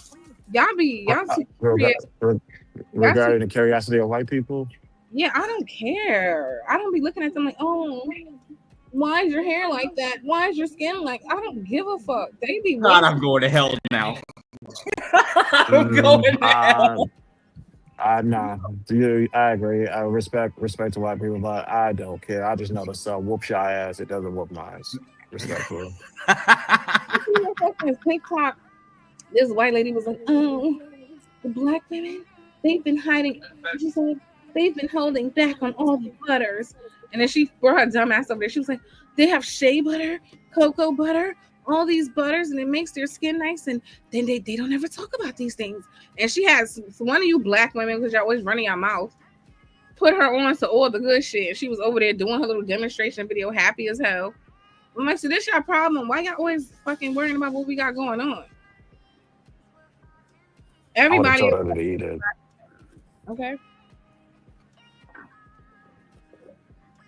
I'm talking about black men and everybody else. I think black women really are top tier superior beings because y'all are all obsessed with us. The black men are obsessed, and then every race is obsessed over. Well, I have been. I have to admit, kind of been obsessed for the last, I'd say about 3 or 4 years within the black community. You obsessed with black people, but I'm saying it's another tier that the only women. And I'm saying everybody obsessed with us. Nope, I was there too, and again, that'll be the next topic for sure, right? Like I had curious questions, right? Damn, that girl screwed me over good. I didn't even know what's going on. Leave us alone. Just leave us alone. No, ma'am. That will not happen.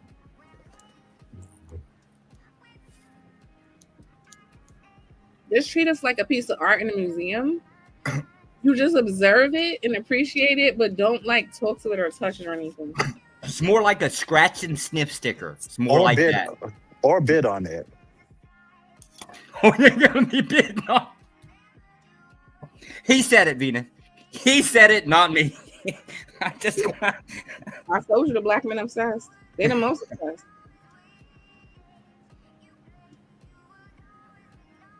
It says MAGA is in every one of these streams, and you act like y'all don't see it. We can't do nothing about MAGA people everywhere. I know some of them. What are we supposed to do? What are we gonna do? Oh my God, did I see Lauren? Lauren's still awake? Oh, I'm bugging. I thought I saw her name. Look at PJ accusing me of having yellow fever. Sir, I remember you still fucking took my life hilarious. from me. PJ, we still gotta we gotta settle that. You took my internet wife from me. Crazy. Damn Pookie. Ain't no way. Ain't no freaking way. Not calling Pete. I never heard a white man call a black man a Pookie. That shit is hilarious. I'm sorry. I've never. I remember that. I think it was like 3 days of hell right there, right? Not a Pookie. PJ, you Pookie. Yeah. You are a very brave white man. No, that shit is funny as hell. I don't care. You had to been there. There was a whole mess load of us, right? Like there was an internet wedding and apparently a divorce that never happened, right? So we're all fighting over the same girl. It was messed up. And PJ, he's the one that took it. That's the bad man right there, moving in on another man's wife. Look at his internet black wife, PJ. You Pookie. I think I'm about to end the show. Everybody have a good night. Bye. I just press end.